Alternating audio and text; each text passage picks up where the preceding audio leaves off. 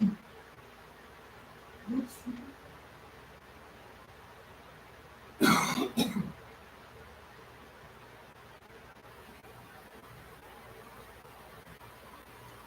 everybody.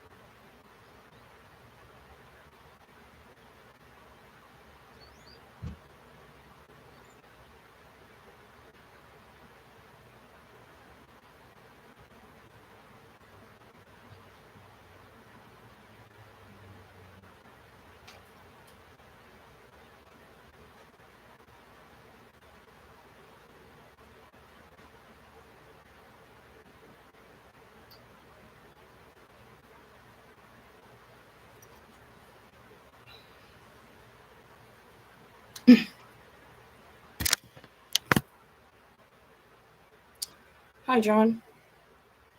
Yeah, I'm well. I forgot to advertise this, so I'm just going to put my earrings on here. I got out of the shower at 6:27, so sorry. I tried to go as fast as I could. I got up from a much needed nap, and well, here we are. And my computer's going really slow, so I'm hoping this is going to work. I don't know if I'll be able to advertise it on Telegram. I'm going to try. I hope you're all well. Okay.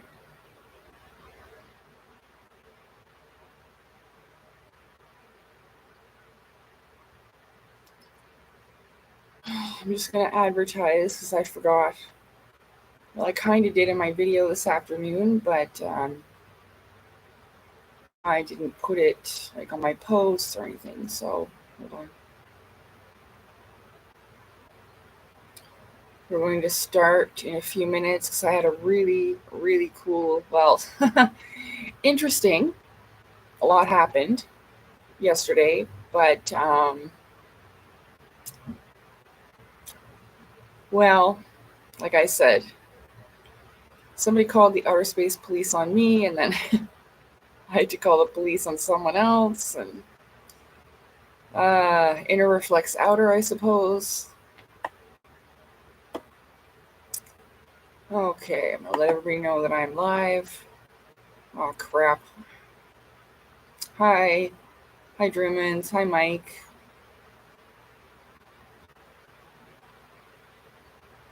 You followed your intuition. That's really cool, Mike. Good for you. Mike says, hi Lacey, I was listening to your video from earlier today while working from home. I thought about you suddenly, so I went to see if there was any new post, and so there's this one. Yeah, I didn't even know it was a full moon. I didn't know. I even have like a calendar that tells me when it is, but I just didn't even pay attention.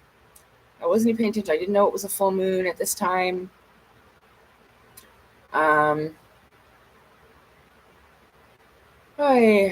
So I have to get this link. I have to go back.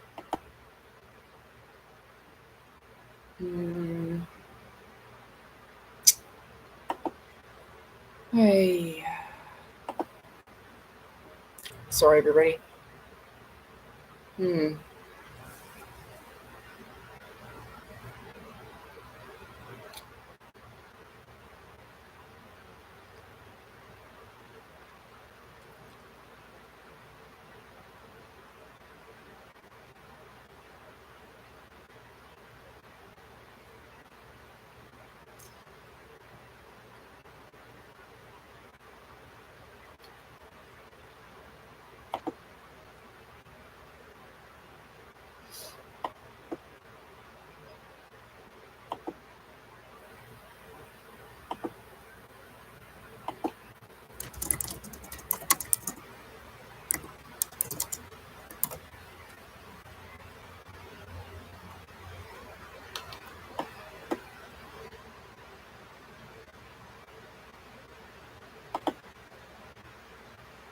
Sorry, I apologize. I'm almost done. Hi, Mew.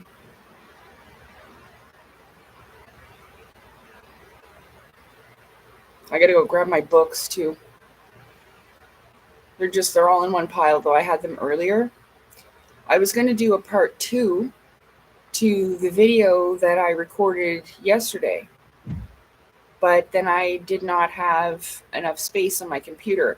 If you hear like a ba-ding in the video, and I didn't even put it through Veed because I would have had to re-download it, and I just don't have enough space, so I uploaded it raw.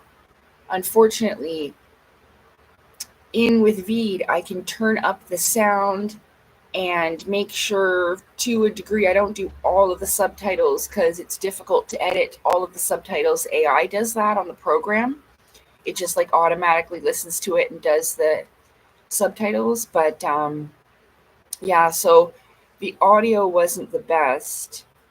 I can try to recap what it was, but I don't have a ton of energy. I'm doing good though. Like the energies were intense for a little bit, but then it ended up coming to like a accumulation point. Because, like I said, I had those meetings with the celestial beings where I got blown out of that castle by that being, and I think it was airbending. I know that sounds weird, but if you don't know about the elementals and stuff like that and how this is shifting for me, um, like I don't want to explaining in past videos I've talked about it. I have to fucking advertise it's open now.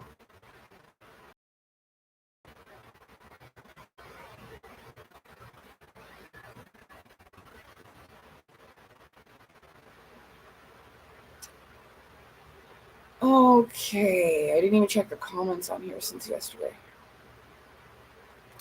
And it just happened to be that I posted at 5:55 p.m.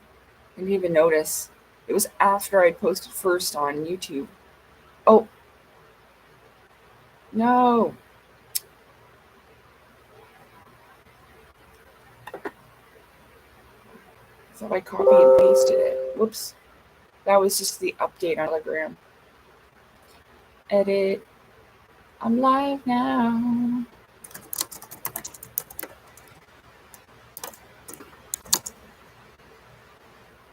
There. Okay. I will close it. I'm going to have to decide what I'm going to do about getting a new computer. I got the one I've got for under $400 at the Hawk Shop. But I have no idea if it was secondhand. More than one ingestion is using the primary URL. Oh, I think that was because I had it opened up somewhere else. I might just have to refresh. Now, is everything all good? Can you guys still see me and everything? I think it's okay. I've had this before, and it's because I tried to open it and advertise on the thing. Can you? Yeah, okay. You can still hear me and everything? All right. So I realized that what I discovered in my video this afternoon about walking between the pillars, I knew about that before, but I still did not understand what it meant. And I think because we are both a combination of dark and light, the positive and negative poles, that you combine them, walk between them. Maybe it's like a weave, almost like how a snake would move. Sometimes nature will reflect other things, right? So, meow, who's that? Meow, come on, Ralph. No, don't jump down all that way. Come here. Hi, baby. Oh, come here. Oh, what you doing? What you doing? You crying? I love you.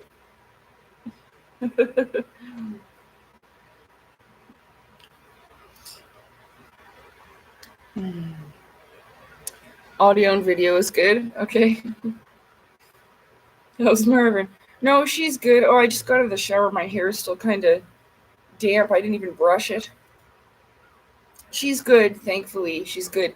She had her head stuck in the fence and almost died, but that happened on Friday, and I took a couple days because I needed to recover from that. I was having flashbacks of it. I would see her laying in the fence with her head in it, and oh my gosh, it was like almost limp.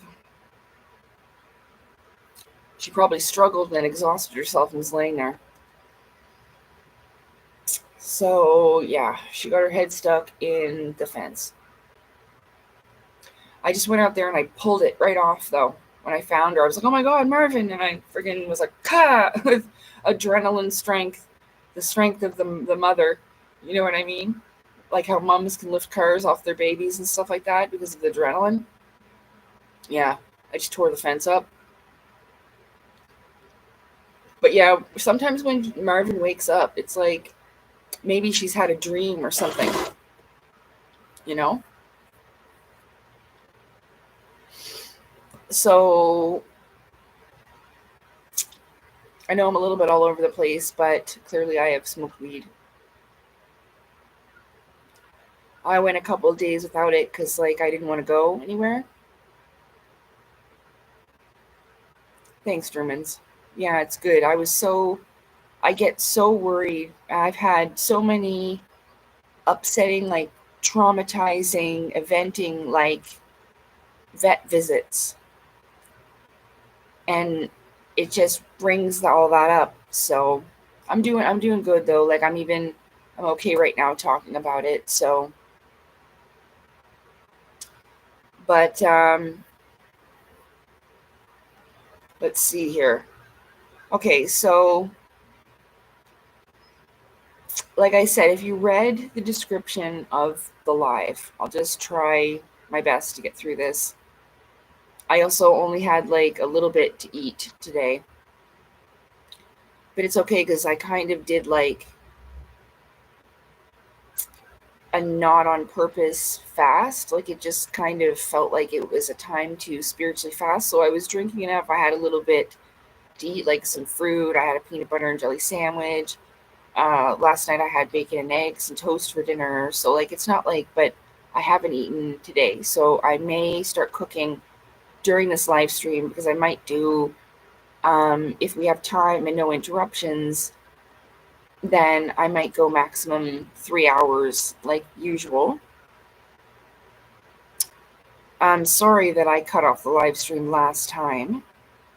As I was reading the book and having the realizations that I was about these inner and outer beings, let's just call them that. Again, you'll just have to watch it. I'm going to bring those books back because I've made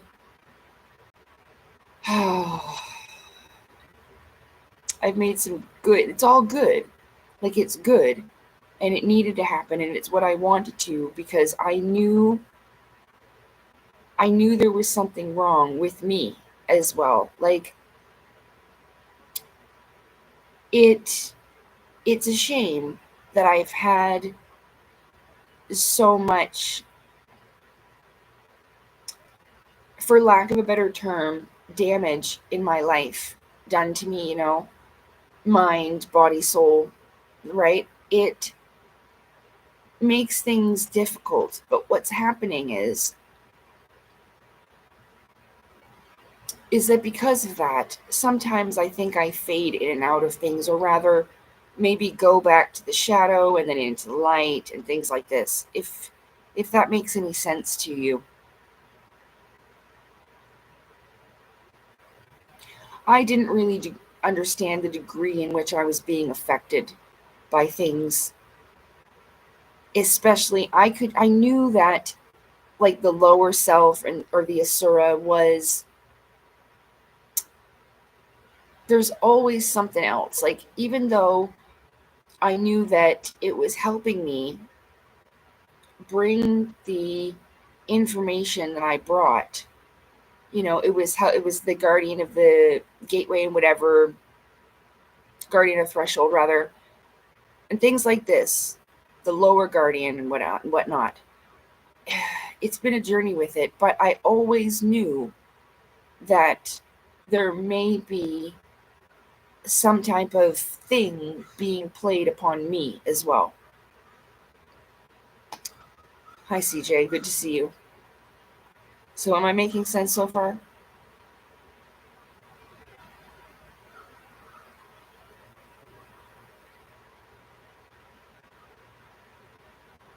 Oh, well, I think that may be a collective energy that's cycling through.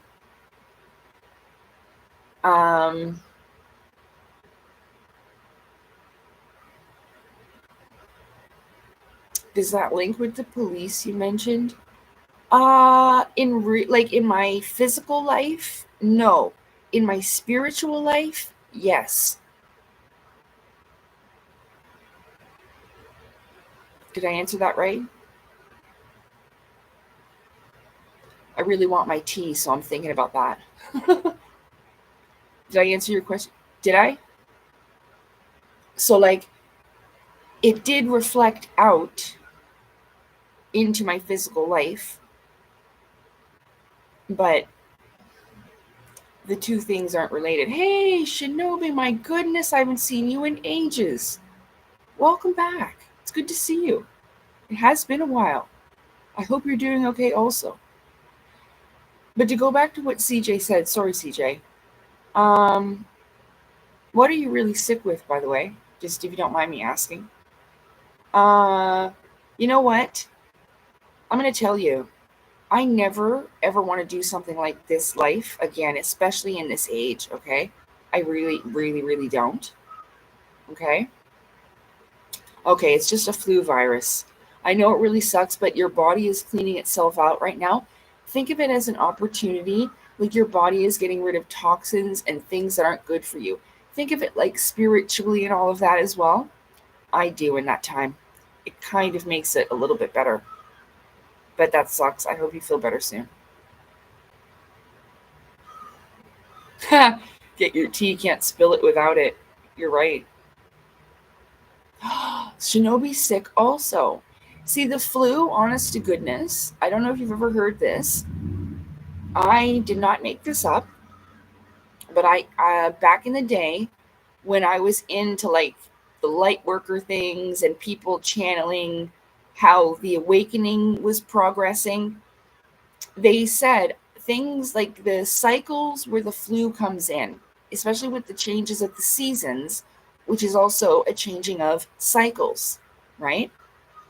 From like fall to winter, spring to fall. Yes? Cycles.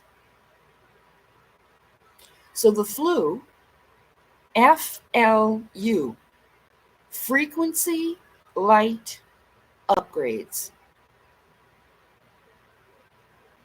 Like I just said, think of it as a time where the negative black goo toxins are to come out of you, like a cleansing. It sucks, but it helps you get better. I used to have the flu almost every single year, like clockwork, around Christmas time. And then it just stopped, and I never got sick after that again. But it happened for many, many, many years on end. So, maybe this is just something that your body needs to go through. It's a full moon. That's a purging time. The full moon is time to release emotions, and maybe your body needs to, I'm sorry, but shit a lot and throw up. Sweat a lot. I'm real sorry. I know. I do not like being sick at all either.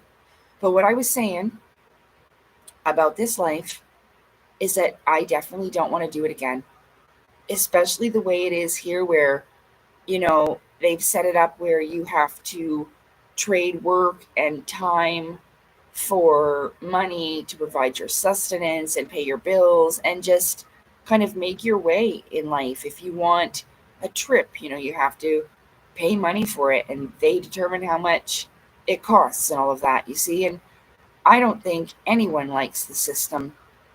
And that's why a lot of people are starting to wake up, as they say, and kind of rebel against it, right?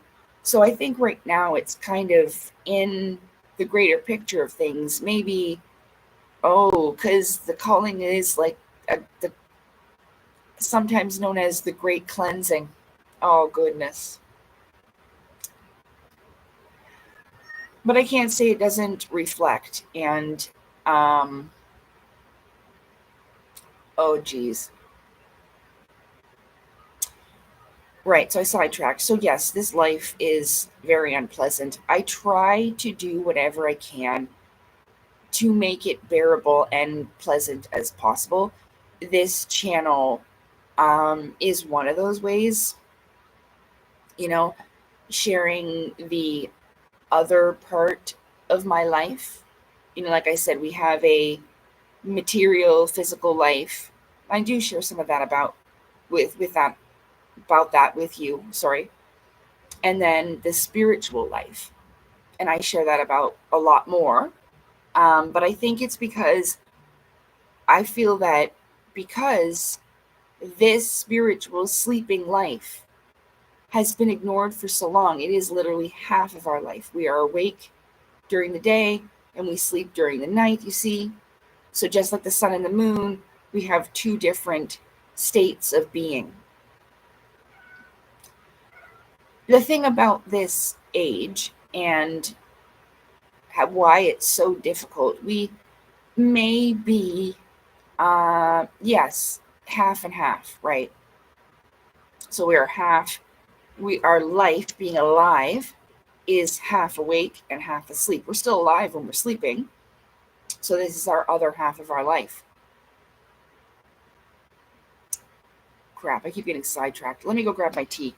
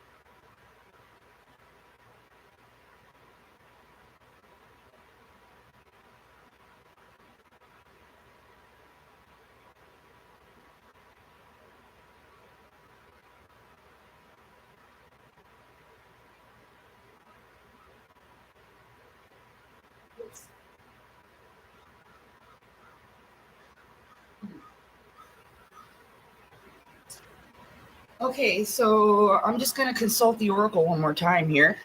You're going to hear it anyway. But as I was in the kitchen, speaking of cleansing and the culling, I thought to myself, it really isn't any number of people, even the cabal elites or whatever. We don't need to cleanse the people. We need to cleanse the shit that's inside of them. Like I was trying to express with Sailor Moon, with the moon healing escalation, and it was like a monster, and then she cleanses the shit out of it, and it turns back into a human, or all of those things were beings with a little heart. There's a reason why I use the rainbow moon heartache, is because a lot of it, there's pain in all of us. I don't want to go into too complicated, but that's really what we need in terms of a culling. And in a way, it can also be interpreted as to rid us of ignorance. And with that, you need education. And I do strongly feel that it can be delivered correctly in a proper way without having to, forgive me, but having to deceive and prosper at the expense of others. I do admit that I've made some mistakes, but I still stand strongly in my feelings and beliefs, but I am trying my hardest to readjust them. Of course, I have some strong feelings about, the whole thing about life, that people do have to pay to survive here, and that not everybody can live equally. And I understand that there's a lot of us. But you know what? I would put my name on a list and wait my turn to be able to take, just for example, a free trip like to Antarctica. And I know it's expensive, but we go with like a big group of people and everybody could go. You know what I'm saying? Can you just understand that concept though? I know it seems like a bit far-fetched because you know how much that costs, blah, blah, blah, blah, blah, blah. But let's just say, because doesn't everybody deserve that? Just let me smoke this and I'm going to explain further.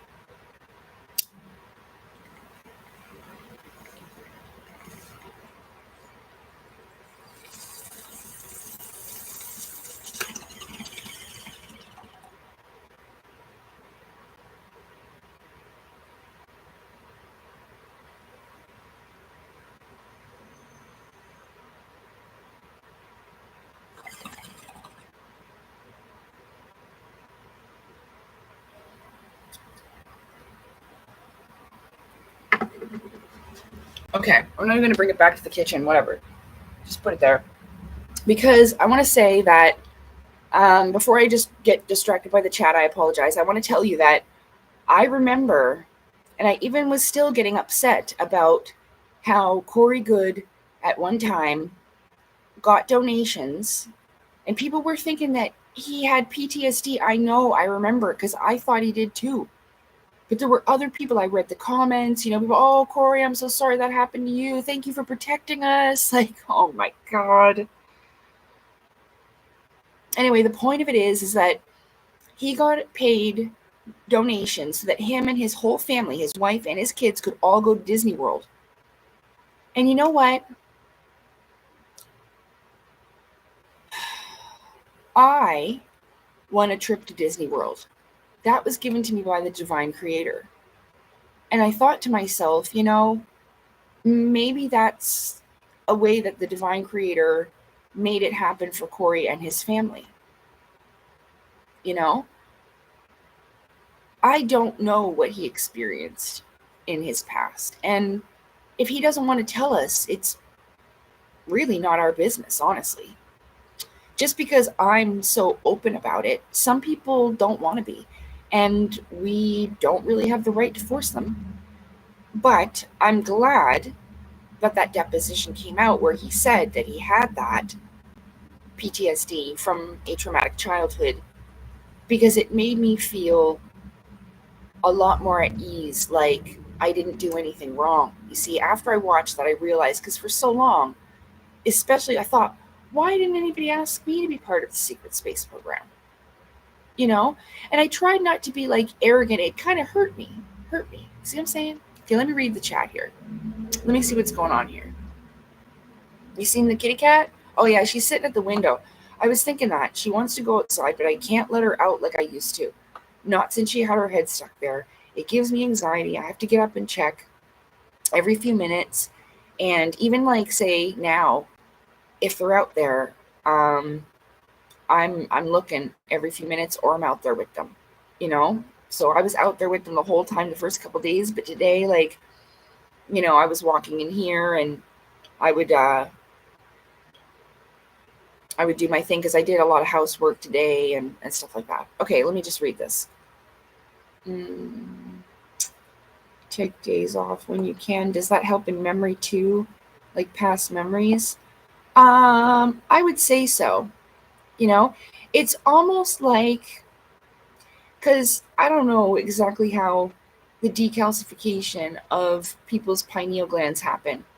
People will debate you on this, whether it is diet or what's this? They call that cleansings, the toxins. What is that called?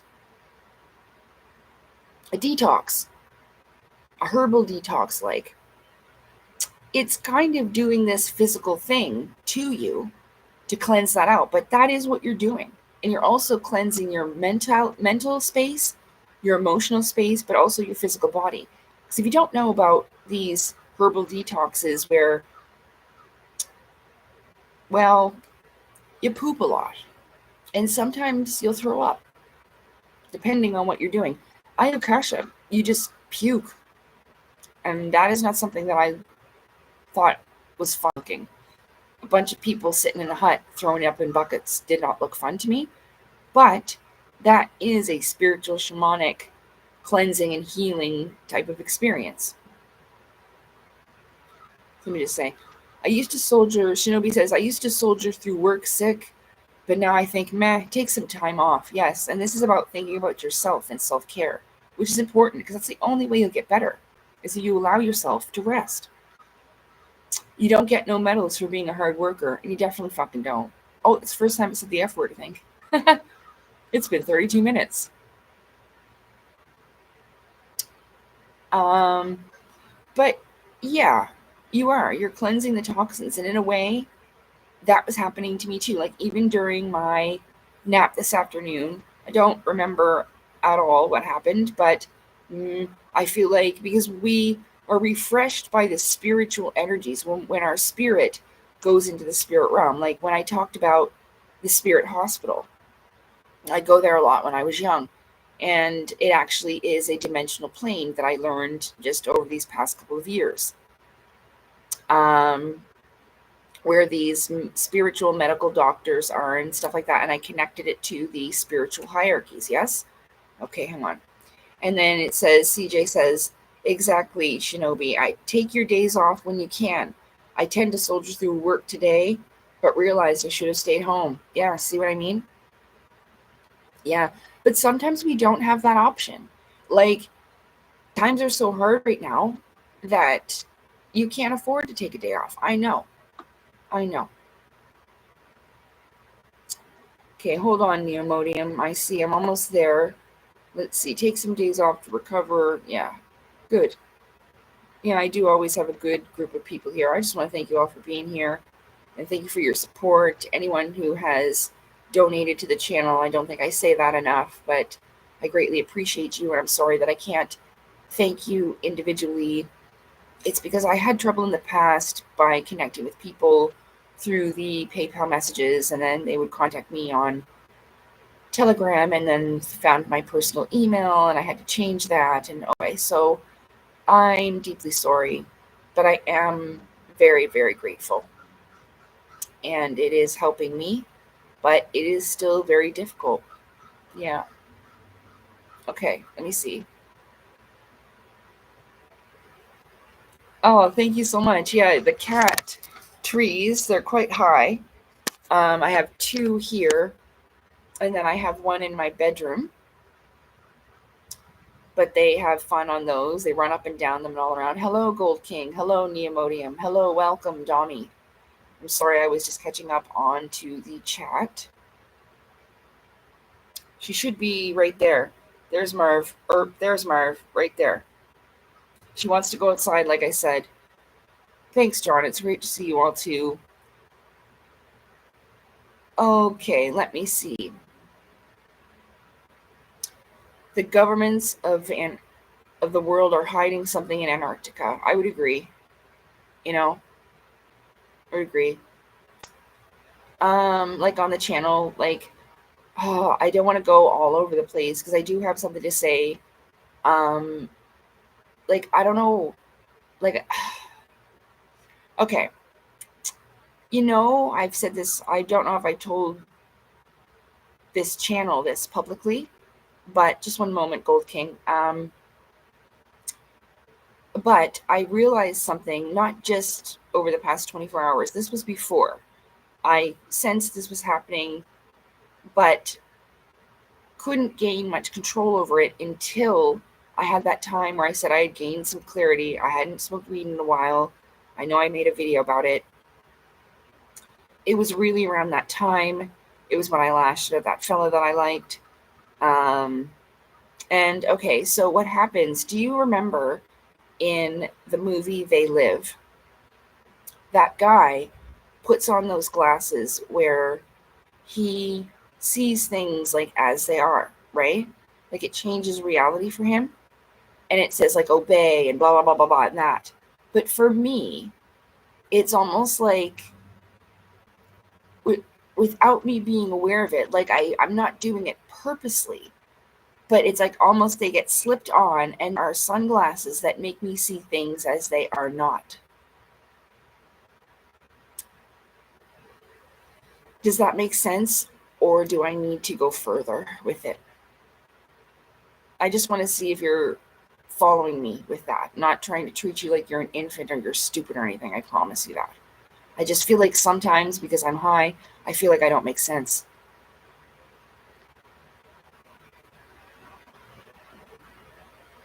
Okay, 2 people have asked about the blue people. And do you mean with Corey Good, like the blue aliens? Okay. So let me just say that Corey Good in his deposition said that the blue aliens, the blue aliens are not physically real, but they are spiritually. It is complicated unless you experience it yourself, but these are inner beings that reflect to the outer, right? It may have manifested for him at one time outside of himself, like it has for me, but we won't know, right? I don't know him. I've never talked to him. So we can only go on what I've heard in this deposition. I know he was telling the truth, okay? Which is a good thing. I'm glad he did it. And I believe that it was part of the divine plan to help people like me get through this, to be honest with you. Because this was truly beneficial to me. And, Stephen Cambion was the one that released the deposition. It's actually in, I believe, 6 parts. But it just goes 2, 3, 4, 5, 6, so maybe 5 parts, because part 1 is only a few seconds long. I don't know why. Okay, so the blue people. So what he expressed is like with these elementals, they are essences, but through the workings of your inner emotions and feelings, they are expressions of you in a way, reflections of you. He called it an avatar. So I can see what he means by that. But this is why they say, Elena Denon said this too, that you cannot contact Thorhan. Thorhan will not be coming to see you. She said this many times. He said, Corey Good said in his deposition that no one else can talk to the Anshar the same way as he could. They could go into something where they think they are, because based upon his creation and being influenced in this way, again, not in negative context, this just happens, like how, I was influenced by Claudio Nocelli's map, but again, I've benefited from understanding about the different realms this way, and it's helped me have in a spiritual sense, like when my spirit rises out of this vessel, and I were to fly up and I go out of the dome or the bubble or whatever you want to call it, I would view it the way that he has created it. And I don't think that he minds, because I think that's his intention with it, to help people understand the way these dimensional places and the beings within them, how they are and how they function, I suppose.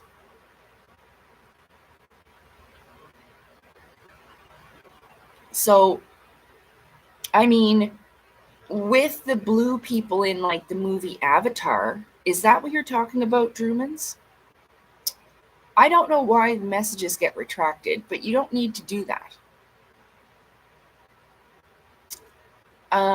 Is that what you mean, though? Let's see here.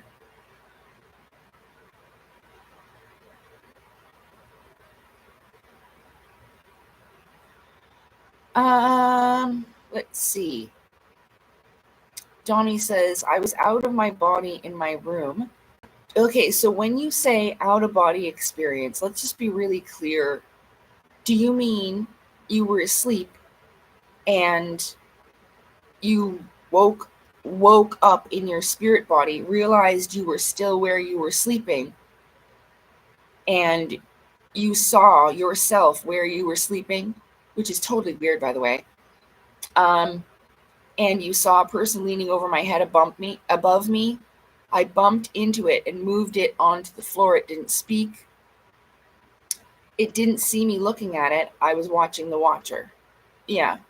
Well, it may not have been your lower doppelganger. Only you will know. I'm not trying to make assumptions for you, but it's good that and it may not have spoke because I don't know the situation. But in my case, if that was me, and I encountered the Asura this way, I would most likely assume it wasn't doing anything bad to a degree. The thing about it being your doppelganger with the Asura in my case, sorry, I don't mean to like trail off about myself, but with the Asura being the doppelganger, there is a vast, like a great difference, even if it's just that one thing between us. And it's about choices, like the Asura probably would, whereas I would not, right? Like that's why I was warning people in the astral or in like the spirit realms when we're in this spiritual body experience. Like I was just reading from Dami, his comment in the chat.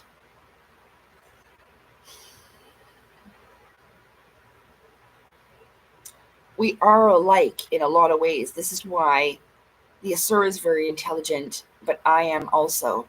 But we're also, it's in different ways. I kind of knew. I'm not going to say that I didn't know that the Asura wasn't highly enjoying me delivering all of this on this channel. But again, I wasn't doing it with the intention to harm. But I did have some anger and pain, so it could be that subconsciously, in a way, it was a little bit of a fuck you back. I would always see Elena Denon and Alex Collier sitting there giving everybody the finger. And I know a lot of people assume that they're giving like the haters the finger, the elites, or whatever. Okay, I took it differently. That's for sure. I was like, oh, fuck me, huh? Fuck me? All right. A fuck are you?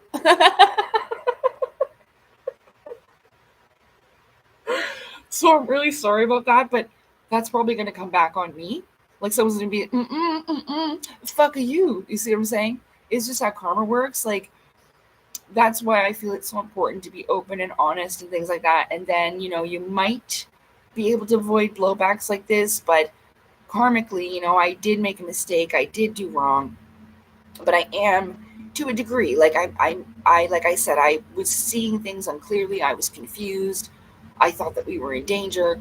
I thought the people that I cared about and admired had been taken over by evil, and then I have to blast it out of them like Sailor Moon does with her moon healing escalation. And I would have done that. I would have fought to the death to help them.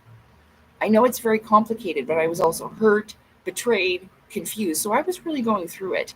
And the spirit realm knew that. I was genuinely praying. And so before I digress too much, because I do want to talk with you and interact with chat,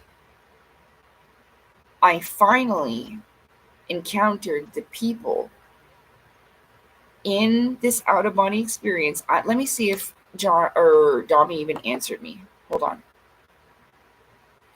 About the experience. Are you even still here, Dami? No, there's no answer. I went all over the place. Okay, just let me finish what I'm saying. We'll go back to the blue people, and I'll explain about what Avatar is about. Because remember I said we need to rid things in our consciousness? Well, that has to do with colonization and being able to accept the fact that there are other peoples, other cultures that have other ways of life, and that we should respect that. And sorry, I digressed again.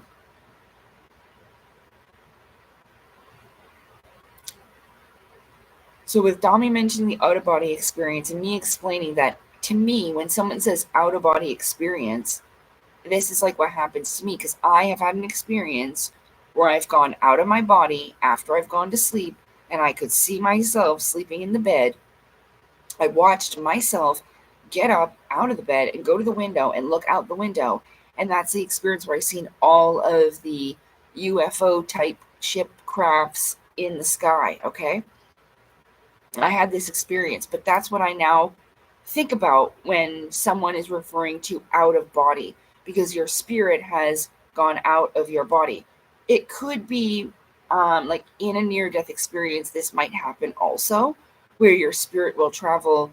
So you'll have this out-of-body experience with this near-death experience, but it doesn't always have to be traumatic. This could be a forced event, though, okay? So it does happen like this. Well, I was saying, so, okay, yesterday I had made that video, and then I said I was going to go on after that, and I did, even though I was dealing with another incident, which we will deal with later, about me calling the police there. Again, this is not a satanic symbol. I grew up, this symbol was the phone. I understand that it may be represented, but I'm sorry, I'm not doing it as a satanic symbol. I'm just going to throw that out there again. I've said this before. So, what was I saying? Oh, right, because I had to call the police. Okay, so after I got home, I smoked a little bit. And of course, I was still mentally and spiritually processing the things that I'd realized. I was going over some of this stuff that I'm talking with you today. That's why I needed some time to process it. Ow, my foot is so sore. Okay, there we go.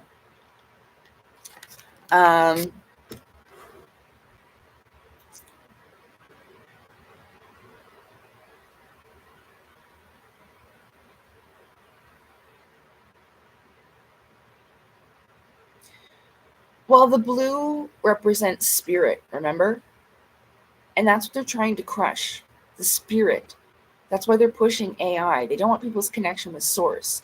So if they are, okay, Neomodium says here, it goes deeper than the blue aliens. Because, yeah, there is like spiritually, and then we'll have it physically, but I'm going to try to translate this as best I can, okay? Because I don't think it's related to the blue avians that Corey Good's talking about, okay?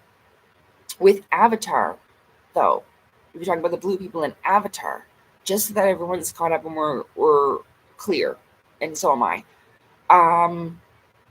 Neomodium says, it goes deeper than the blue aliens.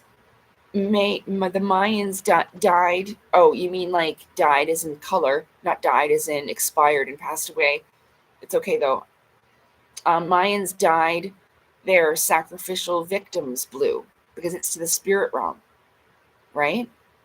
Colors represent other things. The red is physical, the material, as is blue is the non-material. So this is why Elena Denon says that her ships have blue lights and red lights aren't good. Well, it might be because those are the material ships for this physical realm, which I said before, that ship could have been the elites or the cabal, whatever, whoever, blah, blah, blah, blah, blah. We're going to get to that because, like I said, I had I don't remember what happened. I remember the beginning and not even the end, because I just woke up and I was like, holy shit, I saw them. But then I had all these revelations and like realizations and stuff, and we will get there. I didn't even finish reading the comment. The Japanese are spraying protesters blue. Again, like get with reality or whatever. I don't know. And now the methylene blue, supposed to be a wonder drug. I've never even heard of it. Prep for a culling ritual. Maybe. I don't. This is the first that I've heard about that. Like, I don't know what this methylene blue thing is. I don't know what that is. I might if I see it, but right at this point, I have no idea what you're talking about with that. No offense. Yeah, so the blue represents the spirit, red represents the physical material realm, blue is the non-material spiritual realm. So it may have something to do with that. That's my feeling and my guess about that. Okay, so with Avatar, the movie, with the taller blue people, it is supposed to help you. Like I said, I use a lot of films and television shows as a mental and emotional exercise for me to imagine what I would do in these situations on both sides. So what I would do if I was in the military there, and what I would do if I was one of the blue people. I do these exercises both, right? So, like, say that I had signed up for the military in a secret space program and I ended up on Pandora, then I realized that we are literally colonizing and destroying these people. Well, I would definitely rebel. You know what I'm saying? So, or I would at least try to convince people, I do what I could, but again, in the end, I would have joined the native beings of Pandora, which happen to be blue, and kind of look a little bit like the cat peoples of Lyra. And I'm not exactly sure about their history. It could be representing something like that. Uh, Again, though, this is what we would call astral legends, or stuff that has occurred in these spiritual dimensional worlds outside our physical material space. This is the best I got. Whereas the timeline is quite a bit longer, like vastly longer than we've been aware, been told about. Okay.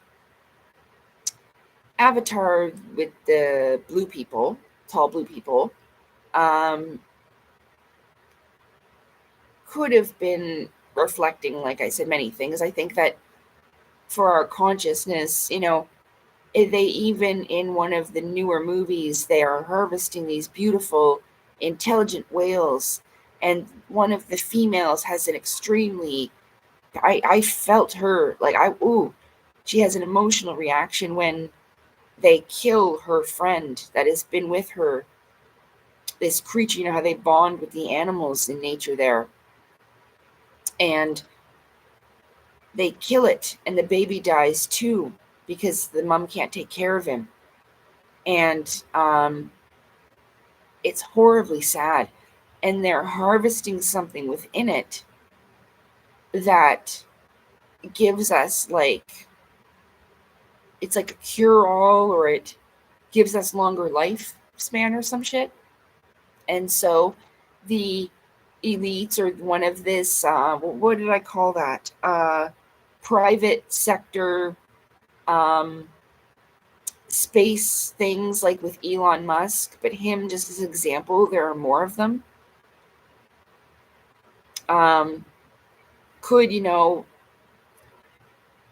possibly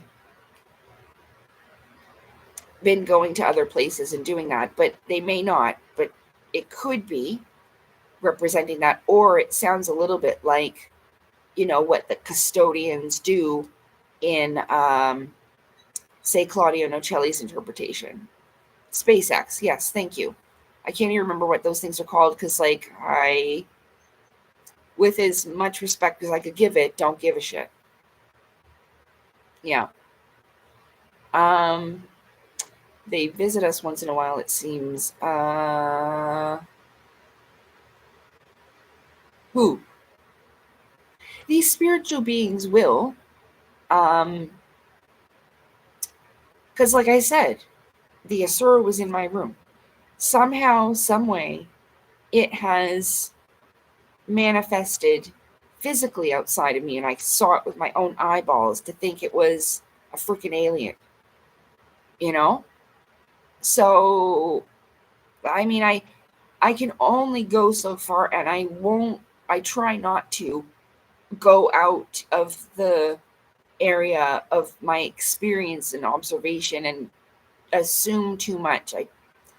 I've done that a little bit with, calling Elena a Black Grail initiate when I should have remembered, but that's my fucking bad, and I am sorry for that, and I'm going to try to make up for it, apologize, by not only saying it, by actions, right? Because actions speak louder than words, we all know.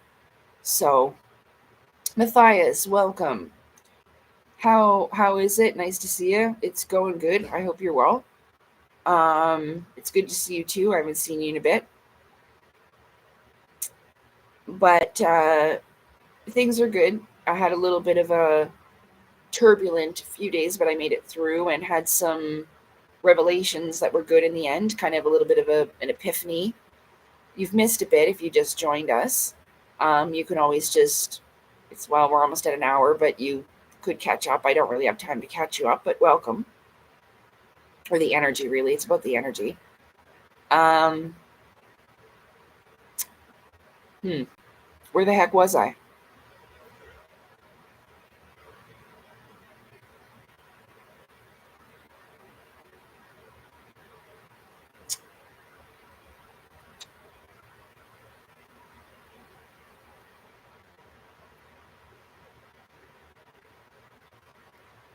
Well, I don't know if you've ever noticed this. I usually wear a bracelet on this. This is an amethyst bracelet on this. This is my left arm.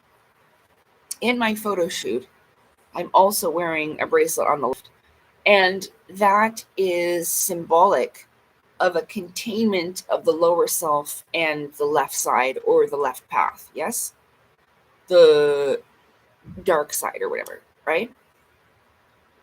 It's a symbolic thing for me also to remember to contain it. I forget which live it was, but I told myself to shut up, and it was the right hand that hit my lips and was like, and that was purposeful. I mean, I was being a bit theatrical, but the right was telling the left to be quiet. It's not a split personality of psychosis or anything. I forgot to grab my books.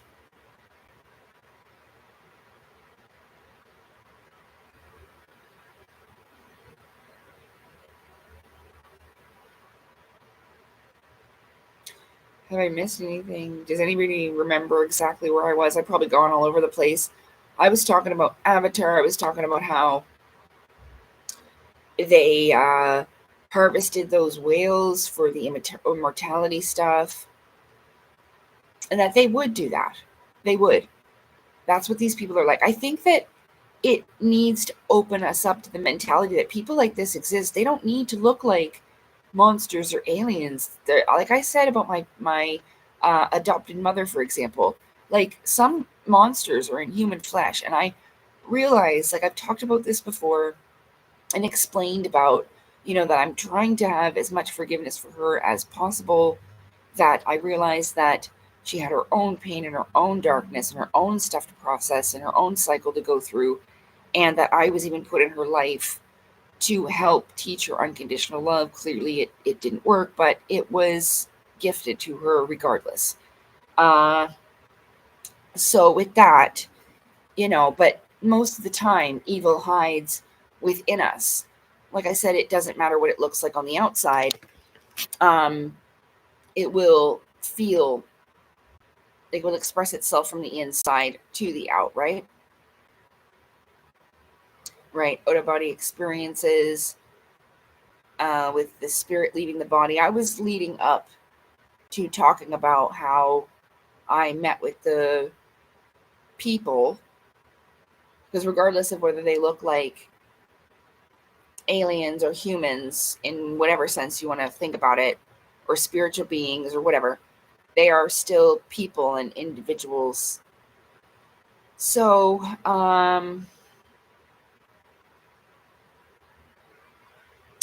do you wear it all the time? Do you feel something different when you don't use it? No, I don't wear it all the time. I wear it when I feel like I need it, almost like a leash on the Asura. And it's almost like the Monkey King's crown, symbolically. It just kind of tames that unfortunate nature in us. Containment, yeah. Well, even in my birth chart, it says, for lack of better term, words, because I'm not exactly sure word for word, but it suggests that I could save the world or destroy it. Yeah. And I never had an intention of doing that. Sometimes, of course, I'm sure we all feel like this at certain points, like, oh, fuck it, blow it up. But in the end, what won over in the end was that I wanted a positive result, non-disastrous ending where that wouldn't have to be. This isn't something that I would enjoy doing. Like I said, I had to mentally train for the culling over and over, and emotionally. Also, what we call astral, where you would project yourself into a space mentally in a meditative practice, where I would do this scenario over and over with different situations. Well, what would you do if this happens? What are you going to do if that happens? This, that. How will you protect them?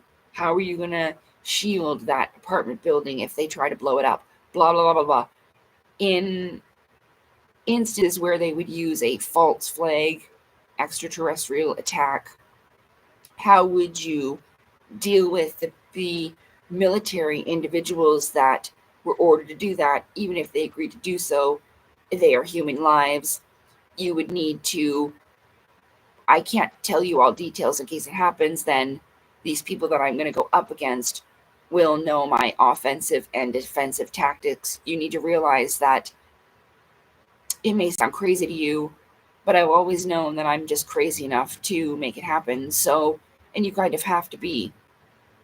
It's hard because, sometimes you might slip off the balanced line of, like, how they say genius and insanity. But also, what was the other one? Shit, I'm losing my train of thought. No. Even if you go to Crazy Town, though, as long as you have a map to get back, you will always find your way back home and to your center.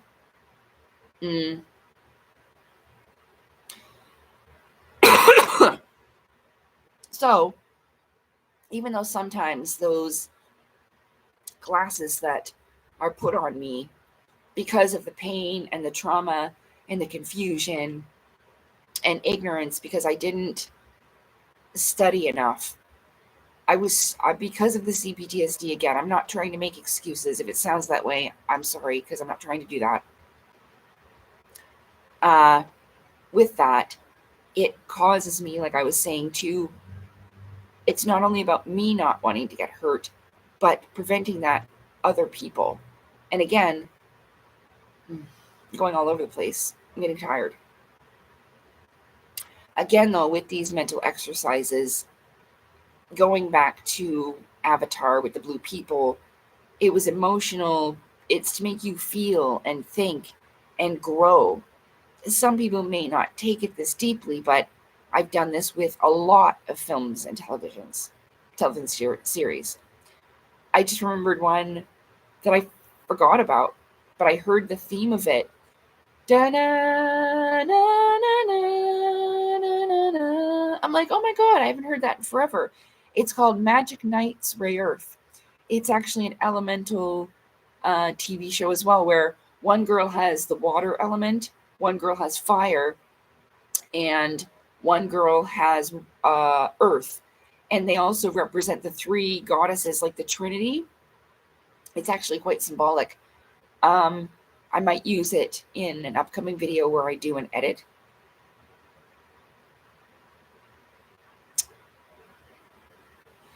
It is about consciousness growth and upgrade, all in the end. This is what ascension is. It's consciousness ascension. It is to ascend a staircase into these higher realms from where we are at now. This is what the Tower of Babel probably represents, which Claudio was representing in his earlier videos. He had the Nos Confunden symbol, and then it was the Tower of Babel. I make a reference to him in my acknowledgements in the end about that, because I wrote like a thank you, because they influenced, of course, a lot of me creating my book and how things, progress and stuff like that. So, but yeah, that probably represents the Tower of Babel or Jacob's Ladder or the staircase to heaven, stairway to heaven or whatever.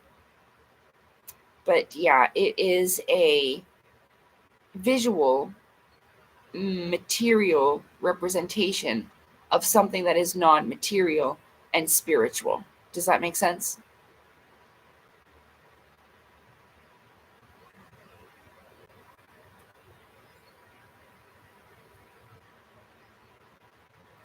I feel like I've gone all over the place, and well, I feel a little bit confused at this moment. So what's in the top of the tower? Well, with the symbolic expression of, oh, I gotta grab my books. Hold on.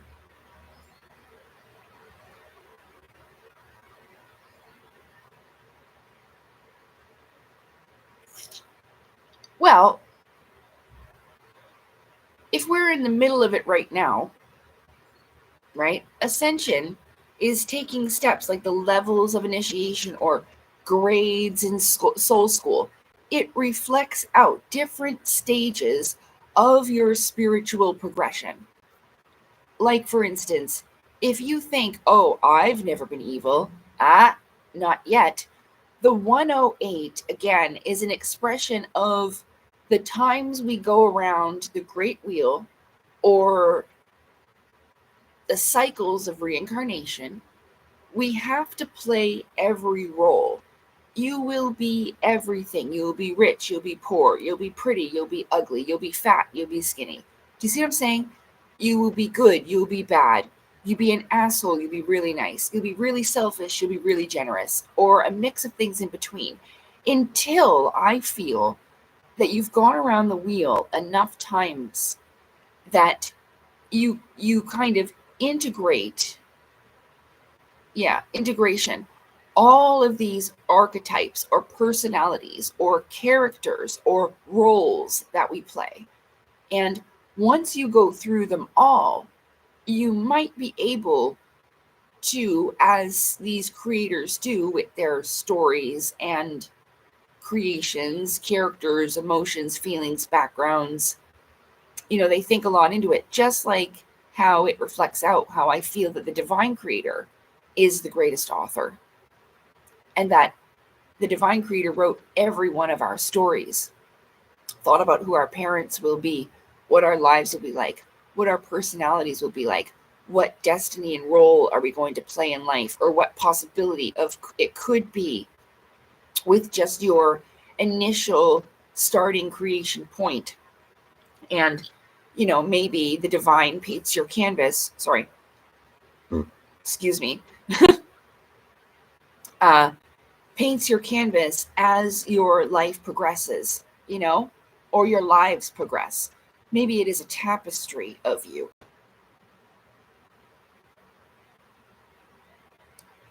Of course, I've tried to climb that tower. Of course, I have. This is the only way I've gotten to be the way I am today.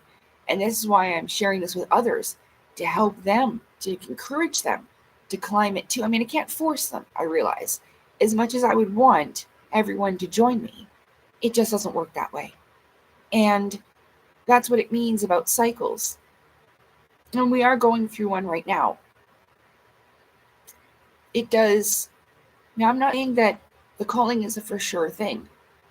I'm secretly hoping it might be an incentive or a motivator, like it was for me, like, oh, fuck, I don't want to get called, and to try to upgrade yourself, whichever way. But in the end, it does come down to free will and choice. But I strongly and truly feel and believe that people should be given the opportunity, even if it's just little old me in this little space and community that I have here,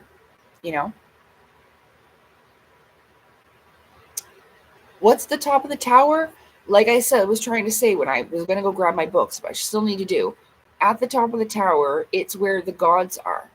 You meet these divine beings. You may not have handshake, be like, high five, how are you? Not yet. I'm not doing satanic symbolism. I'm sorry. And it's not subconscious either. Sometimes this is in meditation, but this helps me focus when I put that fingernail to my thumb. And I've done that. And I'll sometimes keep my hand down because it helps me focus. I'll do it with the other one too, in like the meditative type of thing. But it helps me focus.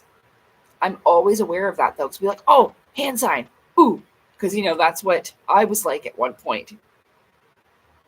Goodness gracious. I learned that certain ones signal the other members of these secret societies, like what they're representing. So forgive me, but this one represents the Pleiades.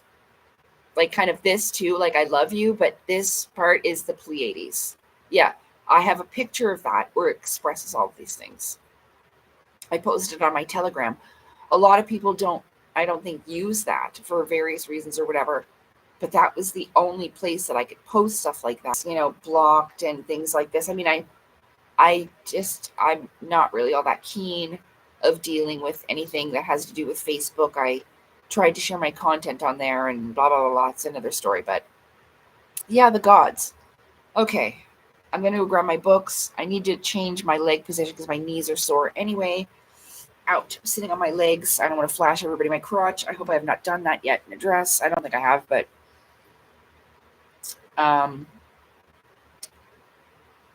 okay, so let me see. Yeah, containment. Well, it's more of a leash. It's putting a leash on the Asura with this. The top of the tower, the gods, the higher levels of understanding. Like I said, eventually we need to graduate from this place and you will have a different job afterwards. It's not that the Galactic Federation is fake. It's just Elena Danan's interpretation and how she is experiencing it. And like I'm influenced by Sailor Moon and anime, she's influenced by Star Trek. It's just that simple. Like how I expressed with Claudio and his Mask Girl.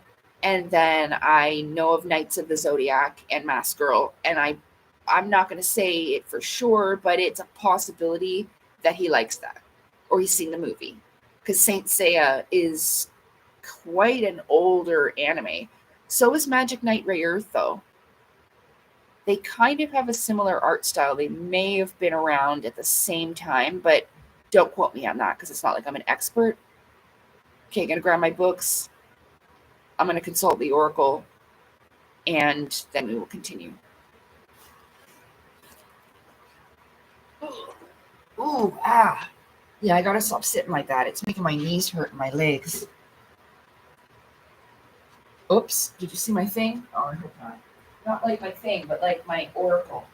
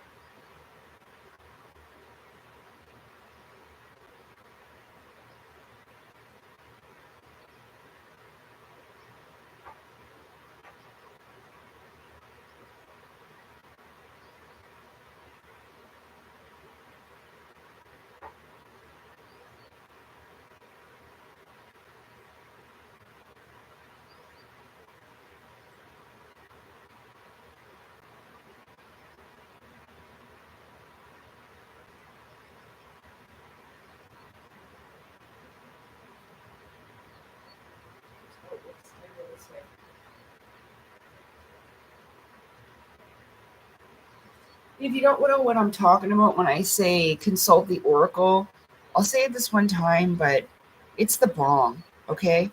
And I just don't like saying it out loud on my live streams for personal reasons, because this isn't something that I enjoy, like WoW party time. This is something that I do to control my illness, yeah? It does help my mood and all of that as well. So when I say consult the Oracle, I'm talking about hitting the bong, which you're about to hear in a few seconds. Shit, what was I thinking about in the kitchen? Oh, yeah, this isn't a live stream that I will delete. I got rid of my last one because it bothers me that when I'm not doing good, that people will want to watch that. But we all know that people like drama and all that shit and the messy stuff. We know that. We know what people are like, and I'm not accusing everybody of like that. I do have a lot of support. I'm not trying to offend you. But it got on my nerves that that one was getting a lot of views, whereas the other important shit that I had to say was not. And so I removed it because I feel like the right people, I'm sure, were with me at the time that was meant to be, you know, so that yeah, I might repost it again in the future, like I have done, but that's why I took it down. Not because I'm ashamed or embarrassed, because it actually irritates me. And I know that not everybody's gonna care about what I care about, but in the end I just really don't want people to die. And if like the jabs was bad enough, and if it were to get any worse, well, I even realized why at one time these beings probably told people, yeah, we're angels. Yeah, that's it. That's what we are. But it wasn't to be as deceptive as you think. And let me do this. Hold on.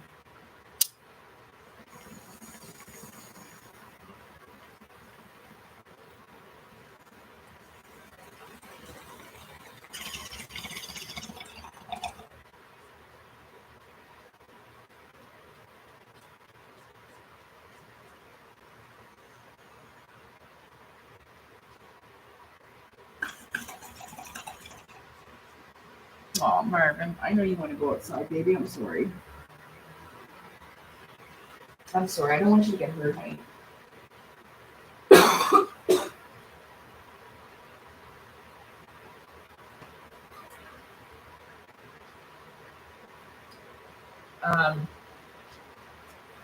Because think of this. If I got my, let's just say, theoretically, with your, no, what was that? Like, I forget what that term is. But I can't remember. Listen, if I got my superpowers, right now, not a lot of people would know who I was, wouldn't know about me. They would see me, they wouldn't know if I was good, if I was bad, if I was a threat, if I was there to help them.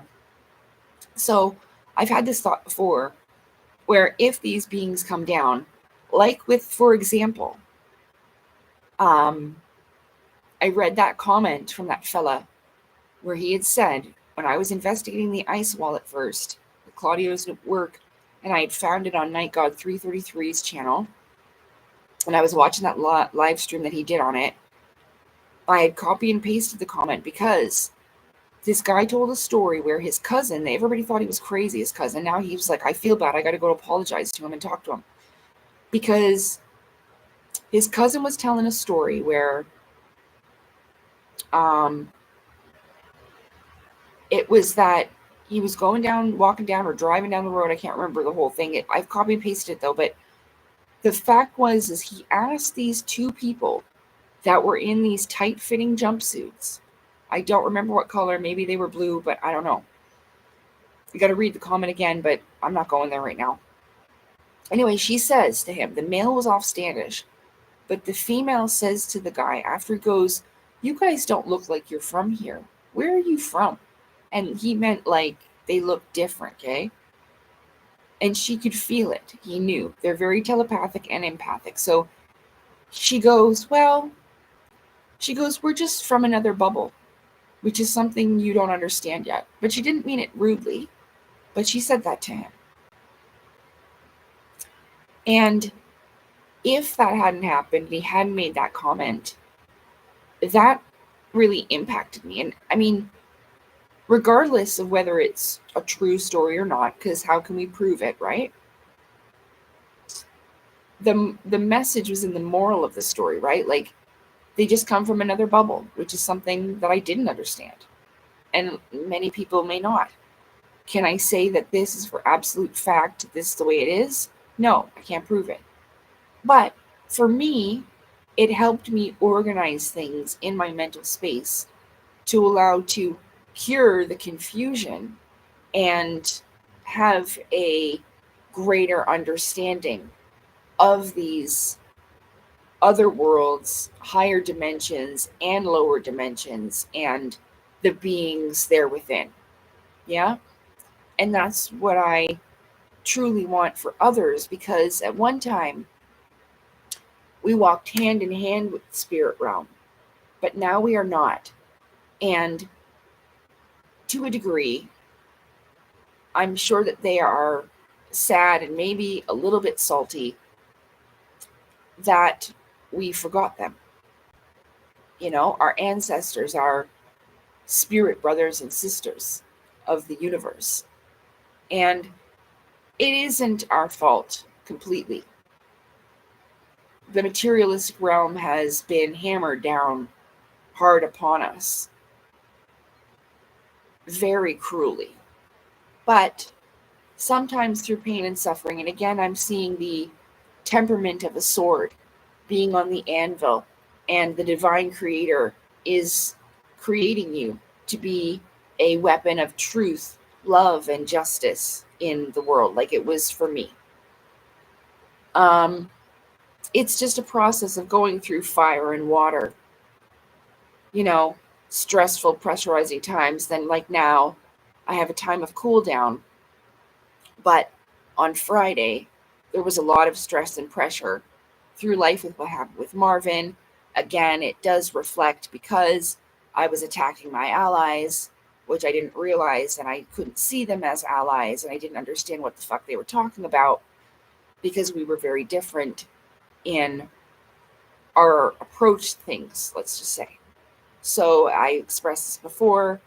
They said that if I did not stop attacking my allies, there would be devastating consequences, which I almost lost Marvin. But I saved her.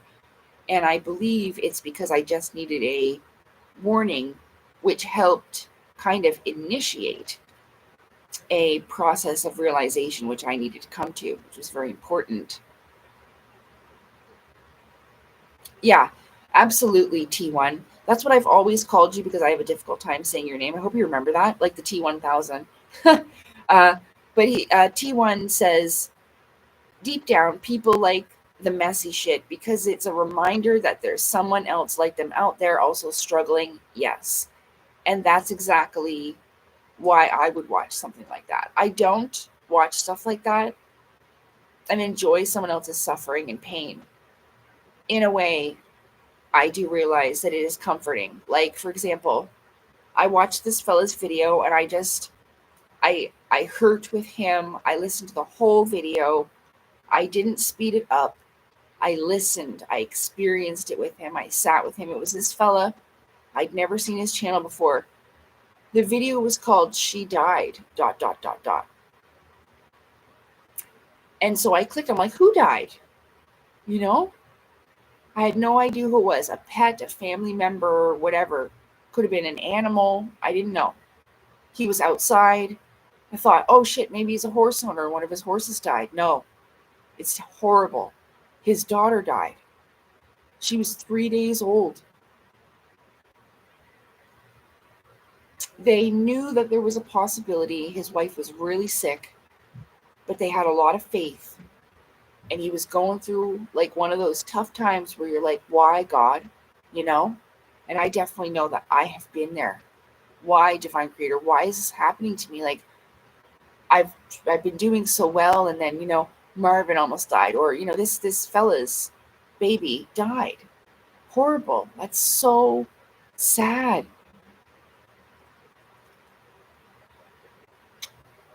It was that I think she was born premature. His wife was so sick, she was bleeding. It was a really, really hard time. Then finally she came out, and she was very small, and she had a bunch of tubes and stuff, and they really had hope that she was going to live, and she died in their arms.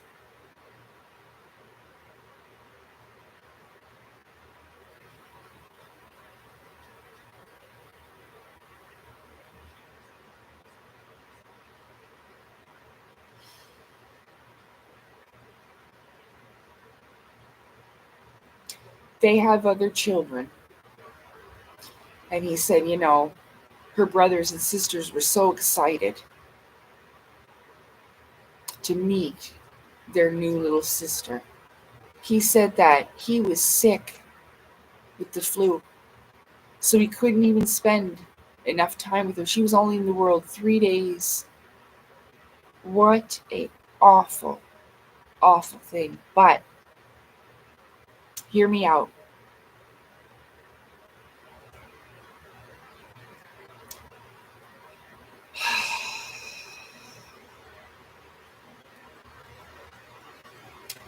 In the 3 days that little soul and that vessel stayed in this world,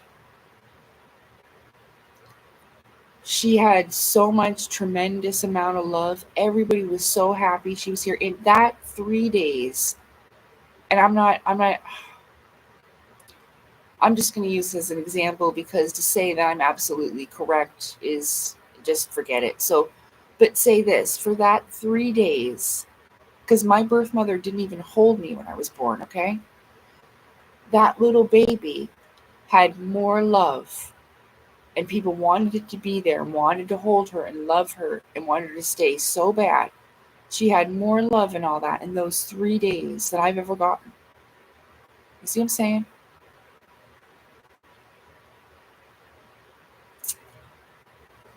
It's something. People think, oh, God is cruel. No. God gave them a very valuable gift, and it's a painful, awful lesson, And I know this might seem heartless or uncompassionate, but in the grand scheme of things, it's how I've dealt with things. And I see it that as painful and awful as it is, they got to love that little soul for those 3 days. And I bet you it was a great experience, even though she was sick and ill and little. But being held and being loved, she felt that. And that little soul came, even just be a gift to the world for 3 days. Even just to teach me how that it does. Like, that is a way worse situation than what I was going through. Like, I saved Marvin in the nick of time. It doesn't matter what would have happened because I made it, right? I made it and I saved her. But they really, really wanted her to live. And if I had my superpowers, I would have went and healed their baby. Because I can heal too. They're not just for destruction. What I'm really good at is putting shields over homes and apartment buildings, and for defense. I can fight while maintaining shields over apartment buildings, as I practice with my own and then moved out from there and do multiple at once and maintain it. I'm pretty powerful, and I'm not trying to show off, but I worked at it, and it was hard, and I got my ass kicked a lot. But I got back up, and I kept going, yeah? 11 likes, 11 viewers. Thank you very much. 11. We are awakening and remembering together. Very good content, says T1. Thank you. I feel like it's a pretty good live myself, honestly. Not trying to toot the old horn. But terrible things happen.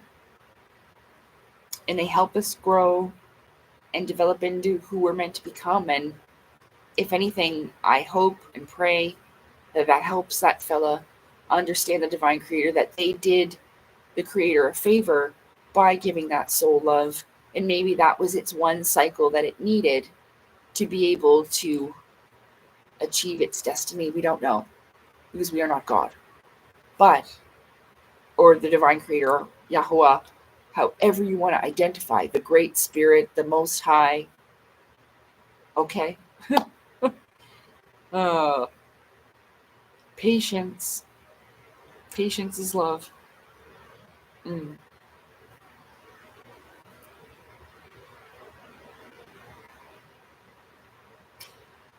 But it definitely put things into perspective for me and made me very grateful that, you know, I was able to save Marv. But at the same time, oh, somebody pressed dislike when I said that. Now they took it off. Come on, you.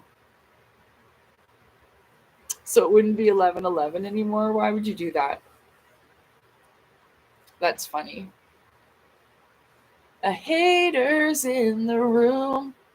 There's a hater in the background trying to be a party pooper.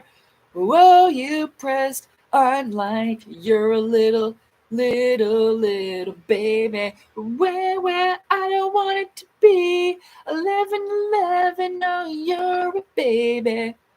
Come on, somebody press like again. So rude.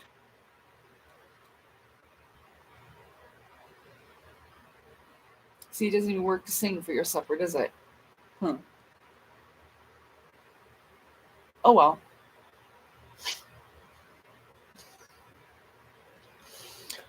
Let's see. Where was I?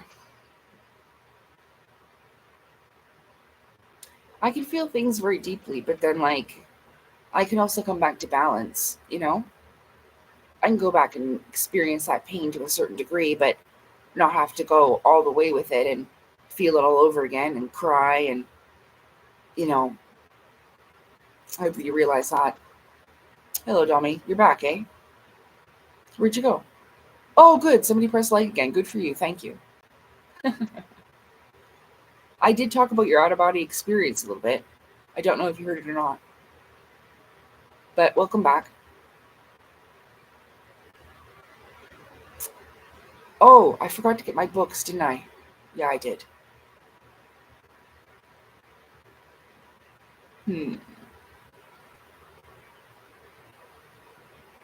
It was you. You were the one that messed up the 11:11. Oh, okay. Thank you. You fixed it. Thank you very much. I appreciate that. I don't know why. There's some people it is just because of not being informed, or also known as ignorance, or they just don't know any better. See, when it comes down to it, I've said this before, but the divine creator is the greatest architect, carpenter, alchemist, philosopher, the best, the highest, the first at all things. And when these ideas come into being, it comes from the divine creator first, passes through the collective consciousness, and then allows us, through our connection with source, to pick up these ideas. Kind of like what David Wilk was talking about in his book called The Source Field Connection. I think it's called that. Source field investigations, but it is like the source field is what I call the source and that giant nervous system like web. Corey Good has talked about that too, that his wife sees that or whatever. So it's kind of like the non-physical, like if you see in that video that I made about a deeper look at the work of Claudio Nocelli, and it shows like the universe at a very, very like a small computer model scale, but it's very, very large, and it just looks like veins and nervous system in a big blob. Kind of reminds me of Udu from Xenosaga, if you've seen my video on that. But it would be like, if that was the physical, like if that's what actual physical space does look like at a grand, large scale, but it is, again, a computer model. This collective consciousness is kind of like the non-material spiritual representation, and it would also reflect how we have that spirit cord attached to us, almost like an umbilical cord. A lot of people report seeing this, especially when they are forced out of their bodies and they think they're almost going to die. Then you see this spirit cord attached to your body and things like that. But it is also attached to the collective consciousness, and again to source, which would be the source of all things, which is the Most High, the divine creator, the great spirit, blah, blah, blah, blah, blah, blah, blah, God. Again, this is why, like, I discourage people using that ChatGPT AI, because it kind of, like, I didn't need that. This all comes from my connection with source. And that's what you want.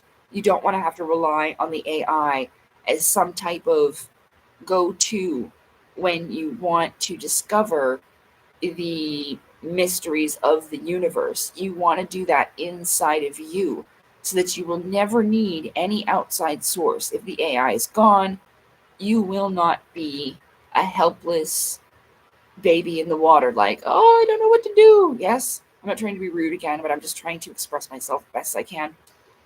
You will not be helpless because you will have built up your strength, your wealth from within. This is why I was talking about you can't bring the money with you. You have to accumulate this inside of you, the true richness of the soul. Yeah?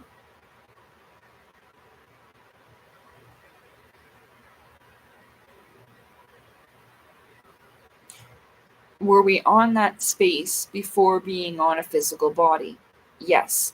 But we were all in different places. Again, all of us are at different points upon the great wheel, as it's known, or the 108, or the cycles of reincarnation.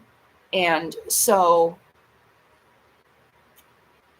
it's going to look different for all of us. We're not all in the same space or in the same grade in soul school, so to speak, or in another translation, at the same level of initiation. But, like, even in school, with your advancement, you could, like, you're able to kind of not skip grades, but gain the knowledge enough to be able to kind of maybe pass through it in a degree. Certain lessons, certain classes, let's just say, for lack of a better term, because I can't explain it any better than that. But it's so individualized and different. But we were in the non-material worlds before we came here. And this is why people are like, I remember being reincarnated from Andromeda. Well, you may have been. Whether, I mean, it depends on how you choose to see it, I suppose, by creating your own reality.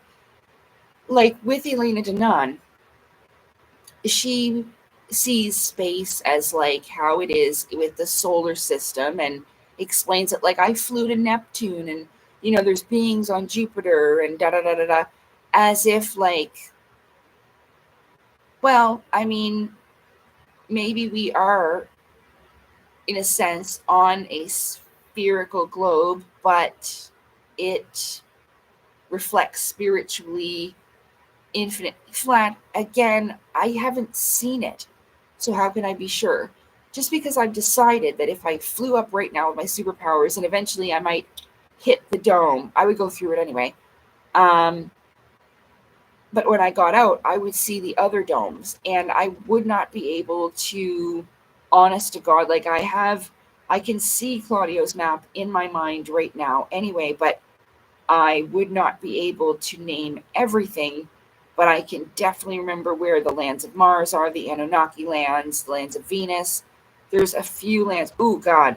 The lands of death and the fucking mermaid lands. I'm not going there. Sounds like a great vacation spot. Die in both places horrifically. It might be fun. Maybe. Maybe. If you really have to go. If it was a video game, you'd get like a really rare item, a lot of gil, gold, or money or whatever, and maybe some rare armor or some shit. Like you'd really need a reason to go. Like I'd be like, are you fucking sure you want to go? Like what is there that you need to go there for? And like, if you're gonna get killed, well, fuck, I'm gonna have to go with you to prevent that from happening. So like, what is the actual reason that we're going to Death Island, which is next to the mermaid lands? The fucking mermaids, which are probably vicious as hell. So what is the reason we're going? That's what I'd say. But That's how it is for me creating my reality in the inner. I can't say how it really is on the outer. Fuck, I haven't seen it. You know? If I could, I'd tell you what it was like. I'd fly up there right now and be like, well, I have to come back to report to say that and whatever, you know? But I can't do that. So all we can do is talk about it and theorize. Talk about the infinite possibilities. Like I said in my book.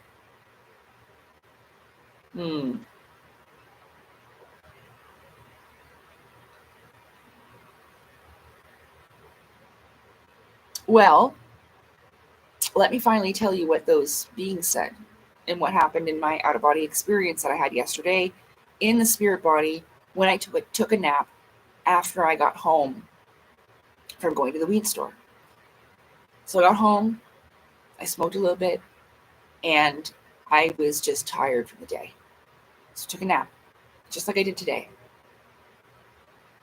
It wasn't a long one though. It was like maybe an hour and 45 minutes. It was quite short compared to how I usually nap, but it was just enough. It was what I needed. And, well, like I said, I was processing things. And again, I was thinking about, why the ship that I saw in 2017 never came back. Why, after they told me about the calling, like, why would you do that to somebody and then just never come back and never talk to them and, just kind of leave me like that?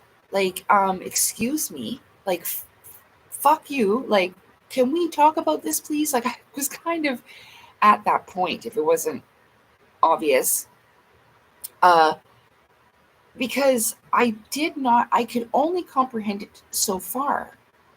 So, in my consciousness and spiritually, mentally, emotionally, just with my development, I think that I was ready for it. Because again, it's not what you want, it's when you need it the most. Like I've said this before. So again, I got really sleepy.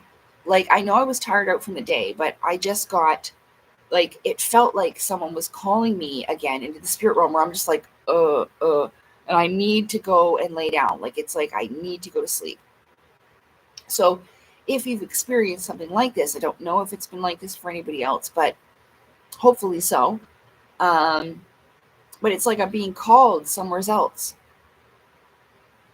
And this has happened to me probably pretty much my entire life, as long as I can remember. And so I did. I laid down, I went to sleep, and all of a sudden, I found myself, okay, good, thank you, Germans, you've experienced this, good. I was hoping someone would back me up on that.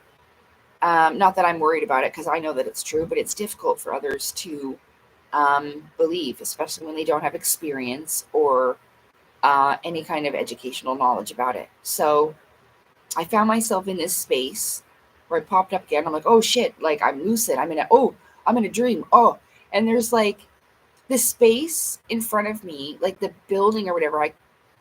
It was so large again, but it wasn't the same spot, I don't think. I can't be sure, to be honest with you, because it looked similar as when I was at the castle, but this was a totally different door. The other door that I was at, when I got blown back out of it by that fucking airbender, it's fine because it's not like we have beef, but I'm going to express it that way because it's kind of funny.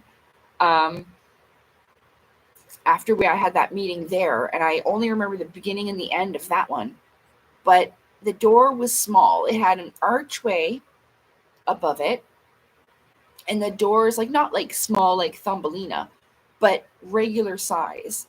And they were kind of like translucent. I know this is weird. Like, I could see the outline of the archway. I was in a dimensional space. It was white, but it kind of had like this strange. It definitely had, like, when oil and water, and you see like that purple and green color on the water when the oil's in the water. This is because these two kind of chemicals don't mix, but I think it was because two spaces were combining or something, because it had like the slightest shimmer of this green and pinkish purple color. Very, very like vague though, not predominant and out there. You would notice it a little bit. It would also reflect off of the wall and the doors and the archway. But the archway was like this pearly, creamy white color too. The whole space was, but you could see that it was kind of like, I don't know, like it was maybe a created space for us to meet there. I don't know. I can't remember what these people looked like, how many people were there. I knew that there was not a packed room, but there was a group of people in there. And they were waiting for me in there. But there was a man at the door, and all I saw was his hand and arm. He was holding his hand and arm out the door, but I couldn't see what he looked like. And in his hand, he had a white cloth, like a white handkerchief. And I knew that that symbolically meant that they don't mean me any harm. It's almost like when one party on one side of the battle in war, and then another one, as like messengers, they both hold up the white flag and meet each other in the middle to discuss something.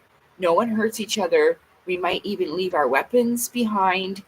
And you go to sometimes the kings will do this, or the leaders of the armies, to discuss things before they fight, okay? This is kind of the situation. But it was basically letting me know they meant me no harm, that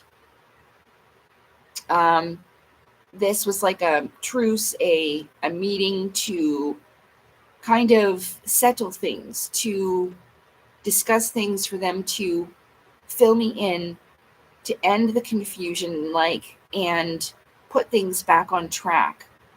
But I can't remember anything that I talked about with them in the room other than this is the result of it. But he then telepathically said to me, again, I felt the energetic text message, but I heard his voice very strongly and predominantly. He had a very, not an intimidating strong, it wasn't aggressive, but it was a very powerful energy. And a voice said to me in this dream, created lucid dream space, right? He says to me now, he tosses the cloth towards me, and says that, now, as I throw this to you, I want when you pick it up, that you're going to leave your anger and everything that you think you know right now outside this door. And when you do that, when you walk through, we're going to discuss things. And so I took 3, in fact, deep breaths to kind of be cute about it. But I did. And on the last breath, though, I was trying to be as serious as possible and respectful, because I vibed with him on this level. We met in the middle in this. I could feel this. It was something that was not only, this was empathically felt. So this was an agreement that we were making, not only in this symbolic physical sense, but also as a kind of contract between souls in this way. So on my 3rd breath, he breathed with me, as if to say, he's doing the same thing, right? We're coming on equal ground here. And after that, I let it go. I picked up the handkerchief and I walked through the door. And then I woke up realizing what had happened, and realizing now I knew who they were for sure. I had an intuitive, instinctive feeling. And now this is the result.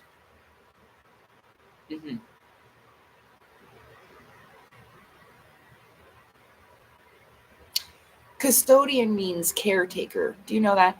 They sometimes call janitor caretakers. So maybe in a way they are cleaning up the mess.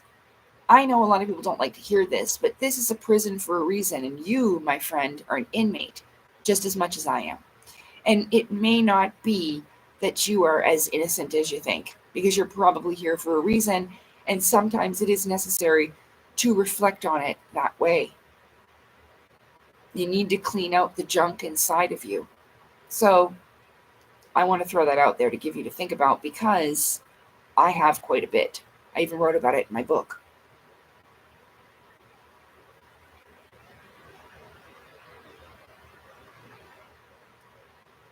Even in the beginning of my book, in the earlier copies, I made a reference, but it was actually to the spirit realm. And sometimes even they say the aliens think this place is the ghetto.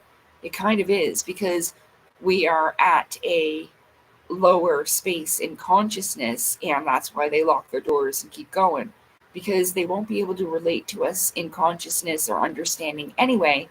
And this is why, we try to cut them up in labs and put them on the metal tables.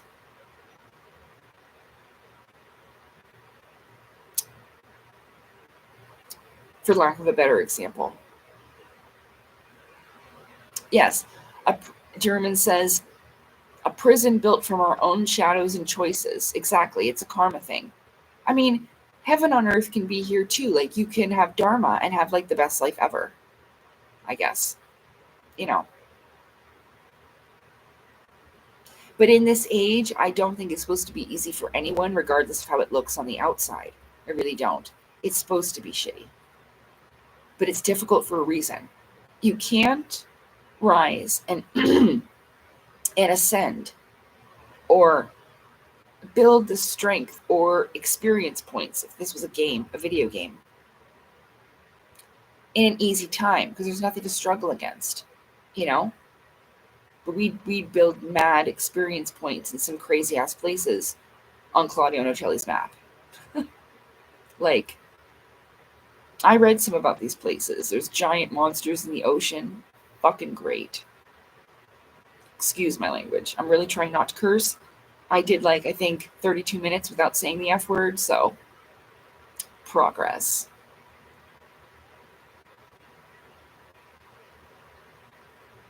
Higher, that says. Sorry, Dummy. The people here are higher and special, sensitive and ahead of the curve. You mean the people in the chat and on the channel? Sure, I could agree with that. They will be drawn in by my own energy, I suppose. My throat's getting sore. That's always why I'm holding my throat. It hurts. I wonder why I'm here on this prison. To upgrade your consciousness, to learn, to grow, to become the ultimate superhero you were meant to be. Would you like to use superpowers one day? Incentive, but technically it's a thing. It may not be a thing in this life, in this physical body. It may not be possible. I don't know. I haven't done it yet. Okay? Regardless of my past life memories and all that, I haven't done it yet. So I don't know. But it's a possibility. But wouldn't you want to be like that in your afterlife anyway? You have to learn how to use that. So that's why I was telling people about my lucid dreams experiences, because I suppose that's what it is, like in Dreamland. That's why Whitley Strieber calls it Dreamland, or why Area 51 is called Dreamland. They focus more on consciousness and where the body goes when we sleep. Like, even in the MK Ultra video experiment things I posted the other day, it talks about them putting people to sleep for 23 days straight or whatever. There's probably more to it than what we were even aware of. Quite possibly. Yeah, and so I used to have past life memories about being shot out of the sky, but something hit me, and it was an object. It turned out that it was like a spear type of thing. And I do have a birthmark on my stomach where it does look like a spear hit me. I'm not even kidding with you. So for Dami to say, they say your birthmark, it's like a large one, right? Well, yeah, they shot me right out of the sky. And I fell into the ocean. And I died as the dragon. But I may have gone back into body form, or my dragon bones are somewhere, probably buried deep, deep, deep, but at the bottom of an ocean somewhere, quite possibly. I don't know. But it may be, whoops, what was that? Yeah, your birthmark is a wound from your past life. Yeah, the Buddhists believe this as well. Yeah. And again, it's like a reminder, because you're supposed to remember, yes? So that you don't have to repeat those things again. The divine creator is not as cruel as it seems. It's of being of love. This is of love. Sometimes your parents have to discipline you, to teach you out of love. It's not to hurt you. I mean, even though mine were assholes, it's not always like that.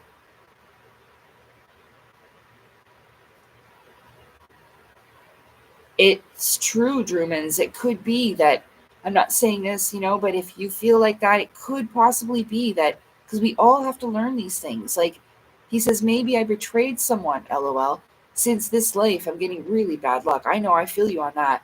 Like I said, some part of me feels like the reason why I went that berserk in my last life maybe had something to do with love. Like, I have struggled with it in this life, um, especially romantic love. And that.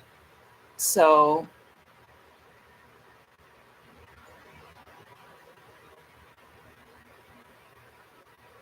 oh, okay, your birthmark. What's an abraxas in the middle back of neck? Abraxas. I don't know what that is. Executed with a sword. Oh, you mean like an indent, like a thing, like a? But is it like a brown birthmark, like? Not sure what you mean, but I do kind of like being get your head chopped off. It's possible. We go through many, many cycles. Just because I don't remember all of mine, it's probably because they're not relevant for this lifetime. I said that where I feel like the things that I even recalled, even about the Atlantean age, was so that I could remember how messed up this time is and how different, vastly different, like literally dark and light. The Satya Yuga to the Kali Yuga. Oh, dang. You know? Mm. Just a brown mark, Dummy says. Yeah, okay. Yeah, it's very possible that that was the impact point of where they chopped off your head. I could agree with you on that, yeah. Abraxas is meaning equal.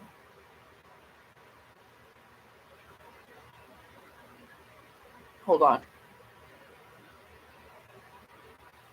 Mine is an abraxas in the middle back of my neck.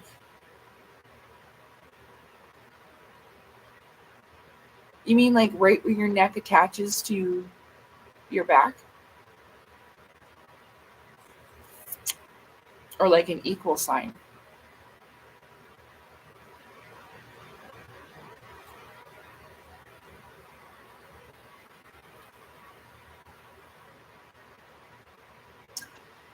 But I don't know, like maybe that's a sign so that you can upgrade your consciousness so you don't get called in this life, maybe.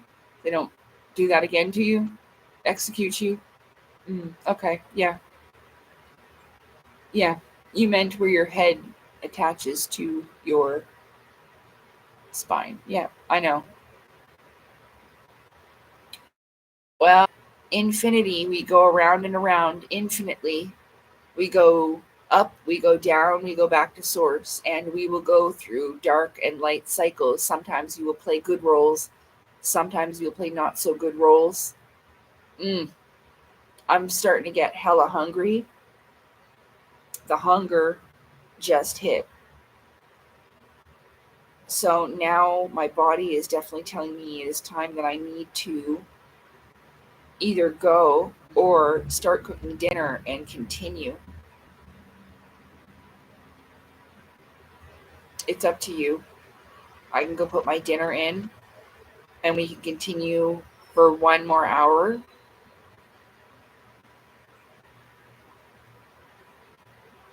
But I do need, I'll grab those books as well. But I kind of already explained it without them anyway. Oh.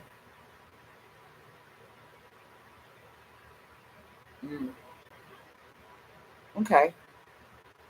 All right, well, I'm just going to go and not leave the stream, but I'm just going to go and heat the oven. I got to pee. I'll grab my books and, because, like, I know it doesn't seem like a big deal, but I've been waiting to see those beings and people, let's just call them people,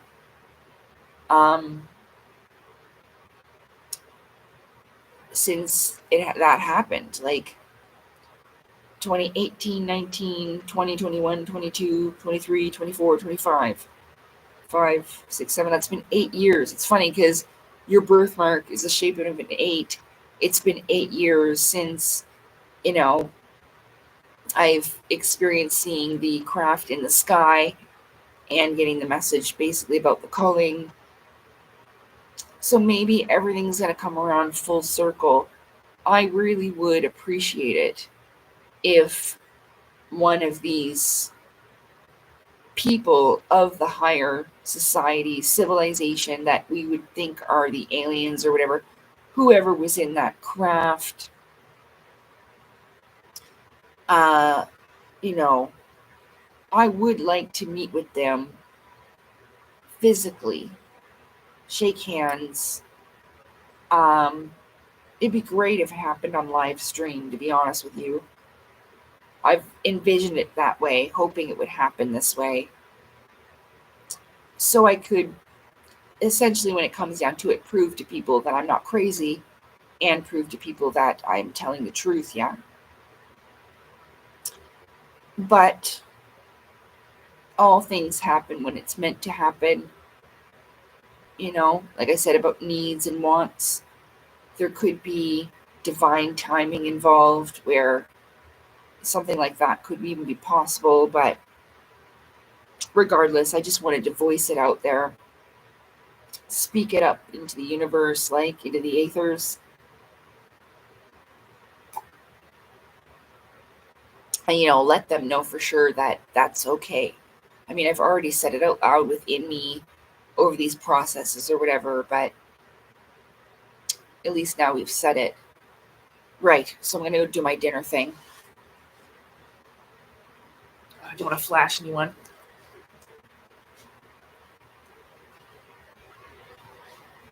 Hey, Murph. What you doing, Murph? Woo, big stretch. Yeah. You got lots to say, huh? Good girl. Never like to talk to. Never really always talk to Mama. Never always has so much to say.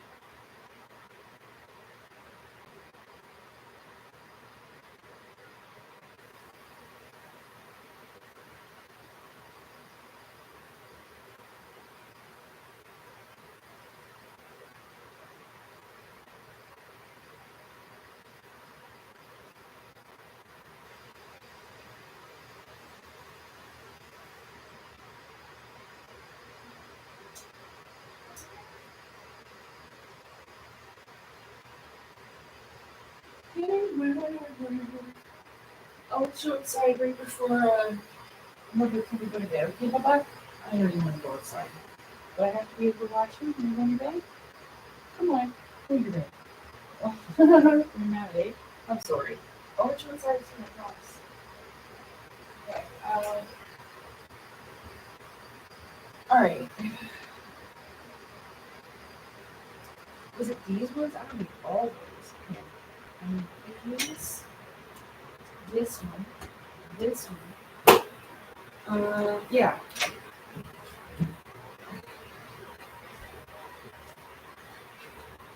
So that was the source field investigations by David Wilcock. That's what I was talking about with that book.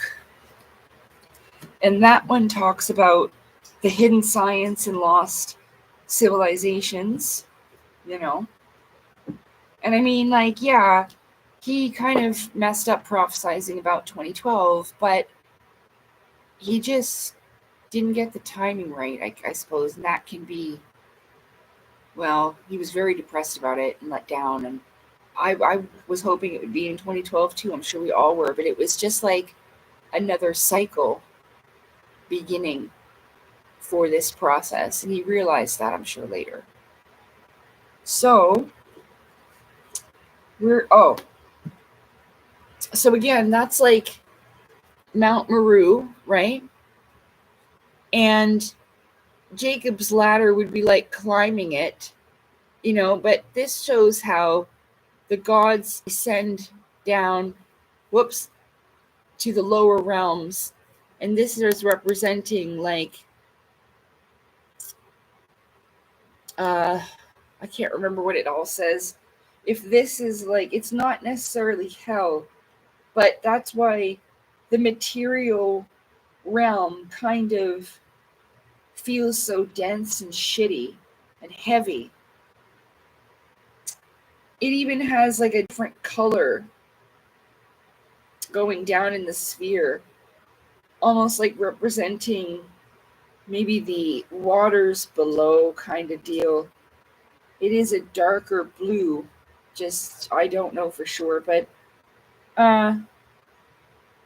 this is how, like, these beings that are called gods, they're just like us, but they have completed the process. Like, they've gone around the cycle of the 108, I would assume.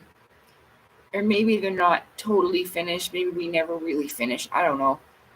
But it's like people who have graduated soul school here, and maybe in some cases they have even graduated through the greater colleges and universities of what's out there beyond our physical life. Here, again, we can only theorize. But is that what that is even called? Analyze, theorize, like talk about it, basically about all the possibilities of that it could be. I don't want to be misusing a word and look like a dink, you know what I mean? Not that like it matters that much, but at least I express myself to know, at least know what I'm trying to express. So yeah, I've turned on the stove, I'm heating it up. Let me tell you that as I was reading what was in this book about the elementals and stuff like that, I read it the other day on a live. I should probably read the entire thing, really. I really, really should. I think that's what I might take an actual... I know I've said this before, but my life just kind of doesn't accommodate it that much. Things are happening, whatever. Right, the cycles of life. Drumann's right. So, I mean,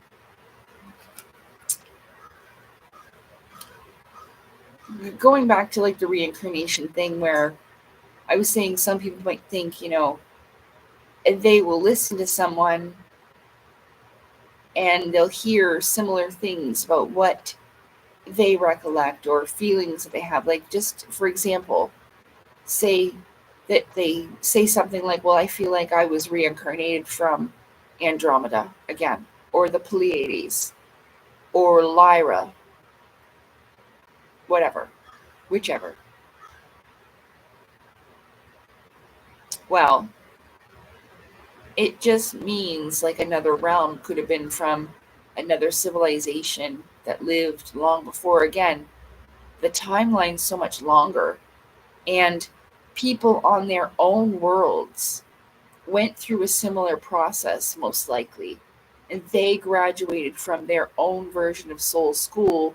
If it wasn't that we all did not start here on the Earth plane and work our way out or whatever, it's possible that at different times planets were at different places within the solar system, which allowed them to have the formation of life. But this would be billions of years ago. Like I said, the timeline's much longer. You know, for me, I talk about remembering distinctively an evacuation. Oh, I did bring my own book. Hold on.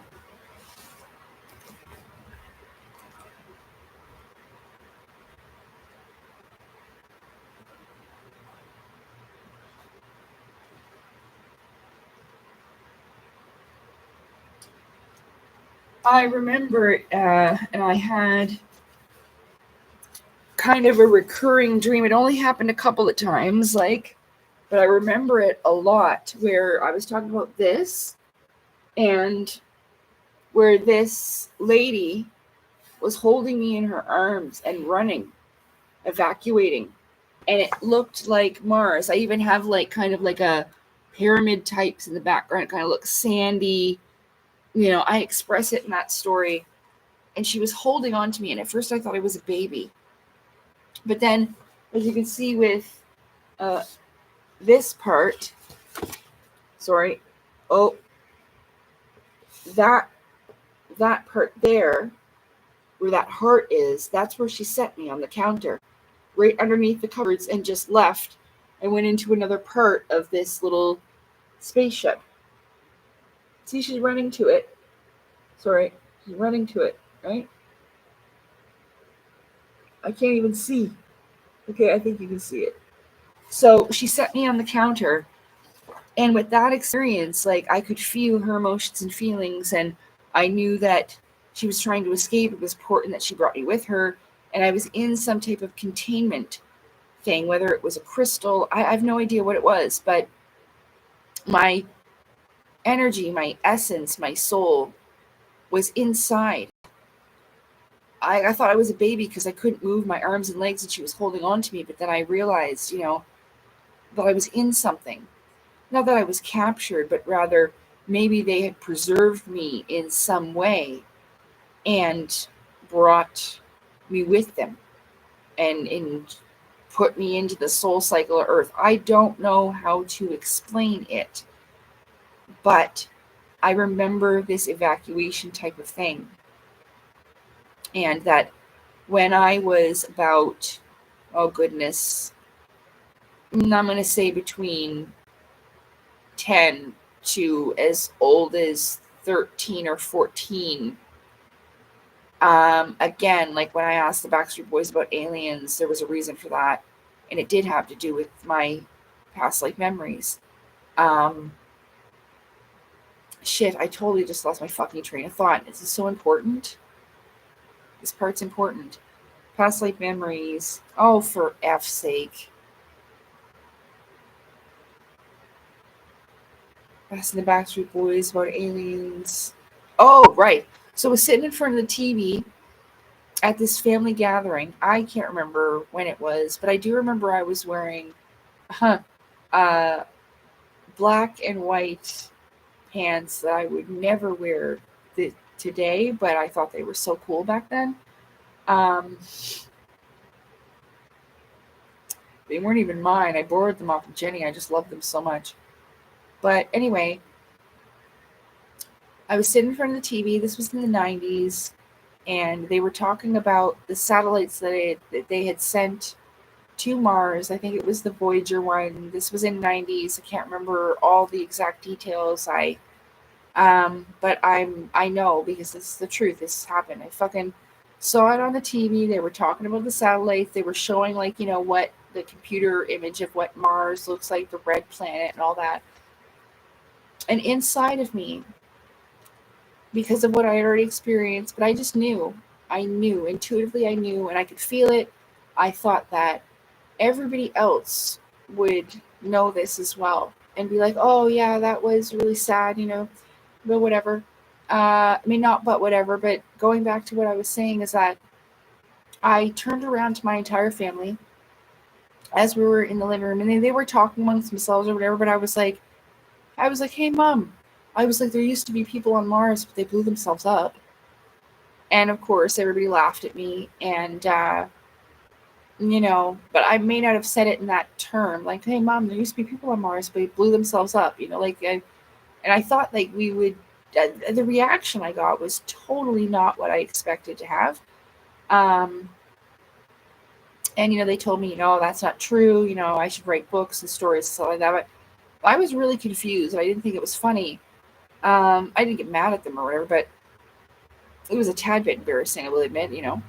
But yeah, this is where that comes from. And with this spaceship in my book. But the reason why I brought it up is because the reason why I had such a powerful reaction and I had a panic attack a bit, I guess, it's page 15.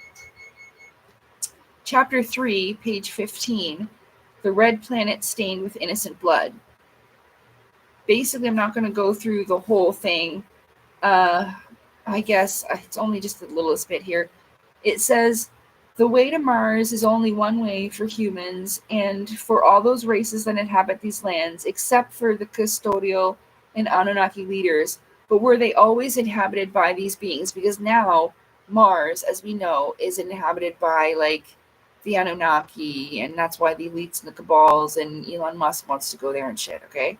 Basically that, right? But it wasn't always like that. The answer is no.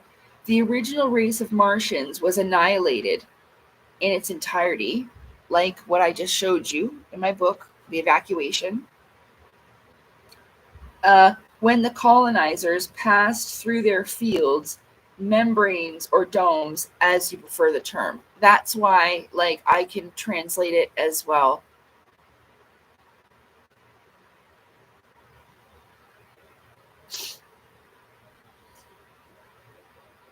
I'm starting to feel pretty ashamed of my behavior at some parts of this journey. And everyone loves a Slinky. Do you remember that commercial?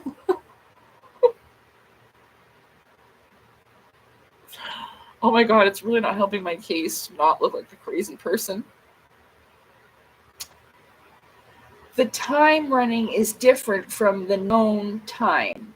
Like I was saying about the timelines of things. Now I can translate what he's saying better. The time running is different from the known, but innocent death was also present there and perhaps as never before. It's kind of true. They were like, oh yeah, you're not taking us. I feel that on a spiritually deep level. I might have been one of them. The Anunnaki were the first intruders that cut the Martian liberties and imposed themselves, like their defenses, probably whatever guardian forces they had to defend themselves in their first or second lines of defenses, even before they got to their dome. But the Anunnaki were the first intruders that cut the Martian liberties and imposed themselves before their millions of inhabitants had, I'm not sure what he means. The fight was bloody, considering a total massacre of which the records of the custodians do not have in detail, since the attack was fierce before the Martians could do little, since their technology was based on their welfare and spiritual development. It wouldn't have been offensive weaponry. And they had neither war techniques nor weaponry to defend themselves. Yeah. That's usually how it goes. The story tells that the last Martians committed unaliving. Some theorize with a possible escape of a small group of survivors. Go us! But the version... oh, it's really a terrible thing. I really shouldn't. But at least, we got away. Whoever it was, that girl, woman who was with me, there were some people who escaped. But the version that has more weight is the one that tells that all of them were killed by the hands stained with innocent blood by the parasitic Anunnaki race. Yeah. There are types of plants that can only be found in these enormous and beautiful lands. Oh, yeah, everything might have been larger there. I said that, let's not digress. Life full of color, inhabited by intruders and races that in many cases were forced to move. The control of the parasites that took over this place is still at maximum level. Also based on security, it is very complex to enter these lands by its only passage that opened the way to exploration. And that was also the fatal destiny of the originals and of a future Mars that we will never see. Maybe we will, though.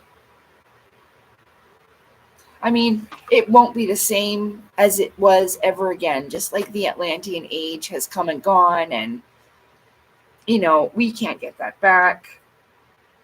But things can be renewed. It just, won't be the same exactly as it was, and maybe that's for the best. Maybe the Martians should have had a defensive technology, even a very, very, very powerful shielding system, or a space-based weapon system that would have blown them mother effers to smithereens even before they got close to the dome. Hey, I'm not advocating violence, but I'm just suggesting that maybe it might have been a good idea, not judging them.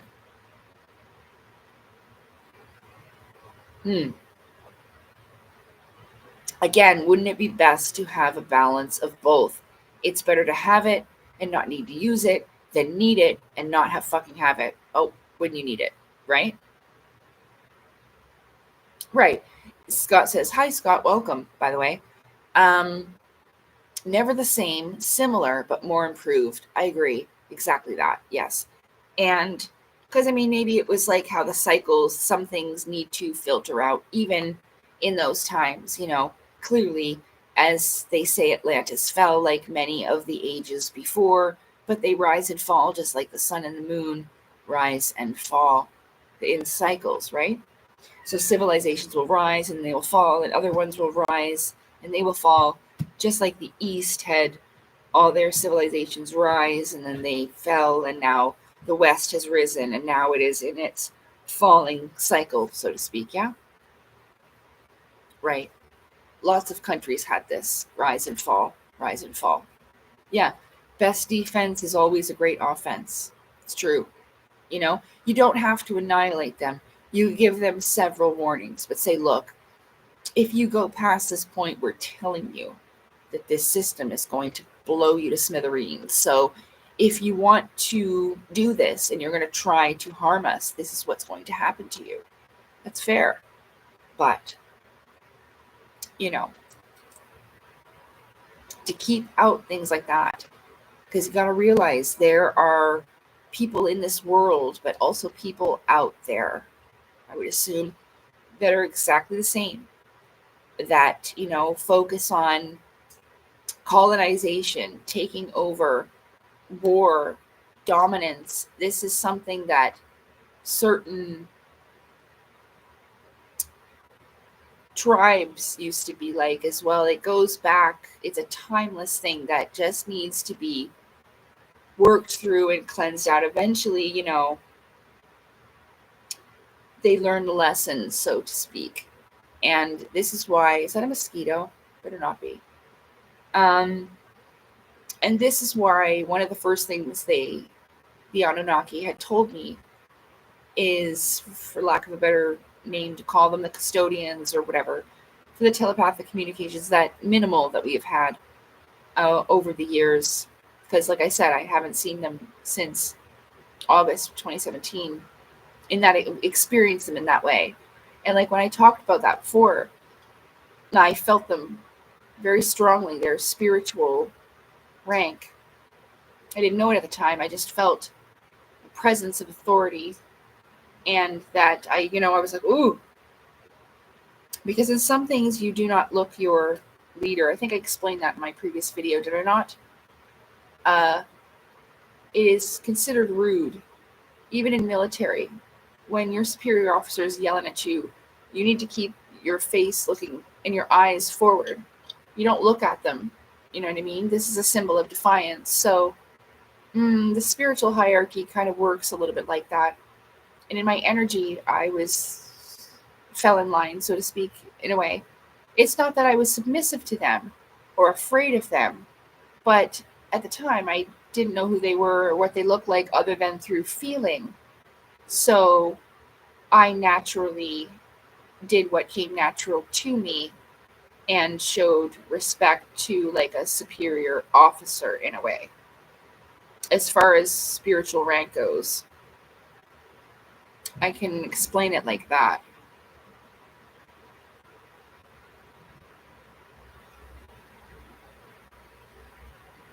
Yes, I've voiced this before that I kind of appreciate and even like the realness of how Vladimir Putin speaks.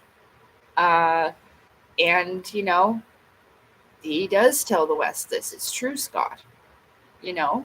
And it's just unfortunate they kind of take it, well, the complications and histories between the East as with Russia and the West as in America, Canada, I guess. I always said, like, I got no beef with Russia. They haven't done anything to me personally.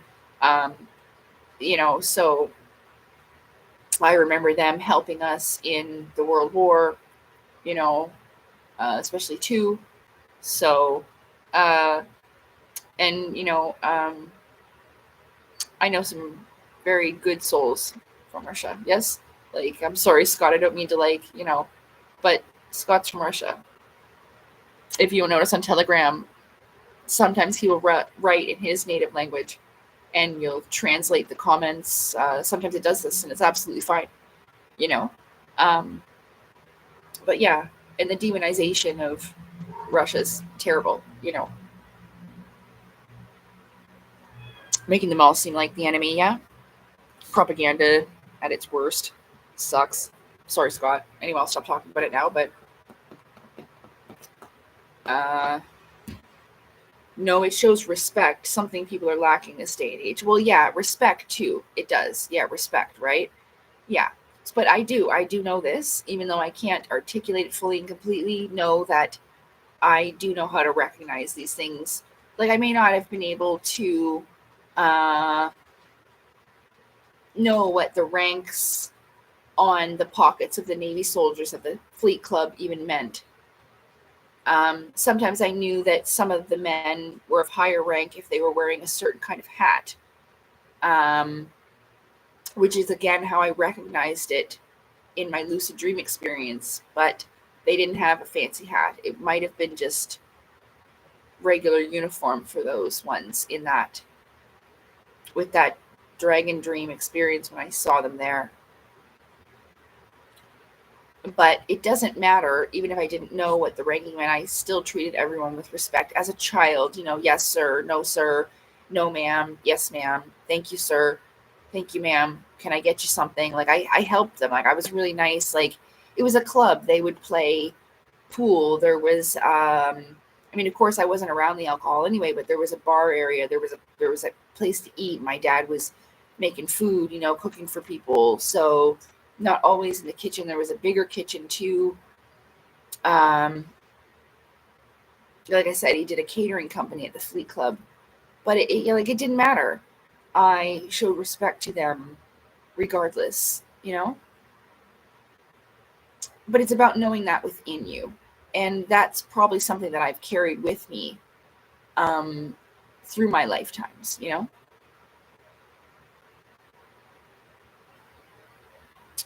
Goodness, my stomach. I'm hungry. I'm excited to eat some food. Did I notice that it's not ready? Oh, it is. I must have not heard the beep. I'll be right back. What are you doing, Mark? What's up? What is it? Smell some steak? What's that? Hmm? You find flour? Is this flour?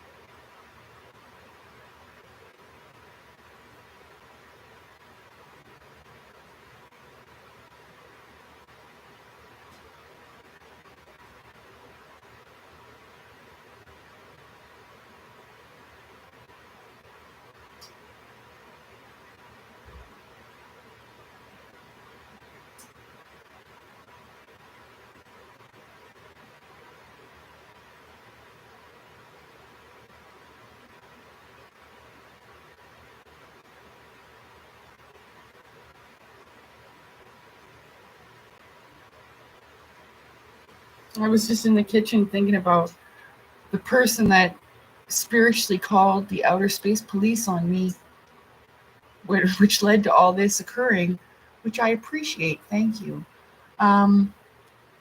But that the phone call was probably like, they called the custodian fucking headquarters hotline, and they were like, who the fuck let this girl out? Like, she's wrecking it Ralph for all of us, and she might need to be corrected a little bit. Something like that. I could envision it. Something like that. Like, oh my god, she's gonna wreck it for all of us. Oh, she's fucking up the plan. So I guess you want to hear why I called the police, right? Let me see what the chat's saying here. Sorry, I walked away. I was checking my food. Yummy, yummy, yummy. Anthony, hello. How are you? Doing good. I hope you are well. Could have been something or nothing but strange. Oh shit. I think I might have missed some of your comments, Dommy, but Who's pushing them to happen? Shit. Okay, just one sec.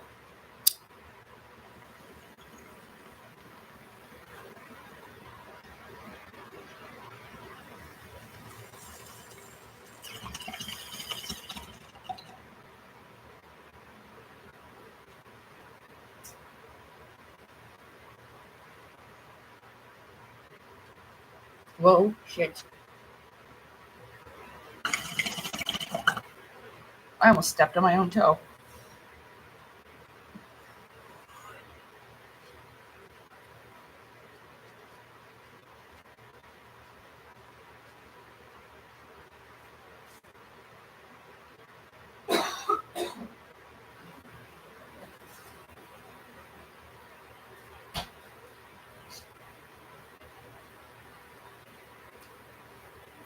I'm sure other people do this, but I'm so hungry right now. I'm gonna eat dessert first so that my dinner is in my stomach the right way. You know what I mean?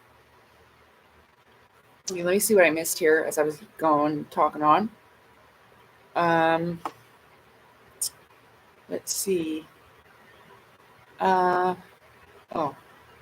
okay. I guess I didn't. Well, yeah, but the breakdown of family, all that's been done on purpose. It's almost like to destroy it to build something new with it, I guess. Like the phoenix rising from its own ashes, I saw. I suppose that maybe it wasn't ideally what we needed anymore. That times have changed. The definition of family has changed. This, my friends, is an ice cream sandwich, and it has 3 different kinds of ice cream inside: the strawberry, the chocolate, Neapolitan. I used to call it Napoleon ice cream when I was a kid. Napoleon.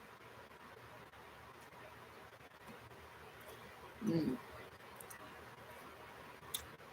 The way I open it, I always eat the strawberry part first. I don't know why. I open it every time and I get the strawberry part. Mm. So it might be confusing for a lot of people. They may not understand that this place was designed this way, that it probably worked through certain people that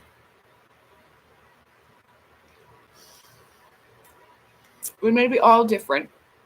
You know, you have no ice cream sandwich, Marv. It's not good for you.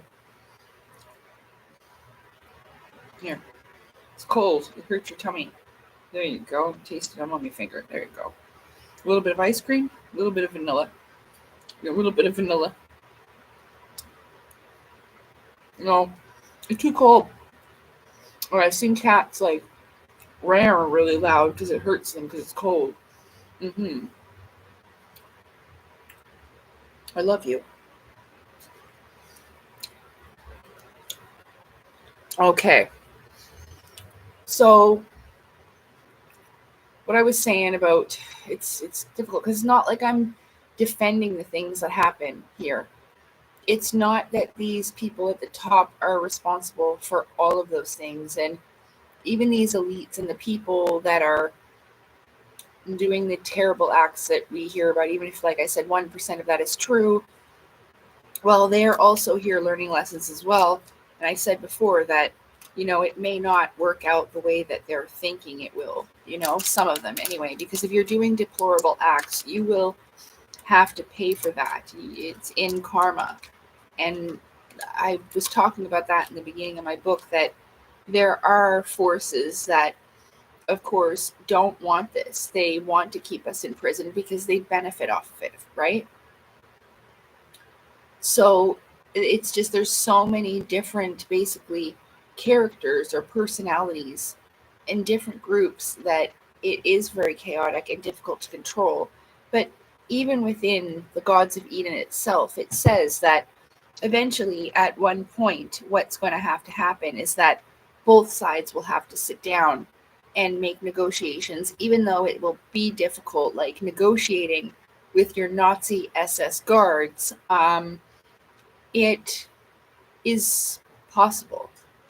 And to sit down at the table, like to raise the white flag, so to speak, and come to some sort of agreement terms where things will stop, certain atrocious things will stop, and we can move on to a future where truly everyone can benefit and prosper together. It's not that I've changed my tune and like had some MK Ultra switch over programming or whatever going on. I know it might seem a bit bizarre, but when you take a step out of all things and kind of look down on it in a bigger picture sort of way, this is how I can come to say this type of stuff. It is on the chart of thinking, whatever that was, consciousness levels of thinking or whatever, where I freaked out that Claudio was a magi. Ah, an evil magician, no! He's not. He's not. I always could feel that. That's why I was so upset. An evil wizard, he put a curse on me. He put a spell on me to like him. Evil fucking wizard. I'm just kidding. Or am I? We can make up stories. I won't. I'll tell everybody. Helen Morris is my cousin, and Claudio Nocelli is a magician wizard that put a spell on me to make me fall in love with him. You know? Like a magic potion type of thing. I'll tell everybody. Ishmael Perez said that Elena Denham was dead. Elena said that Elon Musk was a shapeshifter. Well, that's what I'll do. How about that? I'm just kidding with you, though. I don't want to fucking stir the shit pot any more than it already has been stirred. But I could. I'll go around and tell everybody she's my cousin, Helen Morris, and that her mama called me and told me to go and find her because she escaped the hospital and she stopped taking her medicine and she's run off with some fella from Argentina. Some curly-haired fella from Argentina, she'd say. And I'd be like, oh, damn it, not again, Helen. You know what I mean? So, yeah. Let's see. That's like investing.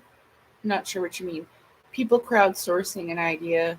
Don't know what you mean by that either. I apologize.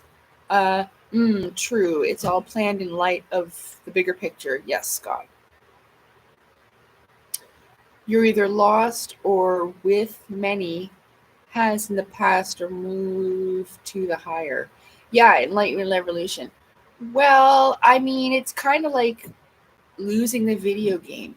Eventually, there might be a part when you don't have any more time left and the game is over. Yes, it could be so. Like day turns to night, all cycles have its time. Like I said, if there was only 5 years left, what would you do with it, right? Again, I can't say for sure any of it. Based upon what we've seen already, I would spend these last 5 years very wisely and to the best of my ability. Like I said, I chose to upgrade myself the best I could, and no matter how difficult or it almost, I probably went crazy a few times. But hey, I came back. I came back. She turned me into a newt. No, I got better.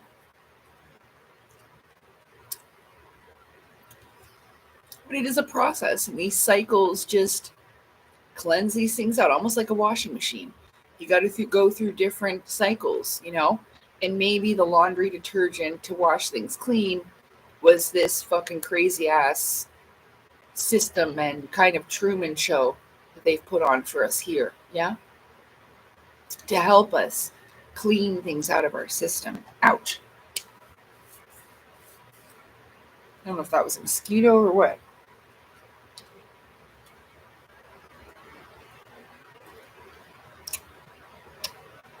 Mosquitoes get in because I keep the door open for the cats. So it's not open right now, but okay. There was a weird noise recorded when you read from that book. What book? Like just now? Or like the last time I was reading books on a live stream?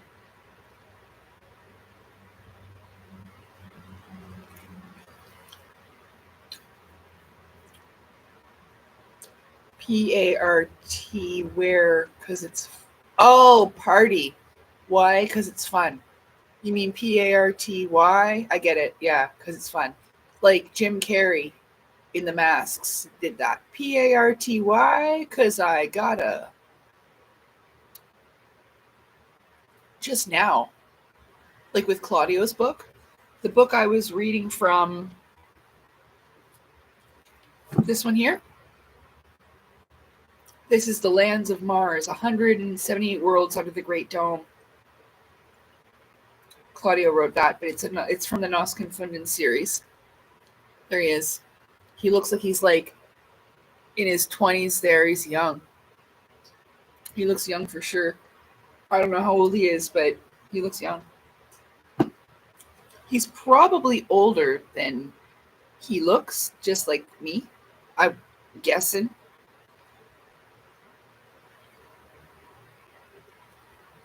Very strange sound recorded. Yes, the book just now.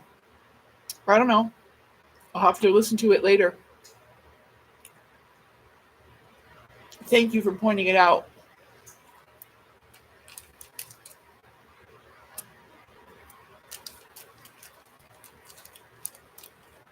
I'll tell you, if one of those people ever do knock, it'll come from the balcony door, and I will probably might make a noise or something like that, because it's probably going to scare me to hear someone knock at that door, but I will know immediately who it is.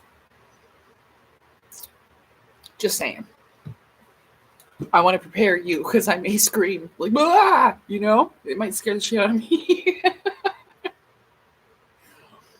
It'd be unexpected, you know? So, just a heads up. But I don't know if that would happen during the day. It could. There's no reason why somebody couldn't teleport themselves right into the living room. You don't need to show up in a spaceship. But, see, the thing is that we have to communicate with beings that are in closest relation to us. In consciousness, but also mental, emotional understanding, I suppose. So, I mean, I know that we would like the highest dimensional beings possible, but would we even be able to relate to them? Probably not. So I believe it was, I was on the toilet. I was taking a pee. And I know I told you guys that I had a vision of where, like, this being, and I'm pretty sure it was, well, he had golden armor on and like a brownish, reddish hair and beard, okay? And he said, that's what he said, it has to be beings closest in relation to you. And I was taking a pee at the time, I know. And yeah, so it may be that. And at one time, I heard that like the underwater civilization is also closest in relation to us, or like inner earth, or the people from like Agartha or whatever. So there's different realms, like the underwater realm or inner earth, or maybe like the Anunnaki who were here at the last time, where like, say for like Egypt and like the relics that they have over there with the Anunnaki Sumerian culture, you know, they were, it's been a while. But to just say that, for example, when they put all that stuff on the walls, the pine cone and all this stuff, it represents another step in the evolution of consciousness and the growth of everyone, maybe not just us, but everyone. Yeah. What if it's the police? Well, the police wouldn't come to the balcony door because they can't get access. They would knock at my front door, but they also said that they would call about 10 minutes before they were going to show up anyway, because that's just what they do, to give you a heads up to make sure that you're home. And yeah. So I guess I will tell you why I had to call the actual police. Yeah.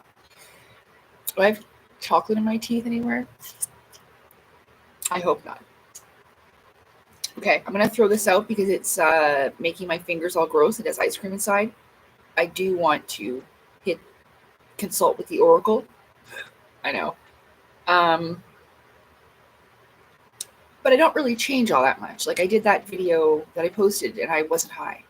I went to the weed store after. I hadn't had weed for several days because of what happened with Marv. So, I mean, you can at least compare. I might go all over the place, forget where I'm at sometimes, but I don't change all that much. Yeah, right. Okay. Hey, Marv, what are you doing by the door? What are you doing? What's the matter? What are you at the door for? What is it? What's the matter? You okay? What's the matter?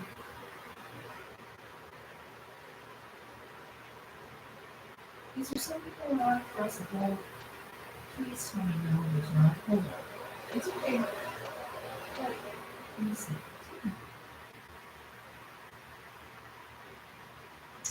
It's not you. Why are you lying by the door, right?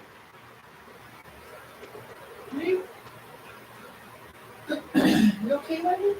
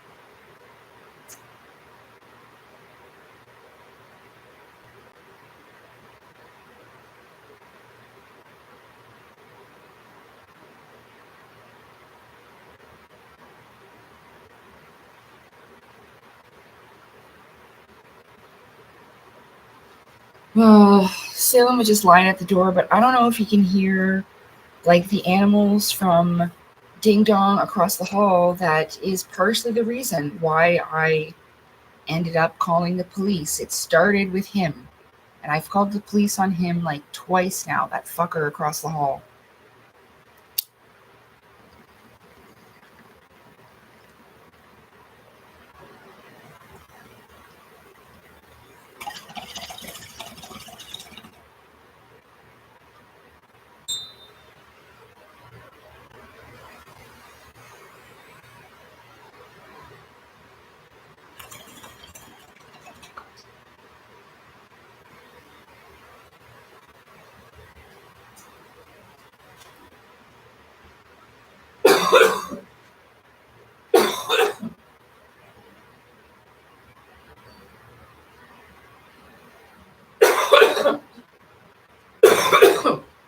All right.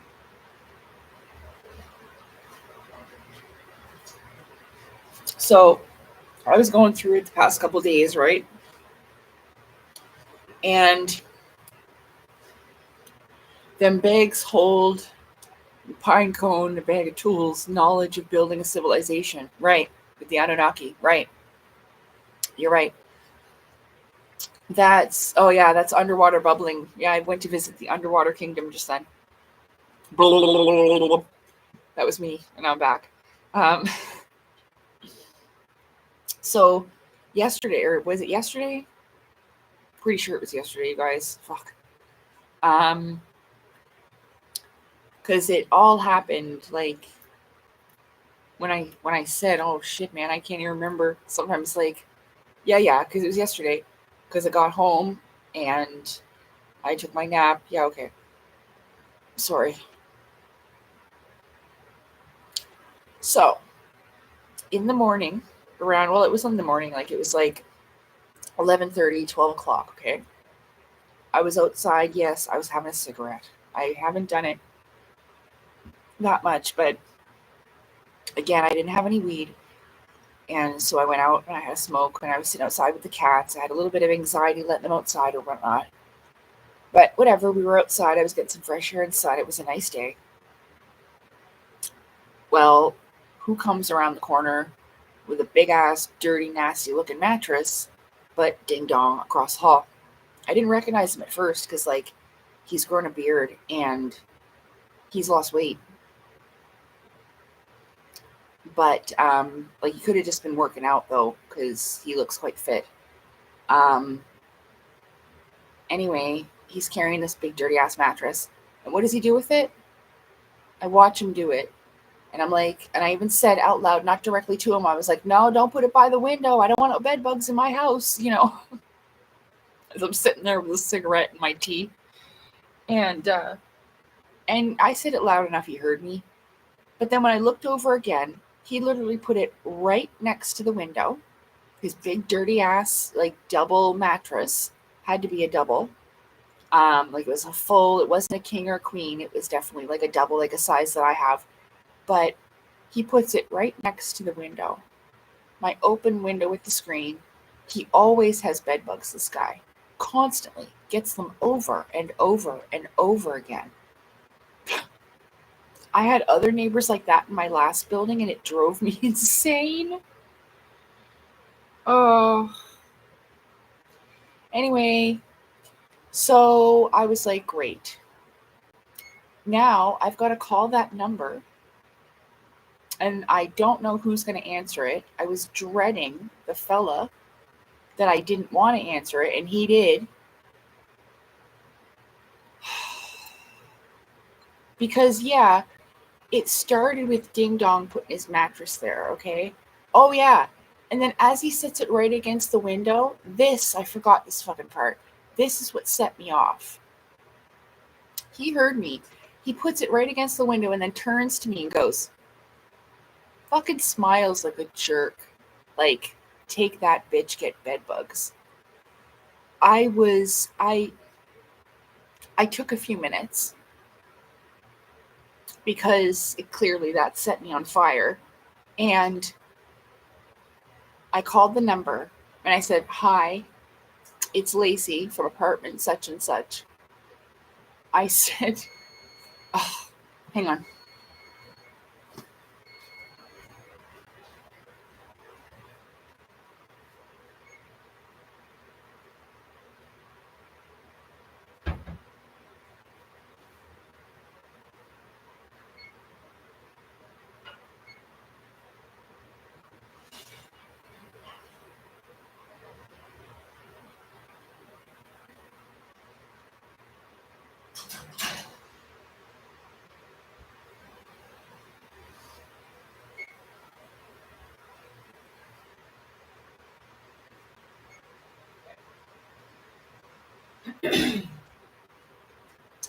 My food needs a few more minutes anyway, and I really want to make some gravy quickly, so I just gotta just tell you just a little bit, and then, okay, so I called the number. I said, hey, it's Lacey from apartment so-and-so. I've had a problem with this worker that works here. He's a younger guy, and I don't know what I did to him, but I've talked about him before, and we've talked about this before, and you guys helped me understand something friggin' socially weird that he did. Anyway, the point is that I said, ding dong across the hall. He knew who I meant. Ding dong across the hall because everyone's having a problem with him, okay? And he does have bed bugs all the time. They know this. I said he brought a mattress out of his house and he's always got them bed bugs. Said, I don't want bed bugs in my apartment. He put his mattress deliberately right by my window. So can you please, as soon as possible, go and move it? And he goes, yeah, okay. I said, thanks. He said, no problem. And I hung up. Okay. Honestly, I timed him. for 5 minutes. It was literally when the timer went off, I looked out the window. He was down there moving the mattress. I timed 5 minutes. I said, you know what? If he's not down there in 5 minutes, because I'm not chancing bed bugs in my house, I know. I'm going to go move it myself. I'll put on some freaking gloves. I'll put clothes on that I can change and put on a freaking bag right when I get in the hallway or in the doorway, and then I'll vacuum where I was standing, whatever. But I'll do it myself. And the timer went off, just like you heard on my stove, and he was out there moving it. I'm like, good. I'm impressed. Like, great. Only 5, that's decent to give 5 minutes to, like, wherever he was, if he was in the office or in his place or doing a job, it doesn't matter. If he was busy, I can understand that, but hey, it took only 5 minutes. I said, because you know what? If it doesn't take 5 minutes, I'm going to go do it myself. And I timed him. I did. And so it took him 5 minutes from the time I called, and I was impressed. So after that, I was like, good, we took care of it. I don't have to worry about the bed bugs coming into my window. Problem solved, okay? I could try to calm down. So I did. Then I was trying to get ready to go out and everything. Also going through the process of my discovery, my video, blah, blah, blah, blah, blah, blah, blah. I got my garbage and I took my garbage to the garbage room. Just let me go put my gravy on. Oh, sorry, Sam.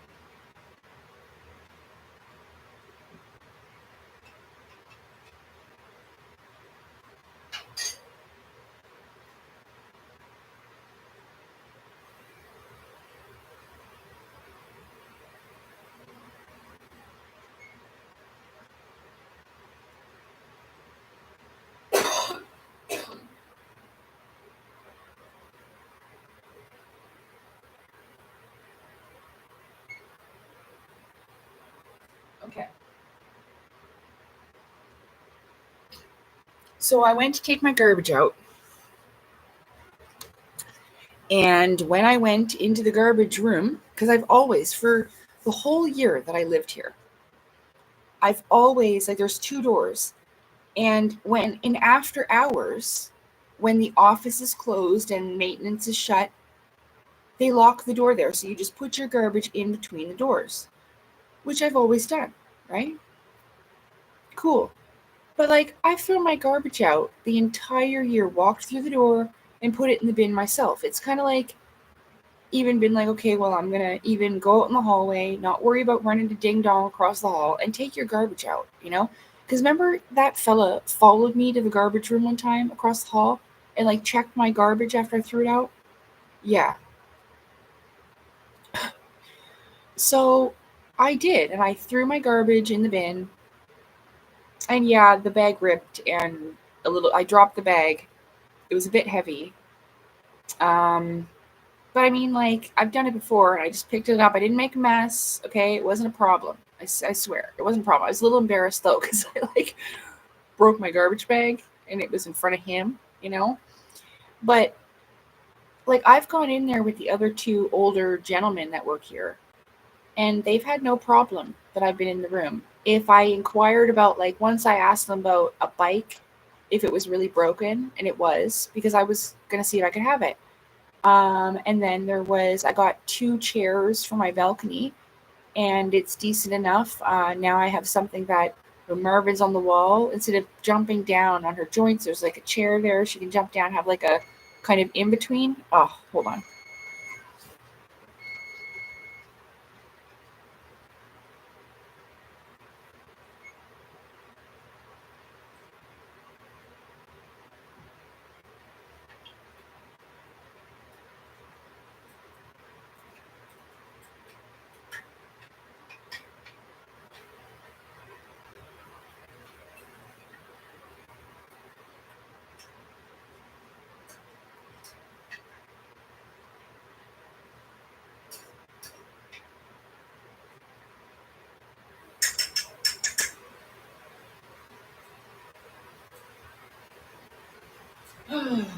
Sorry.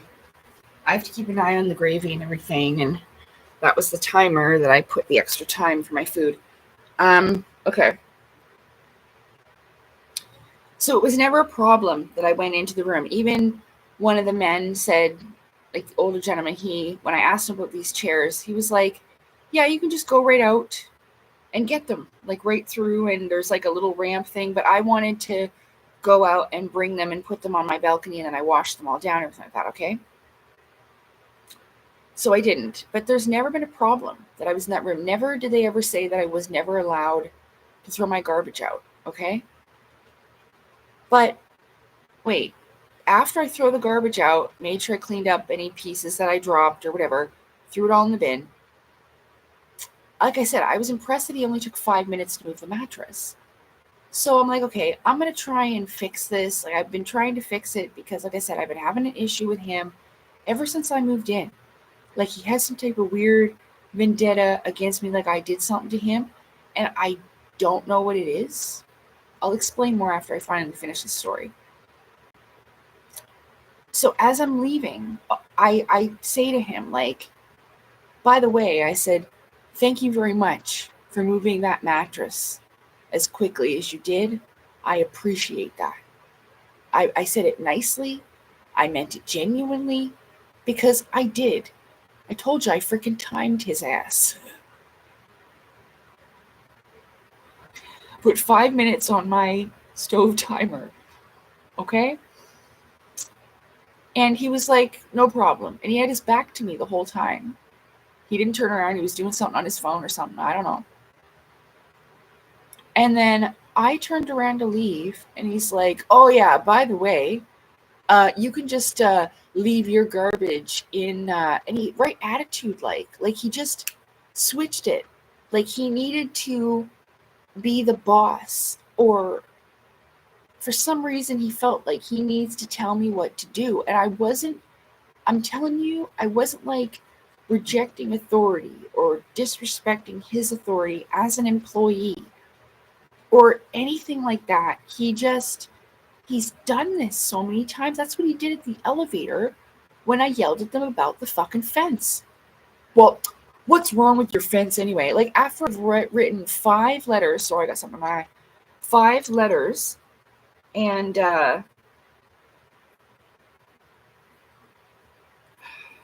they act like they don't know what I'm talking about. And it just set me right off. I was not in a good place, I guess. I was stressed out for whatever reason. And it just royally pissed me off that he gave me attitude about something that I have even talked to the 2 older gentlemen about and the landlady about. And then he's going to stand there and be like, act like I'm some type of invalid idiot, degenerate, stupid ass that doesn't know what I'm fucking talking about. Like that I'm crazy. Like, what's wrong with the fence? There's nothing wrong with the fence. Like, fuck off. Like, sorry. So he does this again. tells me about the garbage. And I was like, I turned to him and I was like, I've been throwing out my garbage for this whole year. You're not going to tell me that I can't throw my garbage out. Okay? No. And so I knew the landlady was in the office. I walked past her. And so I left the garbage room. And I went, and she had somebody in there, but I said, excuse me, sorry to bother you. I was like, am I allowed to throw out my garbage into the bin? And she's like, hi, Yuji, welcome. And she's like, yeah. Like, kind of looks at me like, what kind of a question is that? But not in a rude ass way, just because she probably didn't expect it, right? And he comes out and he starts saying that it's a safety thing. There's a sign on the door. And I was like, yeah, but that's for after hours. I've been thrown out. I explained like all the things. I've been going in that room. No one ever said anything to me. I lived here for a whole year. And now you have a problem? So if I'm going to hurt myself on this bin, that means that I'm not allowed to throw out my recycling. But everybody else throws out their recycling in those 2 bins out there. Guys, it made no logical fucking sense to me. I kept my cool. He takes out his phone. He's fucking recording me, y'all.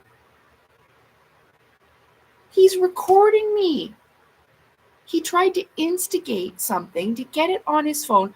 I don't know if he wants to go viral online, or it's probably most likely that he's trying to get me evicted and needs physical on-camera proof or some shit. Okay? Getting me upset on purpose, which is totally unfair. I have a hard enough time as it is, okay? So I'm walking back to my door, and I looked at it, I'm like, I don't give you permission to film me, I said. I was like, I'm not doing anything wrong.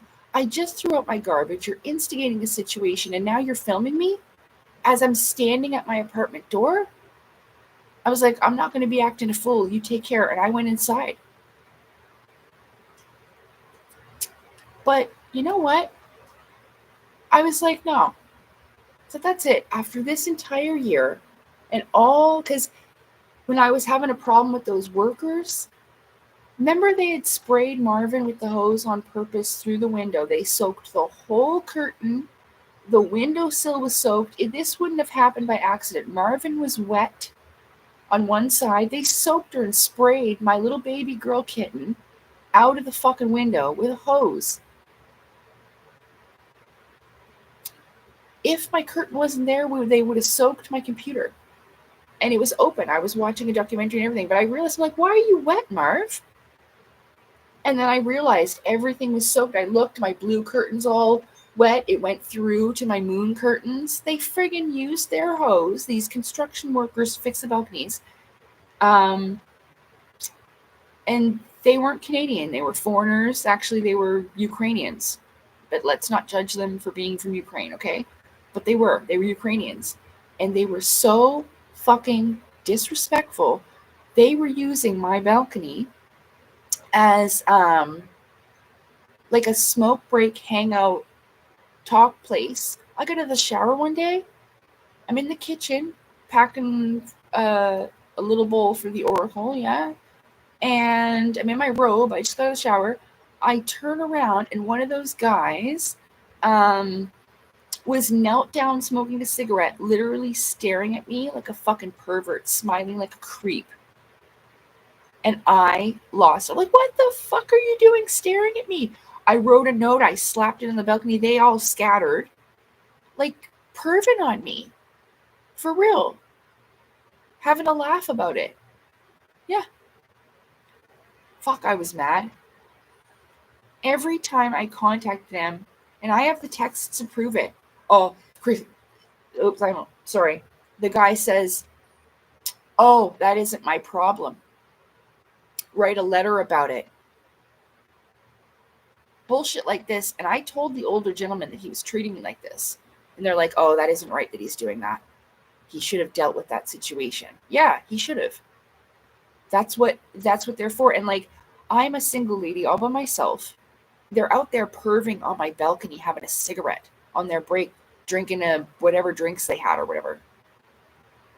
There's like remnants of beer cans, crunched ones that I picked up from them with their cigarette butts out from my balcony. So I think they were having beer while working. But I don't exactly know what the cans fully were. There's a pop one, but then looks like a beer can, but it could be non-alcoholic beer. I don't know. But it was a horrible experience, and they were terrible. They didn't just do that. They slammed wood on purpose. My cats came flying out of the room after I heard this bang. I'm like, what happened, babies? They were both. Salem was sleeping on his little cat tree in front of the window, and Marvin was in the little cat house. They scared the shit out of them on purpose when they were sleeping with this big ass piece of wood. They started laughing afterwards, too. So it's not like being paranoid or like, oh, my fucking gravy, or misjudging the situation.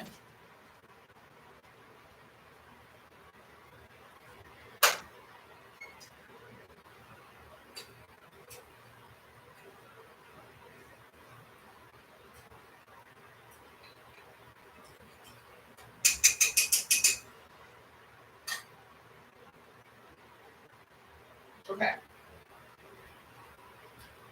So these men were clearly being nasty on purpose. Okay. I don't know whether it's like they just didn't like cats. That's what it seemed. So like they just didn't like cats, or whatever. But I went to this window here because I couldn't see. My whole room was blacked out. They literally put a piece of wood, and they were leaving for the day. So they thought like they would just cover my window with a big ass piece of wood and then leave for the day. For real. To block the sunlight out. The cats can't see anymore out the window. Like, what a bunch of jerks. So I went here and I was calling to them at the window. Hey, hi, Jay White. Hi, welcome. Nice to see you. And they're at this, and I'm like, hey, I was like, you can't leave that wood there. Move that wood. I said, you're not leaving that wood in front of my window like that and then leaving for the day. It was almost at the end of the day, like 5 o'clock or whatever. They were all leaving to go to their truck. I was like, fuck no. Fuck no, you're not. No, you're not. So I went out there and I moved the wood. I put that piece of wood on the other piece of wood that was exactly the same like it. Well, it was a bit heavy, so I had to be like, hey, I did, but they throw it around like that too, okay? They do, I swear to God. It wasn't as aggressive as it seems.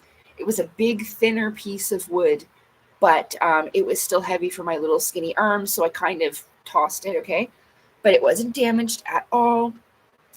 I didn't get in trouble for damaging their property or anything, but they were fucking recording me.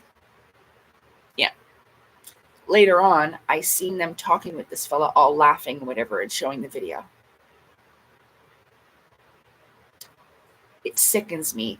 Like the employee was friendly with them and laughing at the fact that they're torturing me. And when I contacted him about it as an employee that works here in this building, he did nothing. Not my problem. Write a letter about it. Don't contact us on this number. Shit like that. Yeah. He's so fucking rude to me all the time. And I don't know what I've done to this fella. When I first moved in here, it was just after Mr. passed away, and I was trying to make the best out of my life, even though I had just lost one of my greatest friends. And I had gotten dressed, and I put on my pink dress, and I had my pink hat on. I'll never forget, because I did. I looked pretty, and I felt pretty, but I wasn't definitely not showing off for him, nor anybody else. That was for me. And when I went outside to, I forget where I was off to, maybe I was just going to the weed store. Who cares? I just wanted to look nice and feel as best as I could. I remember this day.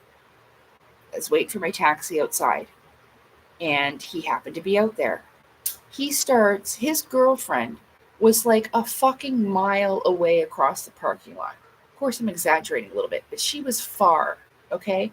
Inappropriately far to be hollering like this.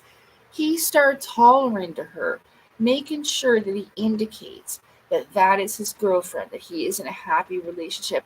Like, it was so fucking weird. Oh, my girlfriend, I love you, blah, blah, blah. I'm like, okay. And he was yelling, so I have sensory issues. I didn't give him no face. I didn't say nothing. But honestly, inside of me, I was like, you know what? That is weird as fuck. Because I do not like you at all. I'm not trying to be rude here. But I never liked him like that. I don't think he's attractive. I've never given reason to think so. So I thought it was so fucking bizarre that he would do that. But I know Maybe the girlfriend was jealous or something and he was trying to prove that he only has eyes for her. Like, good for you. But that was hella uncomfortable and weird for me. But honestly, he's been a weirdo like that. Like, even when I gave the staff all Christmas cards and I got them some gifts, I gave him a card and some chocolates. I couldn't afford gifts for everyone else, and I even said that, and I apologized, Um, but he wasn't there. I said that to Rachel, and I asked her to pass that on to him. But he never ever thanked me. Never at any point did he say thank you for the Christmas card and the chocolates. I don't know what I did to the guy, you guys. Like, I know that I yelled at them for the first time like that about the fence, maybe 2 weeks ago now. And it wasn't that bad, okay? It was bad. I was annoyed. I had to go back into the house, write another freaking letter. Um, you know, hold on a second. Yes, they were. They were acting like a bunch of losers, those men. They really were. They really were a bunch of freaking losers. Especially to fucking spray little Marv and like to do that and like perving on me there. It just, oh my God, they were so damn rude. They broke my shit outside. They did. They were like, because they just showed up out of the blue. I had no idea when they'd be there. And I was like, well, wait. Let me come out and clean up at least. Give me just 2 minutes. I'll put, no. He says, no, I'll do it. No, I'll do it. They did it such terribly. I will never allow that to ever happen again. No, I'll say, no, you. I'm fucking doing it. I will make them. I will never trust anybody like that again. They broke my shit. They destroyed like my garden potting plants with their big ass pieces of concrete. Fuck, like they just annihilated it. And do you think they did any kind of work on my balcony? No, not a concrete block changed. None of the bottom balconies were touched. Yeah. So,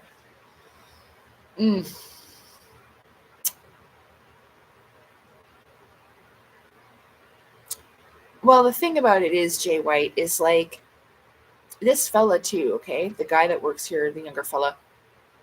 I was in the office because like it's not gonna help. Like I don't know if you meant like I like to hug trees to the guys, the workers, or whatever, or you know, I don't even think it would have mattered if I told them I was straight up lesbian, which I'm not. But like telling them I don't like men and I'm a tree hugger, it wouldn't have mattered. Like he just was enjoying staring at me in my robe. Yeah, and it's a thin one. Like it's not see-through, but it's thin, and I just felt so fucking violated. I was angry as hell. I was so mad.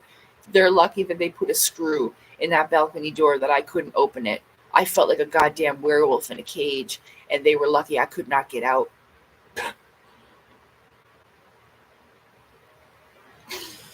Oh.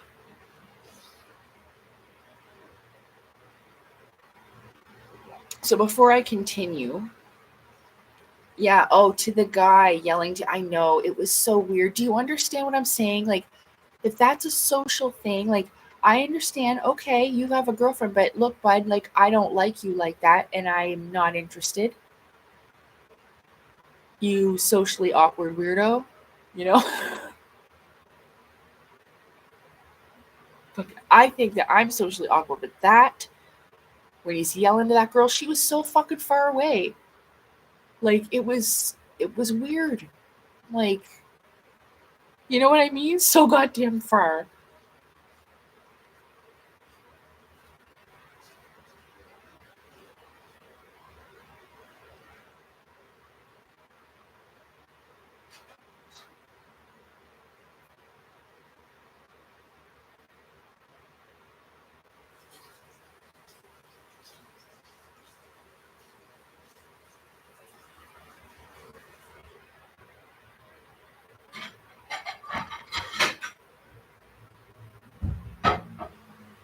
I'm getting my food.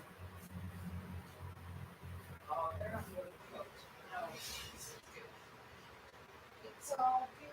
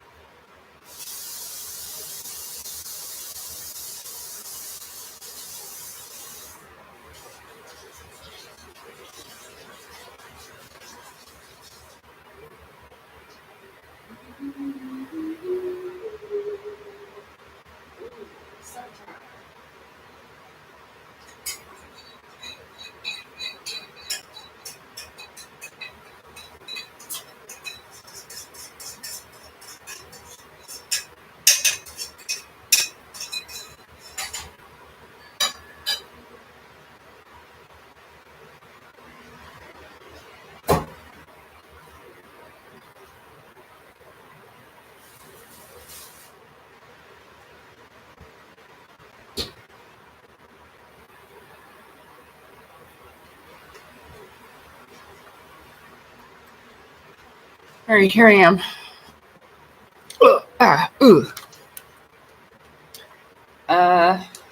So yeah. Anyway, I called the police because I've been dealing with this fella for so long. And yesterday, when he instigated a situation trying to upset me on purpose, right? I knew that they may continue. And if they catch me at the wrong time, when I'm in like a true CPTSD type of episode, I just don't want things to reflect badly on me. If he is trying to get me evicted on purpose because he just doesn't like me for some reason, which I cannot figure out why, then that cannot happen. They also, like, even the landlady yesterday, I tried to avoid her as I was going out to go get my weed at the weed store. I tried to avoid her, and I went, like, obviously, like, she had her vehicle. I went obviously round, like, to avoid her. I didn't make eye contact. I didn't look at her, because I'm just not impressed with them at this time because of the way that they've been behaving, treating me like I didn't know what I was talking about with the fence, and, like, not even communicating with me, rolling their eyes at me like, oh, she can jump over the fence, all this bullshit. It's just not right to treat a person like that. And he instigated a situation. And so we're going to talk about it. And what I would like to happen is that they will talk to them with me. And, because I don't have anybody. I would have called my auntie if I could have. But unfortunately, I couldn't. So I had to call them. And when I explained all of this to dispatch, she's like, yeah, okay, I understand. She's like, I understand, Lacey. She's like, we will send someone when we can, and they will call you and blah, blah, blah.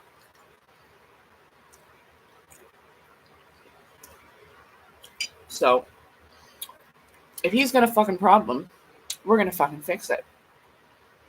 But it's going to be dealt with because the landlady and this guy hang out on the weekends. They're friends. They wash their cars together. They're going places together. They're not dating or anything, but they seem to have a personal, friendly relationship, which makes it a conflict of interest.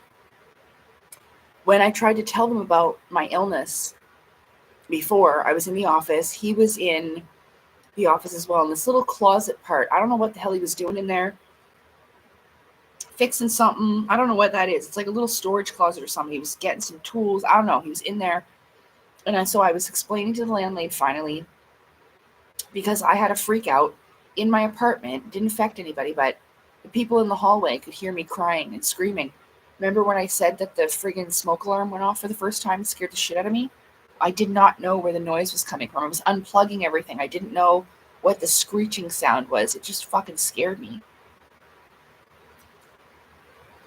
Oh, I made my usual quick dinner of poutine and chicken strips. I didn't make vegetables because I didn't have time.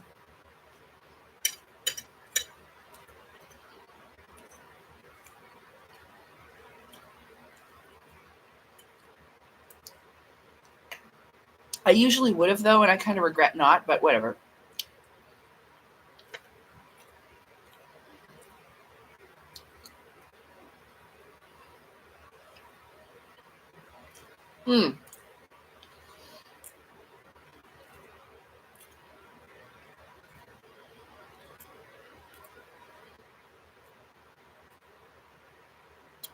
Preschool bullshit in this adult world. Yeah, it is sad, Scott.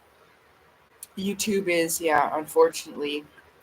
It's all controlled by the same source, This is why I don't give a shit about monetization.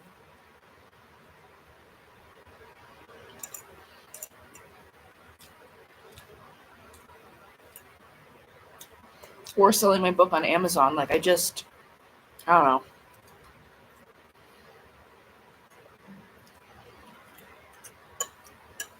Those one percenters, like the heads of all these companies and corporations, they have enough. Like, you really don't need my fucking $25 for my book. That's how I feel about that. You're just greedy. Like, to the extreme.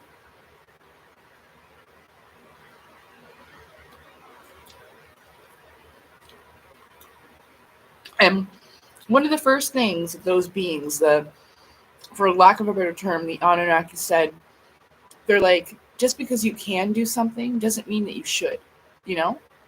That applies to a lot of things.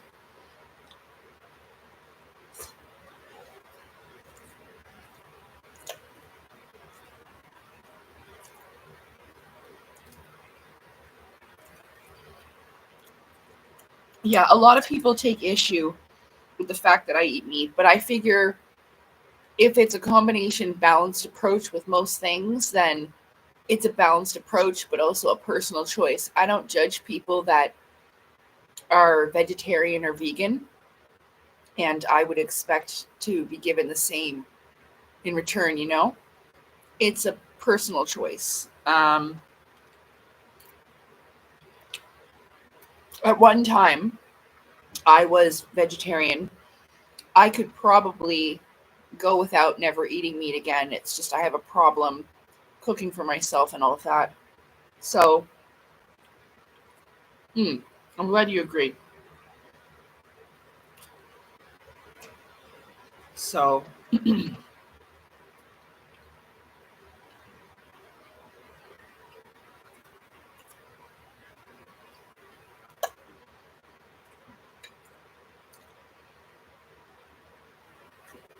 I have tried the meatless options, and honestly, it always gives me the worst stomach cramps. Does that do that to anybody else? Like it not only makes me fart, but it hurts my stomach, and they just don't feel very nice. Some of it, like I don't know about these meatless products and stuff like that. I do like eggs. I know that there are protein supplements, and there's that. It used to be different, especially when I lived in the group home. They helped me,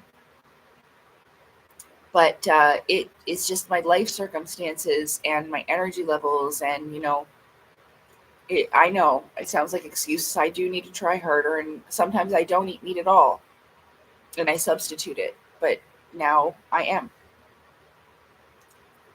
Yeah, some of the imitation stuff is bad. Yeah, you're right, Jay White. Mine was simply an experiment that ended up going on for years. Yeah, I mean, like once you start kind of what's called clean living like that, you feel good. And unfortunately,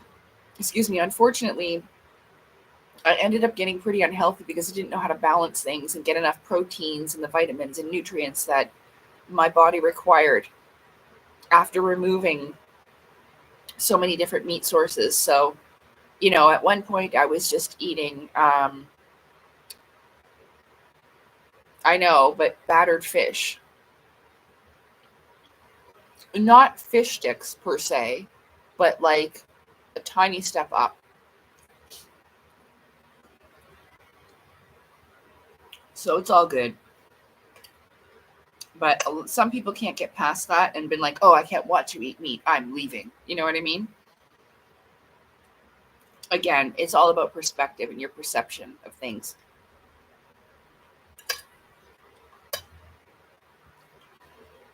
Mm.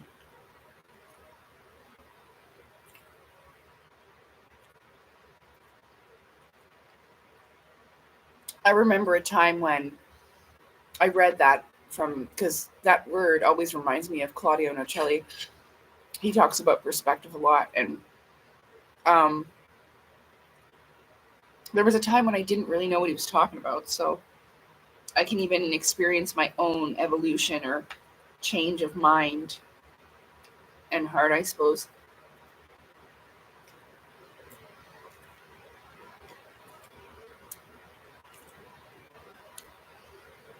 Yeah, fish and turkey. Turkey bacon. I used to eat turkey bacon a lot too when I gave up actual bacon.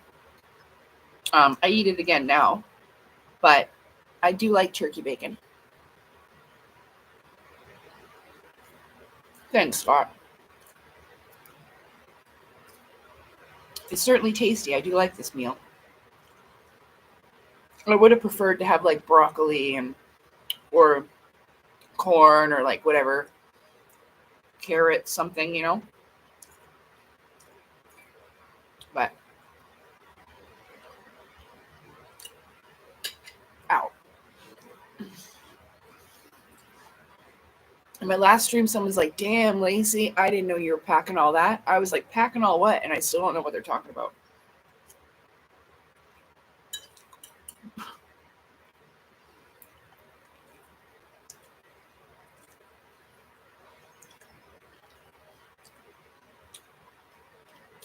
So I don't know, you guys. Like, I have no idea what I did to that fella. Maybe he's just a jerk and he just talks like that to everybody. I don't know. I don't fucking know. Oh, when I was in that room, yeah, I'm telling her, the landlady, about my illness. I'm explaining how it works, that I had a panic attack freak out about the fucking fire alarm. The residents in the hallway, it's okay, sweetheart. It's just the fire alarm. But I couldn't stop freaking out. Even though I heard them, I couldn't control it.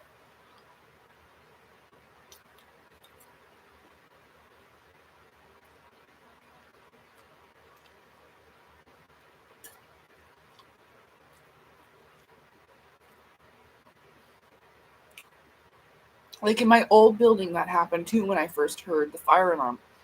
Because it woke me up out of my sleep. And then Chris goes, that was my ex-boyfriend. He goes,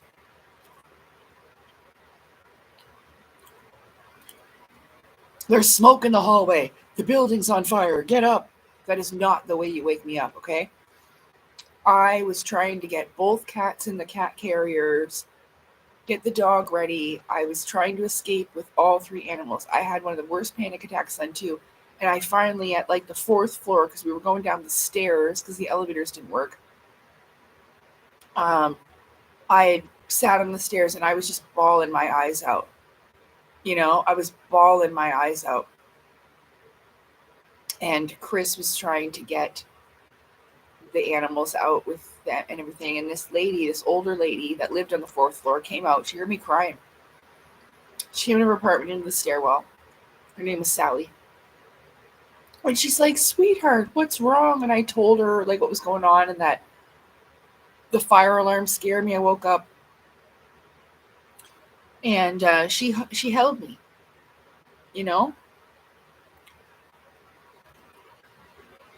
She hugged me and told me everything was going to be okay and that, you know, this was my first fire alarm. She's like, you could have just stayed in your apartment. But I told her the smoke was across the hall.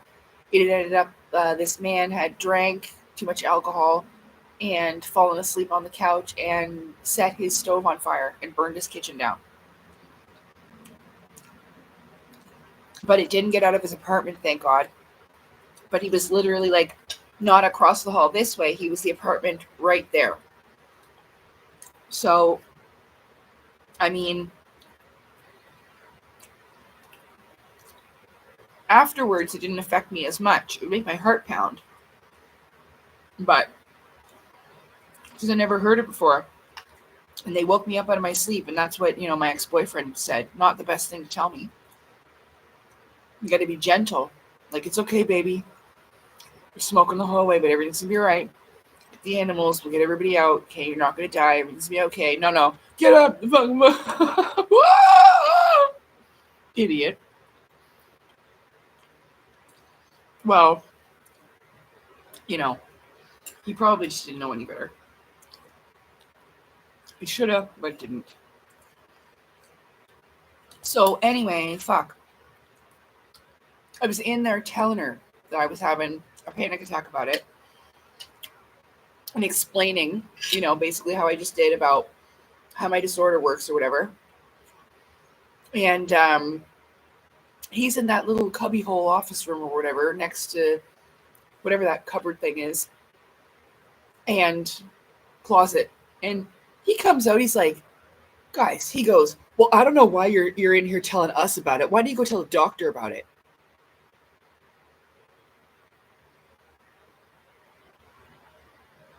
I was like, excuse me? I said, oh. I did it right in front of the landlady. I said, how dare you talk to me like that? I said, first of all, I'm in here trying to explain to you how my disorder works so that we can get along, communicate properly, and make sure that this is what I was trying to prevent. Shit like what we're at now, where I've called the cops, okay? Yeah. But of course, did it work? Fuck no. He mouths off to me like this. I told him right off in front of her. I was like, how dare you speak to me like that? I said, I was in here explaining how my thing works. Of course, I've been to so many doctors. Of course, I've taken medications. Do you think that it broke my heart every time it didn't work? Do you think that it makes me sad that they can't give me the doctors can't provide the support and the love and friendship that I need in my life to make things easier, blah, blah, blah. Oh, I told this guy right off right then. The landlady didn't say shit. And I thought, good. She let me stand up for myself. I put him in his fucking place. Over with. But I thought at that time that she would at least say something to him. Like, hey, like, you can't be talking to people like that. You know? Like, making assumptions. Like, where he got that I'm, like, complaining about. He either didn't hear me all the way in that little closet he's in, or he doesn't have the smarts. He's just not smart enough. He thinks like, oh, go to a doctor for your mental health. What the fuck do I care? Because that was definitely the energy and that was definitely the attitude. Listen, I know I've got an attitude too, but mine only gets sparked up when people act a fool like that. He's a damn fool.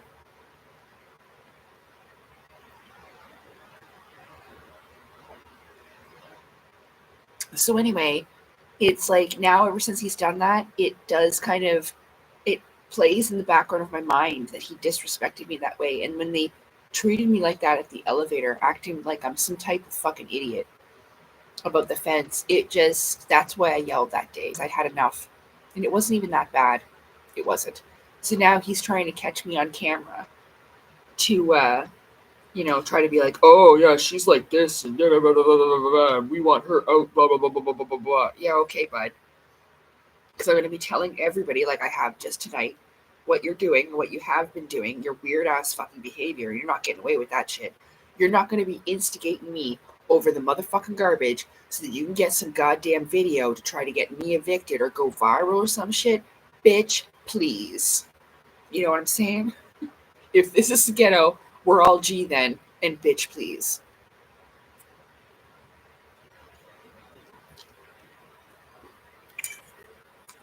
So, I'm basically going to tell the police what I just fucking told you. That we need to work this out. Communication needs to be restored and understood. This is something that I'm trying to control to the best of my ability. And for you to be fucking instigating shit, I'm not going to be getting in trouble one day if I knock his ass out. You know what I mean? I never want it to come to that. I truly never want to hurt anybody. I never wanted to end up like the fucking monsters that I grew up with. You know what I'm saying? That's why I've never hurt anybody. I slapped that ex-boyfriend once. That's dummy. It woke me up like that. Okay? That's that. I felt bad about it. I didn't plan it. It happened out of the blue. But I don't want that to happen again. And to instigate me like that ain't funny and that ain't fair. This disorder I have is not a fucking joke. You know?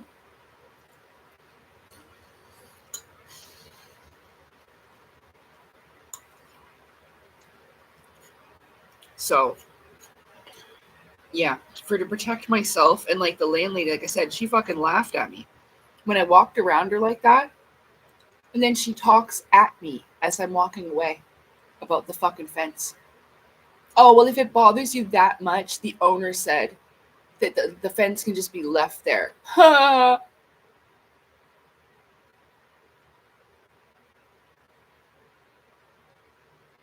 should have just kept going, but I didn't.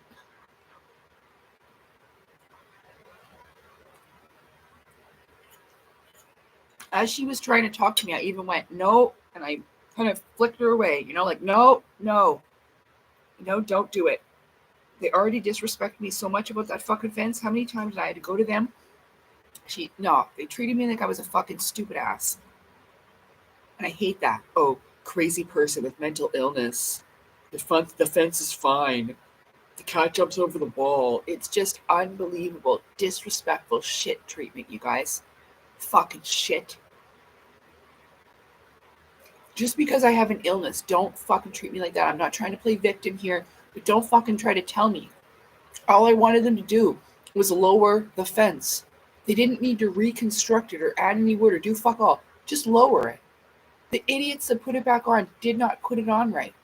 Mara was going underneath easily. She couldn't do that when she was a baby. How difficult is that to understand? It's not.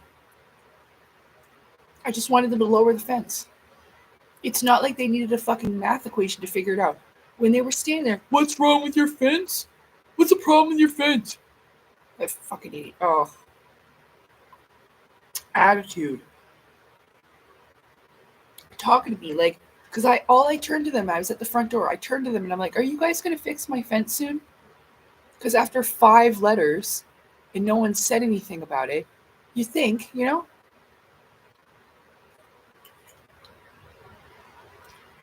So clearly, I know I've got a little bit of an attitude too, but I try my best. I do. And that fucker instigated me on purpose. Then he has a video of me on his phone. What do you want to try and go viral or get me evicted? It's like probably the eviction. You know what I mean? I'm not trying to be like all self-absorbed, like, oh, look at me. No, it's not about that. Like a girl freaking out on the internet and be like, look at this crazy woman freaking out in my apartment building I work at on TikTok or something. Like, fuck you.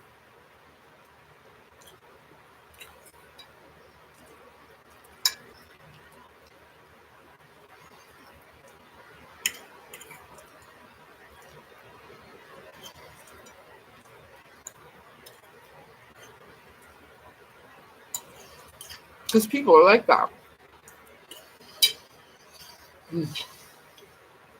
Okay. Nice to hear some in your building are supportive to you.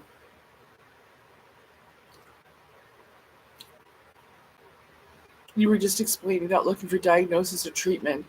Yeah, I know, Jay White. It's for real. For real. And he comes out and mouths off like that. Like, you got no heart? No brain? What the fuck's wrong with him? For real. Oh, go tell a fucking doctor. Guys.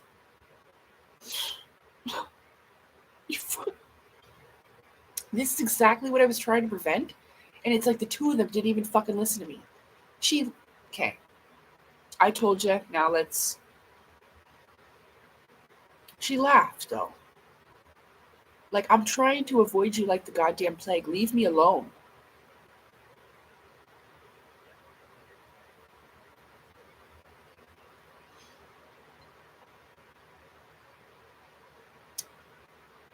Like, for a little bit, they were all acting like I didn't even fucking exist. So I was trying to make things right. I tried to fucking say thank you. It's uncomfortable. You think I like to act that way? No.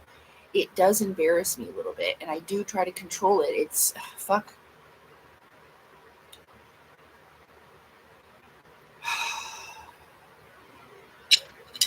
Well, I'm going to just smoke a bowl here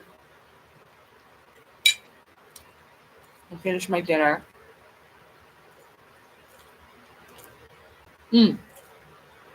People need to know boundaries and code of conduct, civil behavior, whatever. Yeah, I know. And like, I was kind of glad he was standing there because maybe he would stop acting like such a dick and understand me more. But no, he just acted more like a dick. I don't know what I did to this fella. Honest to God, I have no clue. I don't know. I didn't even know he existed before I moved in here. So like, I have no fucking clue. That's why it's so frustrating for me, because I don't know what the fuck I did to him. And right from the get-go, he's been weird.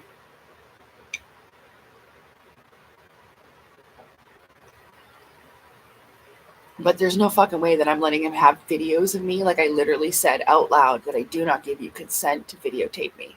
So I don't know if that matters at all. I'm not sure. But now he's got a video of me standing in front of my apartment door in my watermelon pants and my pink Maui Hawaii t-shirt. Yeah. I got a bag of clothes from this girl. She went through her closet and she's like, do you want some clothes that I don't want anymore? And yeah, I did. And I think that was it. And I got that t-shirt in my bag. But I mean, it wasn't looking like such shit. Like, I'm not that worried about it. It's just the fact that he has video of me that makes me uncomfortable. And there was no reason. Like, I wasn't acting crazy or irate or anything. Like, so even if they did show the video to the police would be like, what the fuck were you even videotaping her for? She literally says that she's just taking out her garbage.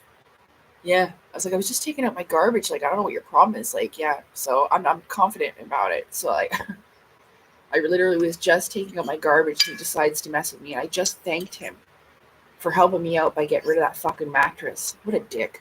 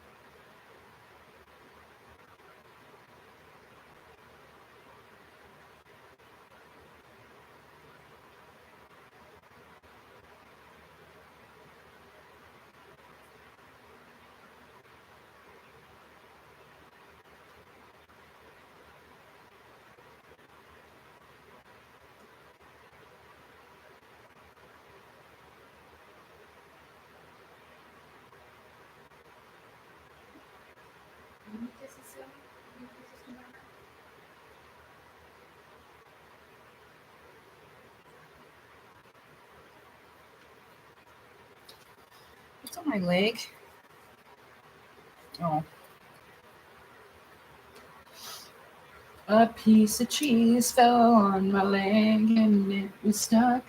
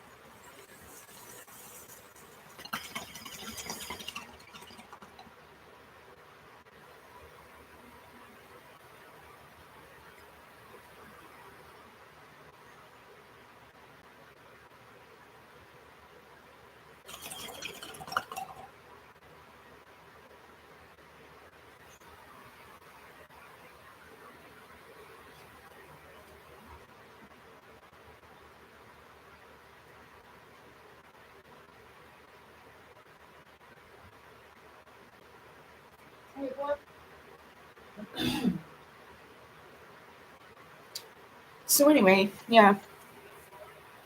There. Now you know why I called the cops.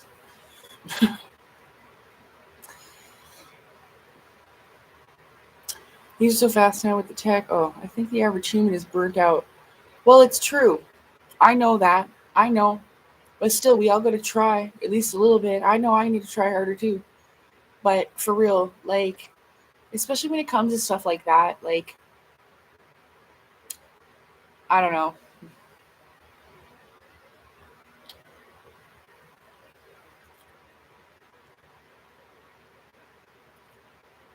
Things are just so fast now with tech, Jay White says, and stuff that people jump for steps ahead instead of just honestly assessing what's in front of them. Yeah, like just go to the doctor. I got time for you. Yeah, it was just totally heartless, honestly. But he didn't say nothing when I put him in his place, and the landlady didn't defend him. He was wrong. So, and she even said outside, like after I turned around and I talked to her, I said to her, like, that was your employee. He was recording me. I was like, I asked you if I could take out the garbage, like, but it's because it's her friend. It's total conflict of interest. I can't stand that shit. But you have to discipline him as your employee. You know, oh, that's between you and him, she says.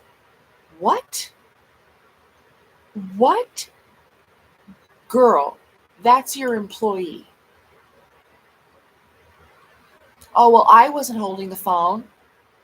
I said, good, well, you can explain that to the police because I've called them. Yeah. She yelled at me.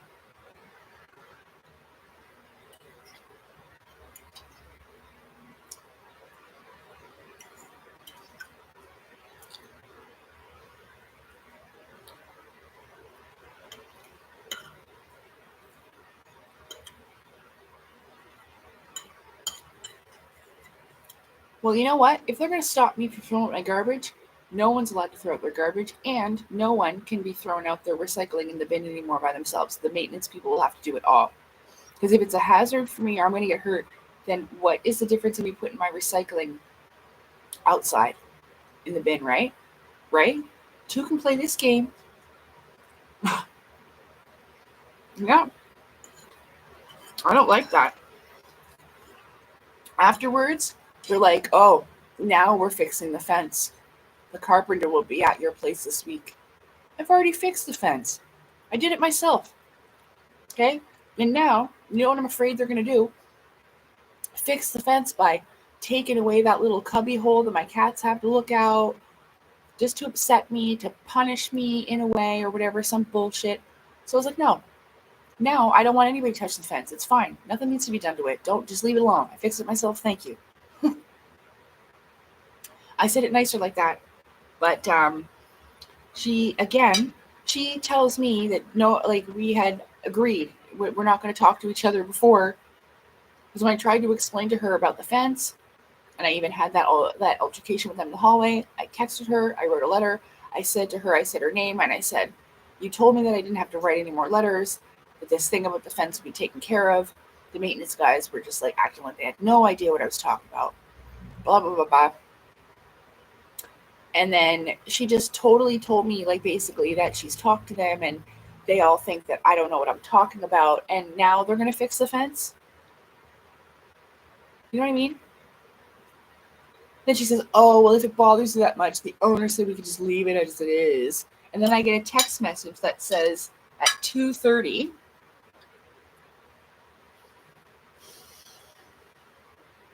this is afterwards. So they'll probably be doing the fence whether I want them to or not. And I understand, like, the owner will want all the fence, but they're not changing the cubby hole. They're going to lower it and whatever. Unfortunately, I just spoke to the owner. This is Monday at 2:30. Unfortunately, I just spoke to the owner whose fence is being repaired this week, and you can't deny him repairing his own fence. Feel free to contact the owner of this property. Thank you. Yeah. Yeah. So they did all that, waited all that time, had no communication, acted like they did not know what I was talking about. There's nothing wrong with it. Nothing needs to be done to it. That it wasn't put back on wrong. Yeah, it was. I had to move the plastic myself. I had to repair it myself. Marvin couldn't escape underneath when she was a baby. A tiny kitten a year ago, when I first got her. And now, as an adult of 1 year, like almost fully grown, basically, she can slip right the fuck underneath. How is that possible? Tell me.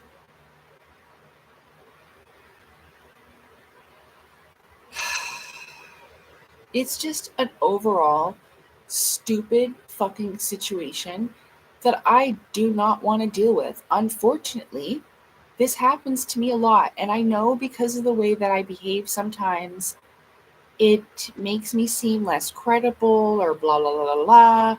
I know. It is definitely a crutch in this life, like, you know? I'm trying my fucking best with it, though. Like I said, if I could have called my mom or my aunt or my uncle, be like, hey, can you come and explain to these motherfuckers what's up? Hopefully they would, and I wouldn't be in this situation. Unfortunately, I don't have that.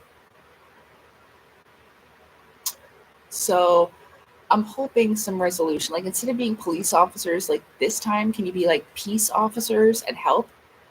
You know what I mean?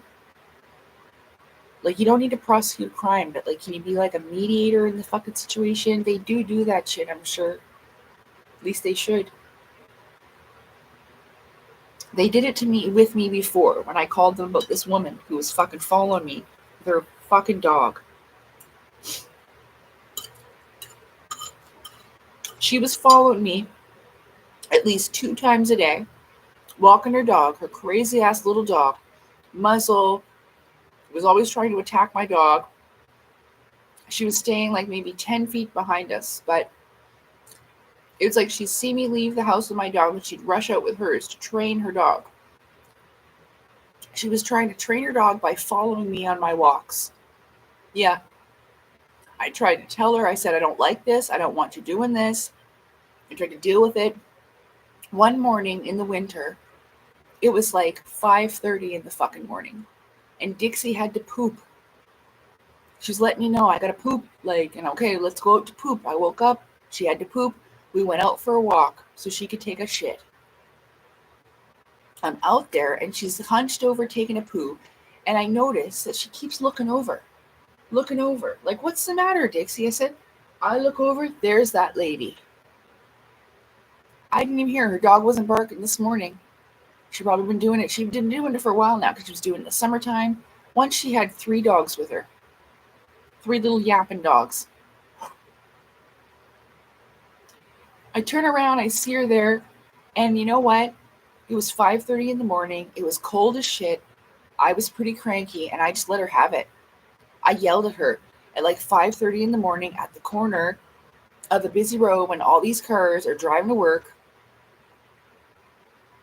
It was still dark out too. And this was in winter. I must have called her every name in the fucking book, and I know that's not nice. But I just really wanted her to get the fucking point in her head. Even if I had to look like a fucking psycho. I'm sorry I'm cursing so much. Even if I had to look like a psycho, to get it in her head, she needs to stop. Like, my dog's taking a poop. Go away. You're bothering us, you know? Anyway, that day again, I called the cops. I told them the situation. I told them straight up about my disorder. I said, you know what? But after, and she just didn't stop. I got to train my dog. She even told the police that. And they're like, listen, you can't follow this girl. Train your dog, fine, but you can't follow her. She totally thought this was okay to do. They told me. They called me afterwards and told me that they talked to her, that I wouldn't have to worry about it anymore because they took care of it. And she literally said straight to them that yes, she does it. She's trying to train her dog. And they're like, ma'am, you can't follow somebody like that. And it's harassment. You're stalking her. Her dog just didn't know how to behave. It snapped at people. It even bit her when she tried to feed it. I don't know, you guys. She was having problems, but listen, she was making it I just wanted to enjoy my walk with my dog, and my dog did not like her dog. So Dixie wasn't enjoying her time outside. This lady would not leave us alone. And so when I told the police, I said, listen, I'm calling you because after I had just called her every name in the book, she continued to follow me up the corner. I was like, get the fuck out of here. Oh my God, I screamed. Like, I tried and I told them. And I was like, I thought, and I'm not violent, but I said I had the thought, like, if this lady doesn't stop, I'm going to punch her in the face. And I don't want it like that. I don't want it like that. I do not want it like that. And they understood and they helped me.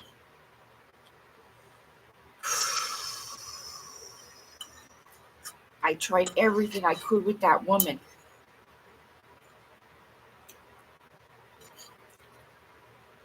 And I know she was only like maybe in her mid 50s. Okay, she's not like an elderly lady.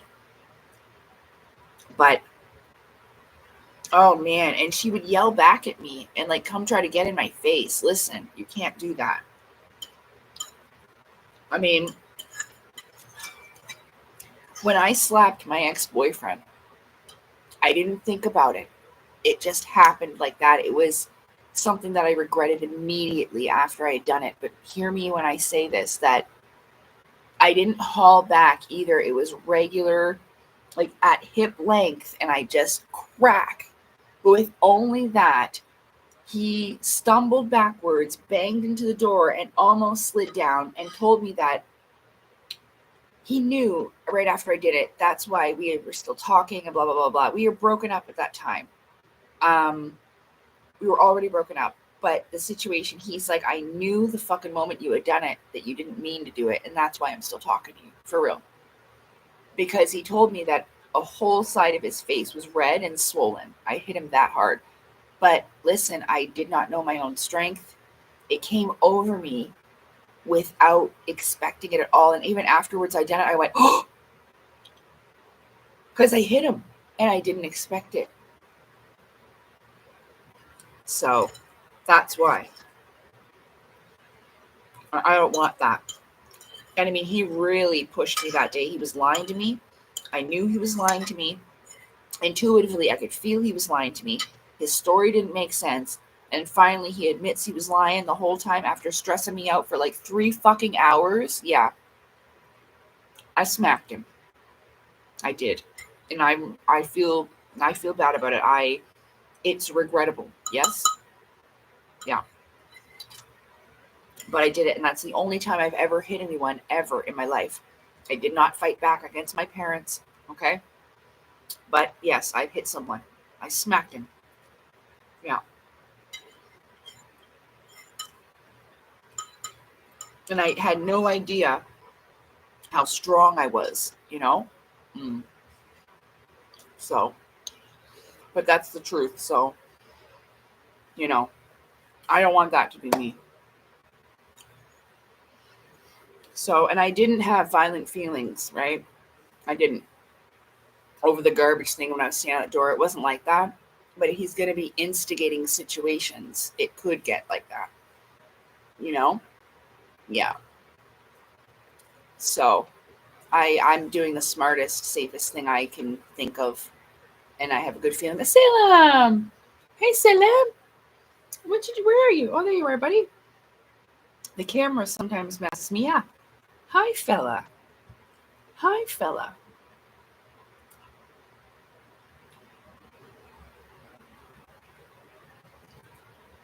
Like she said, the landlady said she'd have the carpenter fix it, but she said it would be like the following week. And then nobody communicated with me. I didn't know about it. I thought she was just messing with me or something, you know? It's because I kept having to go get Marvin out of the freaking lawn. And sometimes, like, I'd be just out of the shower and I'm in my robe. So I got to throw on clothes really quickly, maybe put on something. Because if I'm not wearing a bra, I don't want people to see my chest flopping around. You know what I'm saying? And then I have to run outside and tell Marvin to go home, you know, and that's stressful for me, especially when I don't feel like going outside. It was just an overall stressful situation that I was hoping they would help me fix. And then they made it even worse. So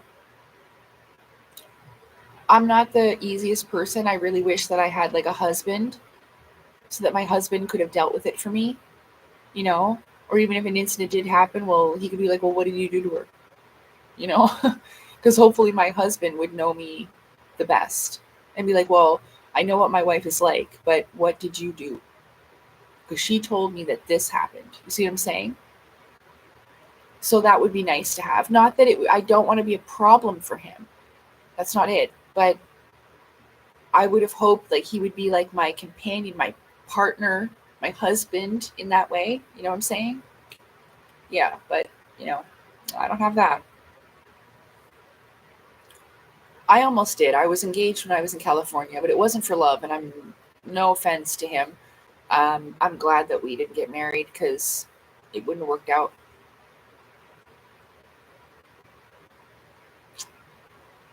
What would you do if you had your own place? Well, yeah, you know, but then you have the responsibility, like, you know, if the toilet, you know, malfunctions or whatever, or the roof's leaking, like, it's pretty expensive to have your own house. And I don't know how to fix a leaking roof. And I don't think duct tape's going to fix it. So, you know, it costs a lot of money. But I mean, if I had money, of course, it would be a problem. If I was super rich, I'd build a whole community and I'd build it as like a Final Fantasy community with little Final Fantasy like little houses.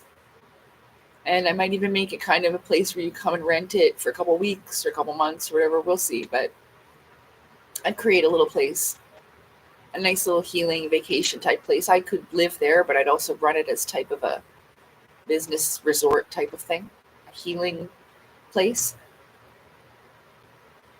The best teams take a long time to fall into place.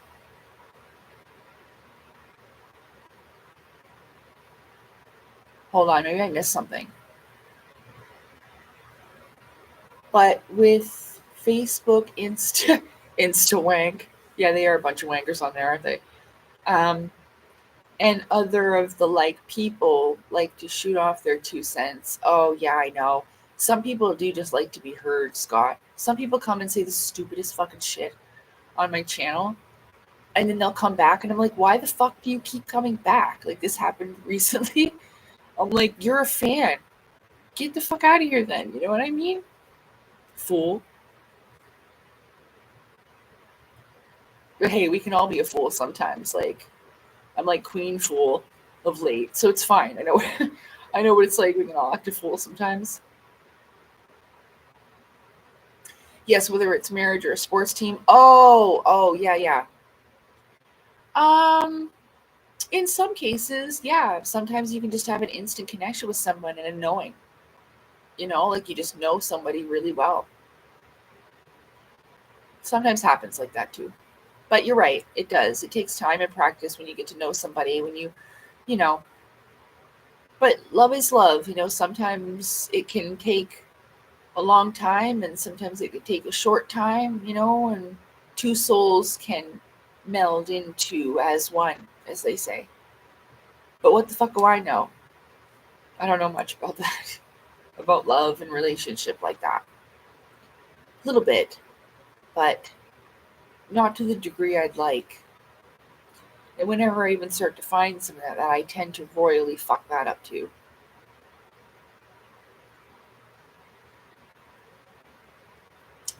That's okay though. That fella really does deserve a nicer girl than me. Yeah, probably one that like maybe he's a bit more on his level.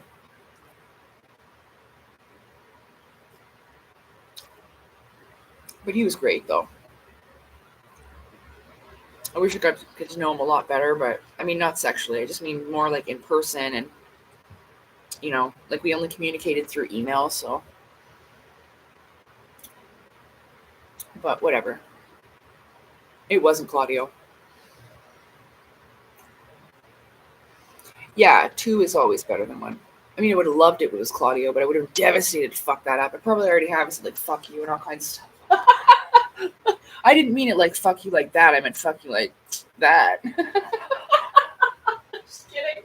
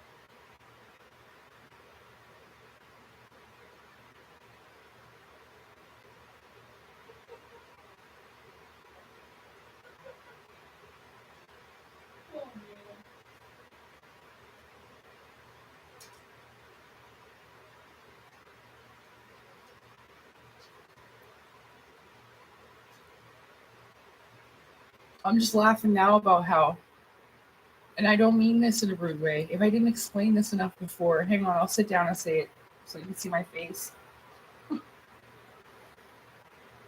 It's about Megan Rose and how Elena Denon called her Barbie.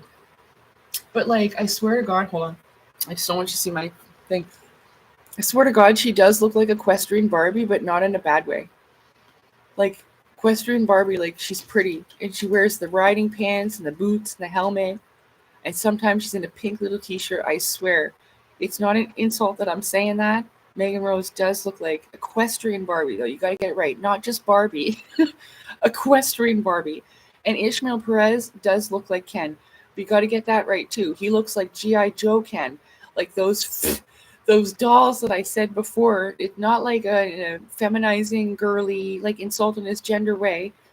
But in a way where, because my cousin had these G.I. Joe dolls, and they had the army color uniforms on, and he looks like that, though, because he doesn't look like Barbie's boyfriend Ken. He looks like G.I. Joe Ken, like Ken male doll. Like, oh my god. But yeah, so you got to get it right, though. But that's what I was laughing about. And I used to ride horses like she does, you know? Equestrian style riding, like where you do the little fancy jumps, but I could only do little baby jumps. Like I haven't watched a lot of her videos. I just seen her on horseback, and I know what kind of riding she's doing because I recognize the style of her helmet. She may not, but I think she does the little fancy jumping riding type. I'm not sure 100%. But if she does, like, it reminds me of equestrian style Barbie. But I was out west in Canada and working with horses, and I was at an equestrian style ranch where they did like dressage and all that fucking shit. But I was learning, and I can only do a little jump. So say she was like, oh yeah, you can ride horses, show me. I probably could. I could do a little jump, but I can't do a big jump or anything. I'm not going to tell anybody that I could, but I can ride horses like that.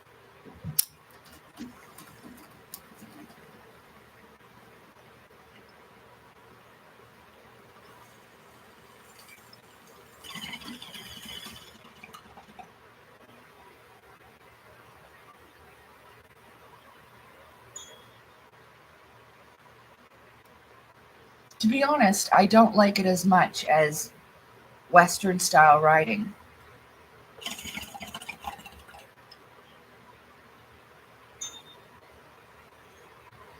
I think that it's fun. I think that it's a cool skill. Like, there was a girl that I worked with. Her name was Jamie, and she was really good at it. And she was a small girl, and she was thin, but that's what you need because you don't put extra weight on your horse and everything. Not like abnormally thin or whatever. But yeah, and she was really good at that. 2 is always better than 1. Well, yeah, in a team. Yeah. And so, you know, it's always just like backup, you know, with my husband. Like I always hope that, you know what I mean? That I would have had that. And then maybe I wouldn't be in these situations. He can be like, look, I know that she can be difficult, but this is why. And I mean, I wouldn't want to be a burden to him, but hopefully with him around, then I'd be able to emotionally regulate and things like this. You see what I'm saying? Like the support would be there. You know, I wouldn't feel as alone. You know, I could call him. I wouldn't want to harass him at work or anything. Maybe send a text to be like, hey, when you have time, can you call me? I'm experiencing this or blah, blah, blah, blah. And, you know, he could even just go to the bathroom or whatever and call me. Take a 5-minute break or whatever. So, yeah. English is so versatile. Yeah, I suppose so. Let's see. I totally just lost my train of thought. Oh, I was talking about horse riding. Yeah, I like Western style better. The saddles are a lot more comfortable. The equestrian style saddle is very small. You're not really sitting on it as much because as you are riding, you are moving with the horse. And when you go over the jump, you move yourself up off of the saddle anyway, in kind of a crouching position. It's just, I don't know. It just, like, I enjoyed it at the time, but it's not something that I would want to do. I am waiting for the call. What call? For the police? I doubt that they'll call now. I knew it was going to take them a few days to show up. It's a full moon. They're always busy anyway. So I would say probably up to 4 days, maybe, for them to be able to send somebody. You got to remember, it's not a priority call. No one got stabbed. You know what I'm saying? So they have shit to do here. This town I live in is a gong show. So, and I said it's fine. She's like, we'll send somebody when we can. Okay, I was like, yeah, it's fine. I was like, it's not a priority. I told her. So I'm fully aware that I knew that it might take a few days. That's what you meant. Why couldn't Ken get Barbie pregnant? Ken always came in a different box. Nice. I read it before it hit me, and then I yeah. What? Symbol crash? Oh, putting. Yeah, I get it. I get it.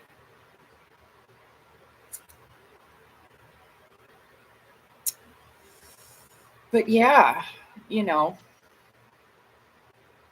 I always thought Elena Denon would call me Maleficent, like the dragon from Sleeping Beauty. You know how she transforms into a dragon? Well, I shapeshift into a dragon, so I definitely thought she'd call me Maleficent. But that's okay, because I would have turned around and said, all right then, Ursula, the sea witch.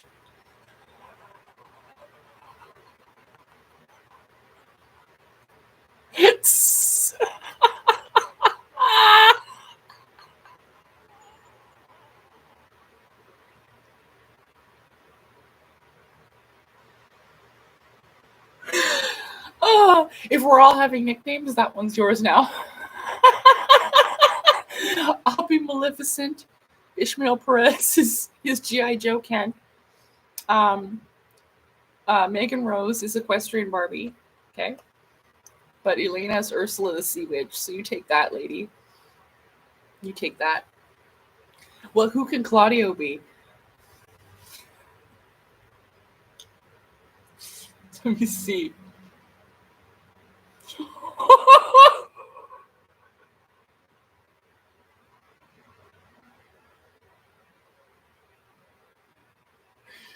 Sinbad.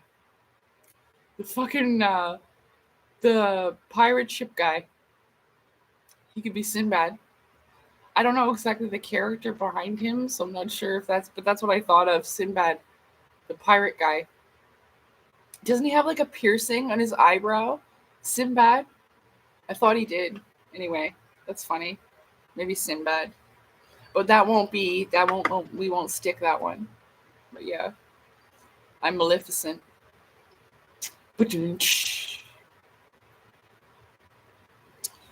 So,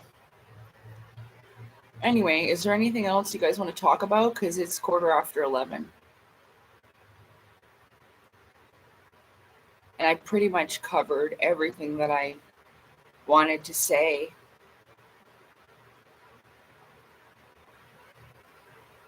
You know? Like, I will probably make a video once I can figure things out more. It sucks because, like, people may not realize I try to connect the live streams with certain videos so the information can connect, but I may not have any more video room on this computer. I really just don't know what I'm going to do about that at this time.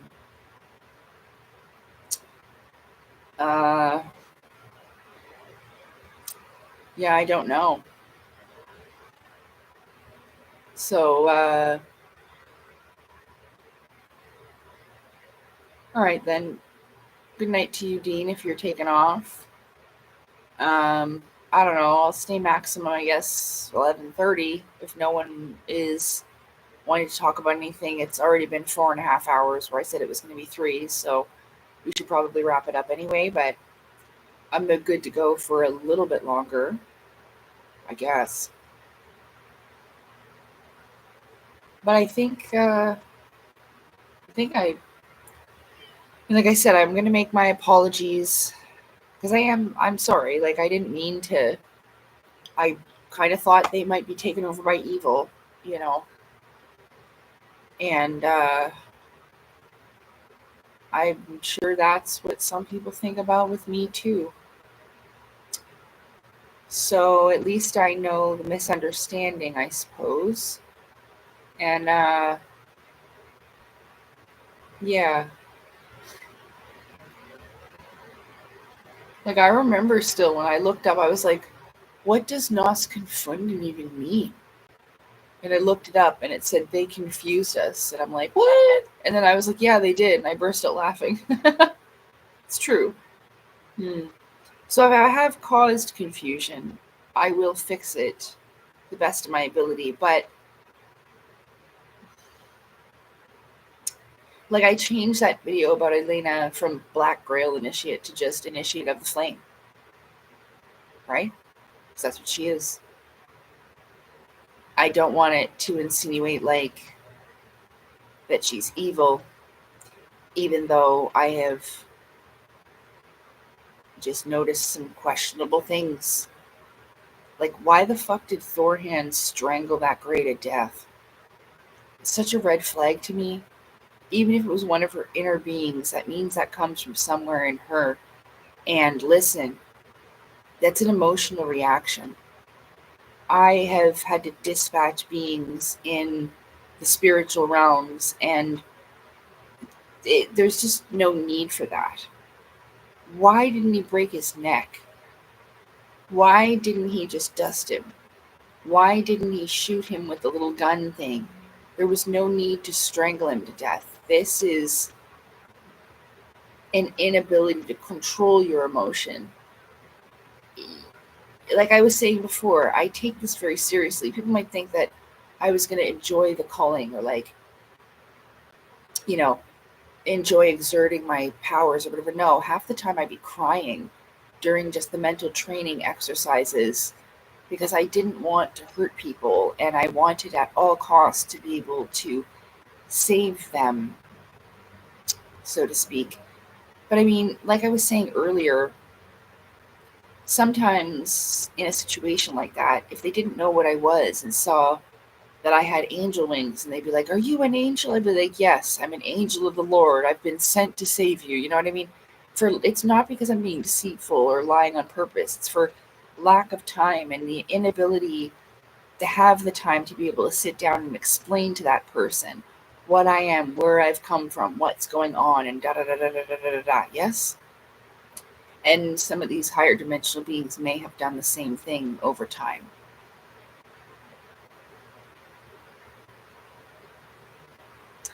Yeah, it's all out now, down to the meat and taters is right. Yeah. That's what I kind of feel like, and that's what I was trying to usher in as well, and maybe it's going to happen regardless, is that I think pretty much everybody is tired of the bullshit in every aspect, especially within the UFO community. So, and wherever else, whether it's Ice Wall or whatever else. So it's going to come to probably a turnaround point where we may all be open and honest about it, and they will too. See what I'm saying? Hopefully. We'll see. Hopefully we can just all pray for the best outcome and truth will prevail and all of that. And we will get to the place where we'd all like to be, like to see that kind of golden age of truth come around where we can reach that level of consciousness all together as one, you know? So, I mean, it's true, like, not everybody is, I don't know, you would hope so, but sometimes people's journeys and their cycles are just meant to end at a certain point. And I mean, you know, your book is just destined to end at one time. So there's like a time that the divine creator has said, like, this is the time of your passing, and that's just the way of it, you know? But until that happens, you know, I've been trying to make the best of this life I could, really, really have. I know it's difficult, but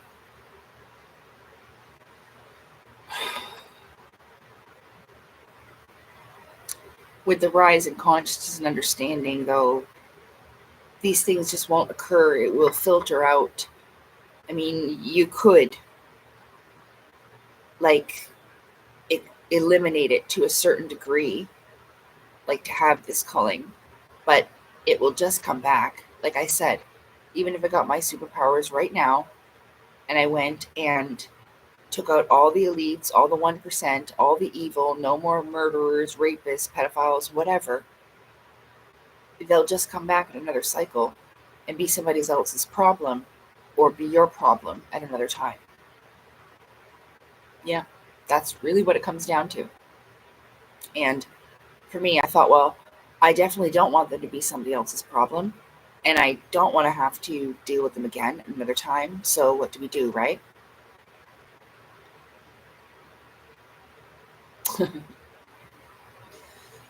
Yeah. So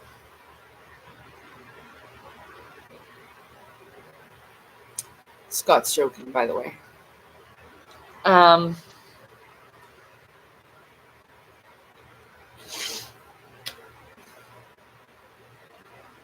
yeah. So I suppose that's it. That's all. That's all she wrote for tonight. Thanks everybody for being here with me during this decently long but pretty good live stream. I hope you enjoyed it. Did I finish my thoughts on what I was just saying? Because I can't remember. But yeah, hopefully it'll all work out for the best outcome for all. Yeah. It's like every day you're given, it's given a chance to change, and hopefully people take it. But there may be just one day where there isn't any more time. So, and I keep saying it, but if there was only 5 years left and nothing can stop what's coming, what would you do with it? You know? Like I said, I tried to learn everything about myself and researched the documentaries, books, learning off others, everything that I could do. And maybe it was a little bit fast, okay? I won't disagree on that. But let's just say, and I don't want it to be like that for others, but it's just something I want you to contemplate, and maybe it would motivate you even a little bit just to read a book. You know what I'm saying? The only reason why I say that is because in the end, I know how it would feel. I don't want you to be like, damn it, I should have listened to that girl. I should have did more. Now I'm going to have to go back to Earth. You're going to have to go back to Earth. You're going to have to come back here. Shit. I don't want that for you. This was awful enough, right? So if you feel like that already, please do everything you can to try to make it so you don't have to come back, that you break yourself out of this prison, right? Because that's what it's about, and that's the only way that you'll ever be truly free of it, you know? And I don't know. I don't know if this is something that you stop doing um, in this place until you take your last breath. I don't know. I don't know. Hope not. I would like to reach a point where it doesn't feel like that, where I already feel completely liberated and free, even though I am still here. You know what I'm saying? Living a happy, peaceful, lighthearted life full of love and laughter, and around people that I love and who love me in return. We can make cherished memories together that I can take with me and think about in my final moments of life. You know what I mean? While I go into my afterlife. So,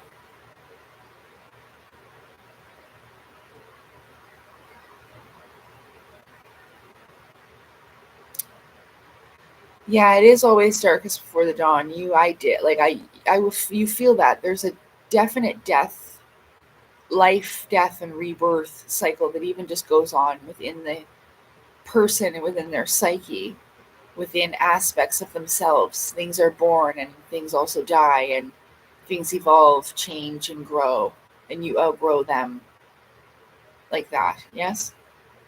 So, Scott was just saying, uh, you know you're wise when you know when to hold back to speak and when to speak clearly. Think the best. Oh, yeah, the best kind of thinking is that it's always darkest before the dawn, because it gives you hope to make it through. Yeah. But thank you for being here. Uh, like I said, I know it might be a bit confusing to understand me as an individual. I do try to express myself to the best of my ability. and I may not do it to the best of my ability at all times. But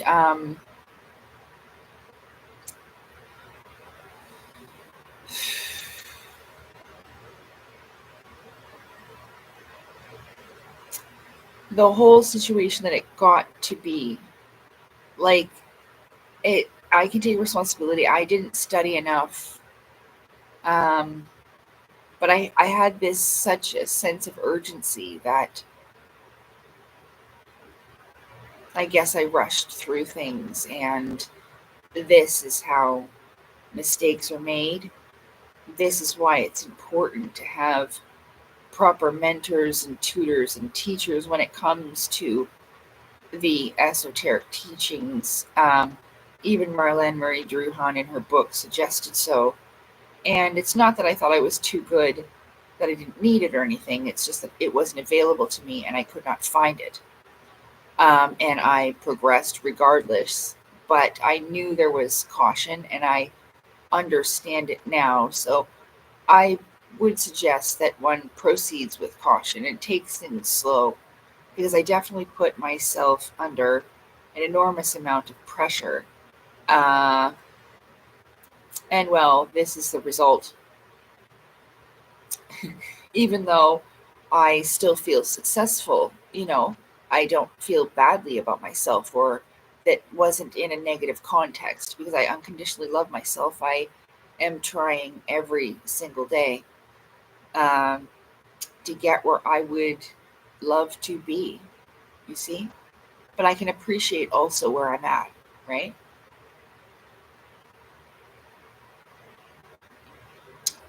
So yeah. Oh, it's at 4:44 minutes. That's cool. So yeah, it is. It's always great to hang out with you guys too. I know sometimes that, like I said, it is difficult. Like, even the word, people say that they love me, it brings up some negative things, because anyone who's ever said that to me in my life has acted the total opposite, yes, of what love is supposed to mean. That, and it's made me think, well, they didn't love me at all. You see what I'm saying? Starting with my parents and that. So, all right then. I am trying though, and I apologize. So, I am very grateful for all your support and your love and your kindness, and for being here with me tonight. Um, like I said, if I don't thank people enough for their donations that I get, that do help me get through these months, and Frig, I am very grateful for it, and I am very sorry that I don't thank you personally, but like I explained, I was doing that, and it did not go well. It did not go well. So, but I am very grateful and I'm very thankful. So, yeah, I'm going to end it here, and I wish you all a good night. Like Scott said, sweet dreams, happy dreams. I hope that you can have an experience which helps lead you on your inner to outer spiritual journey, just like I have. And I truly wish you the best, on this. And sorry if I ever felt like I lost patience with people. It's almost like getting frustrated with the horse when you've led it to the water and you're expecting it to drink, and then you just be like, drink, dummy. And, that's not going to work. So, and I'm not saying that to you, but you feel this feeling, yes. Uh, but ignorance is, in fact, the enemy. And I have been trying to share this, not in an arrogant way where I'm like, I'm here to teach you, I'm a this and that. No, no, no, no, no. I was just hoping that I wouldn't be alone, but I didn't really think about people's place in the state of reincarnation and on the great wheel and all of that, and about free will and all that, yes? So I am very sorry to people like that. And if I've, you know, been a little bit short with people, and, kind of told them to study like I was your angry teacher in class, but especially to these individuals who at one time, it's difficult for me to express how I feel, but I have said many times that, I cared about Elena Denon at one point, and I would like to get back to that place where I don't mistrust her as much as I do at this point. Like, I would not accept a cup of tea from this lady because I'd be too scared she poisoned it with cyanide. You know what I'm saying? Like, for real. I'd be like, no, I'm sorry, I'm getting myself, like, and that's awful. I don't want to feel like that, but I do. Um, but I am sorry that I painted her in a negative light in the way that I did. I am sorry to everyone that I kind of spilled these beans in the way that I have. It's a little bit late to backtrack on it now, but it is fixable. Whether you choose to take part in that or not. But I am sorry to, Claudio Nocelli and Megan Rose and um, Billy friggin' Carson, David Wilcock.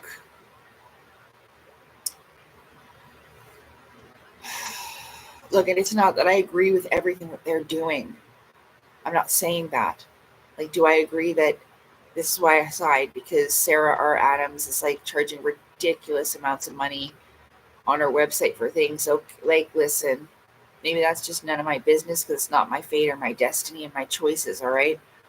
But, you know,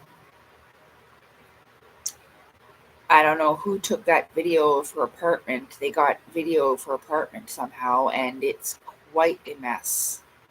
Like, a big mess. And it indicates to me that either she has her priorities way out of whack, or she's suffering with some mental illness that causes her place to look like that.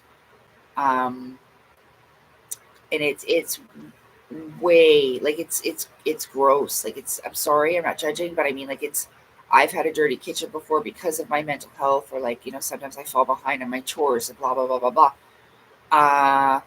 But this is pretty bad.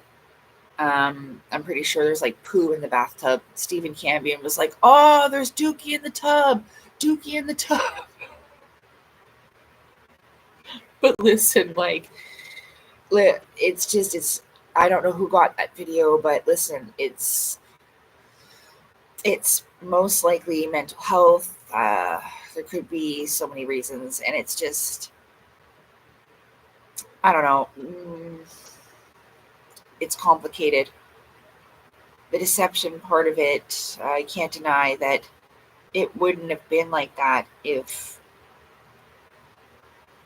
not her apartment, but just the fact that maybe that is, like I've said before, because of their actions and their greed, and because that's really greedy, man.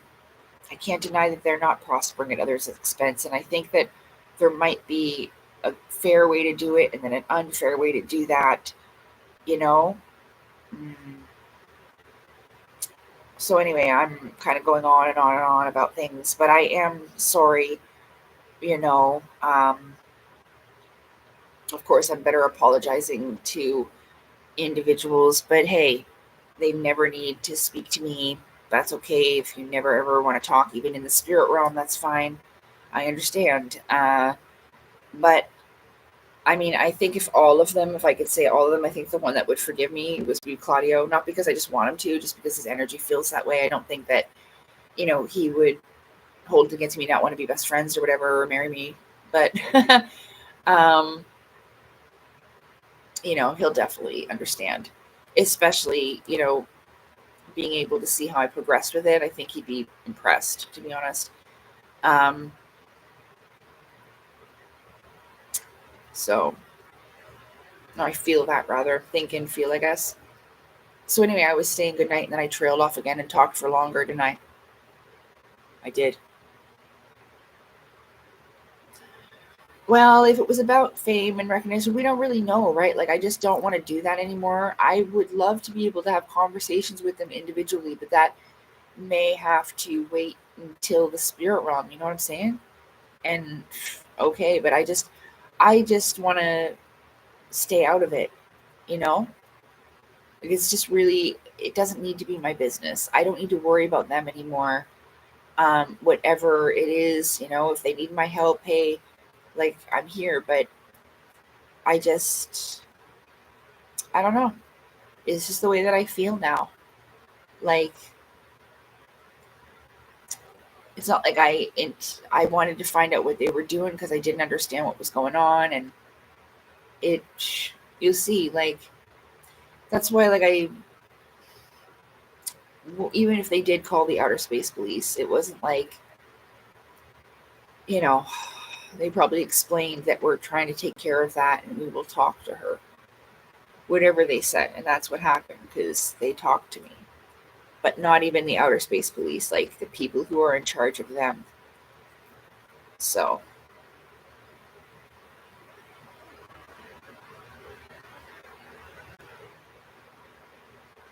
okay.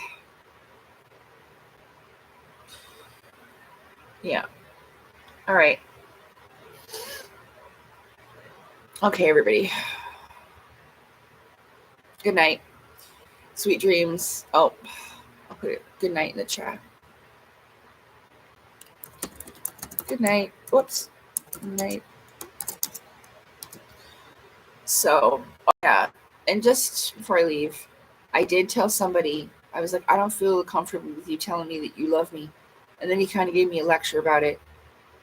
So, heart, when someone puts a heart, I associate this as you are sending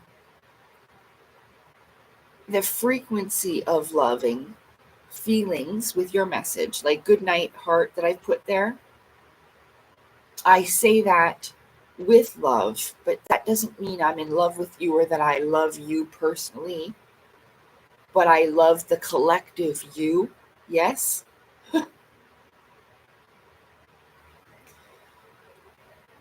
Do you get that? Like the you and me that's in us all. I just want to make it clear, because I know sometimes it seems weird. It's weird for me. But anyway, okay, good. I wish you the best of sleep, and I'm gonna go have a good sleep now. And good night.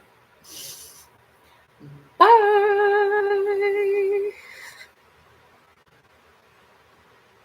Take care. Good night. Thank you for being here.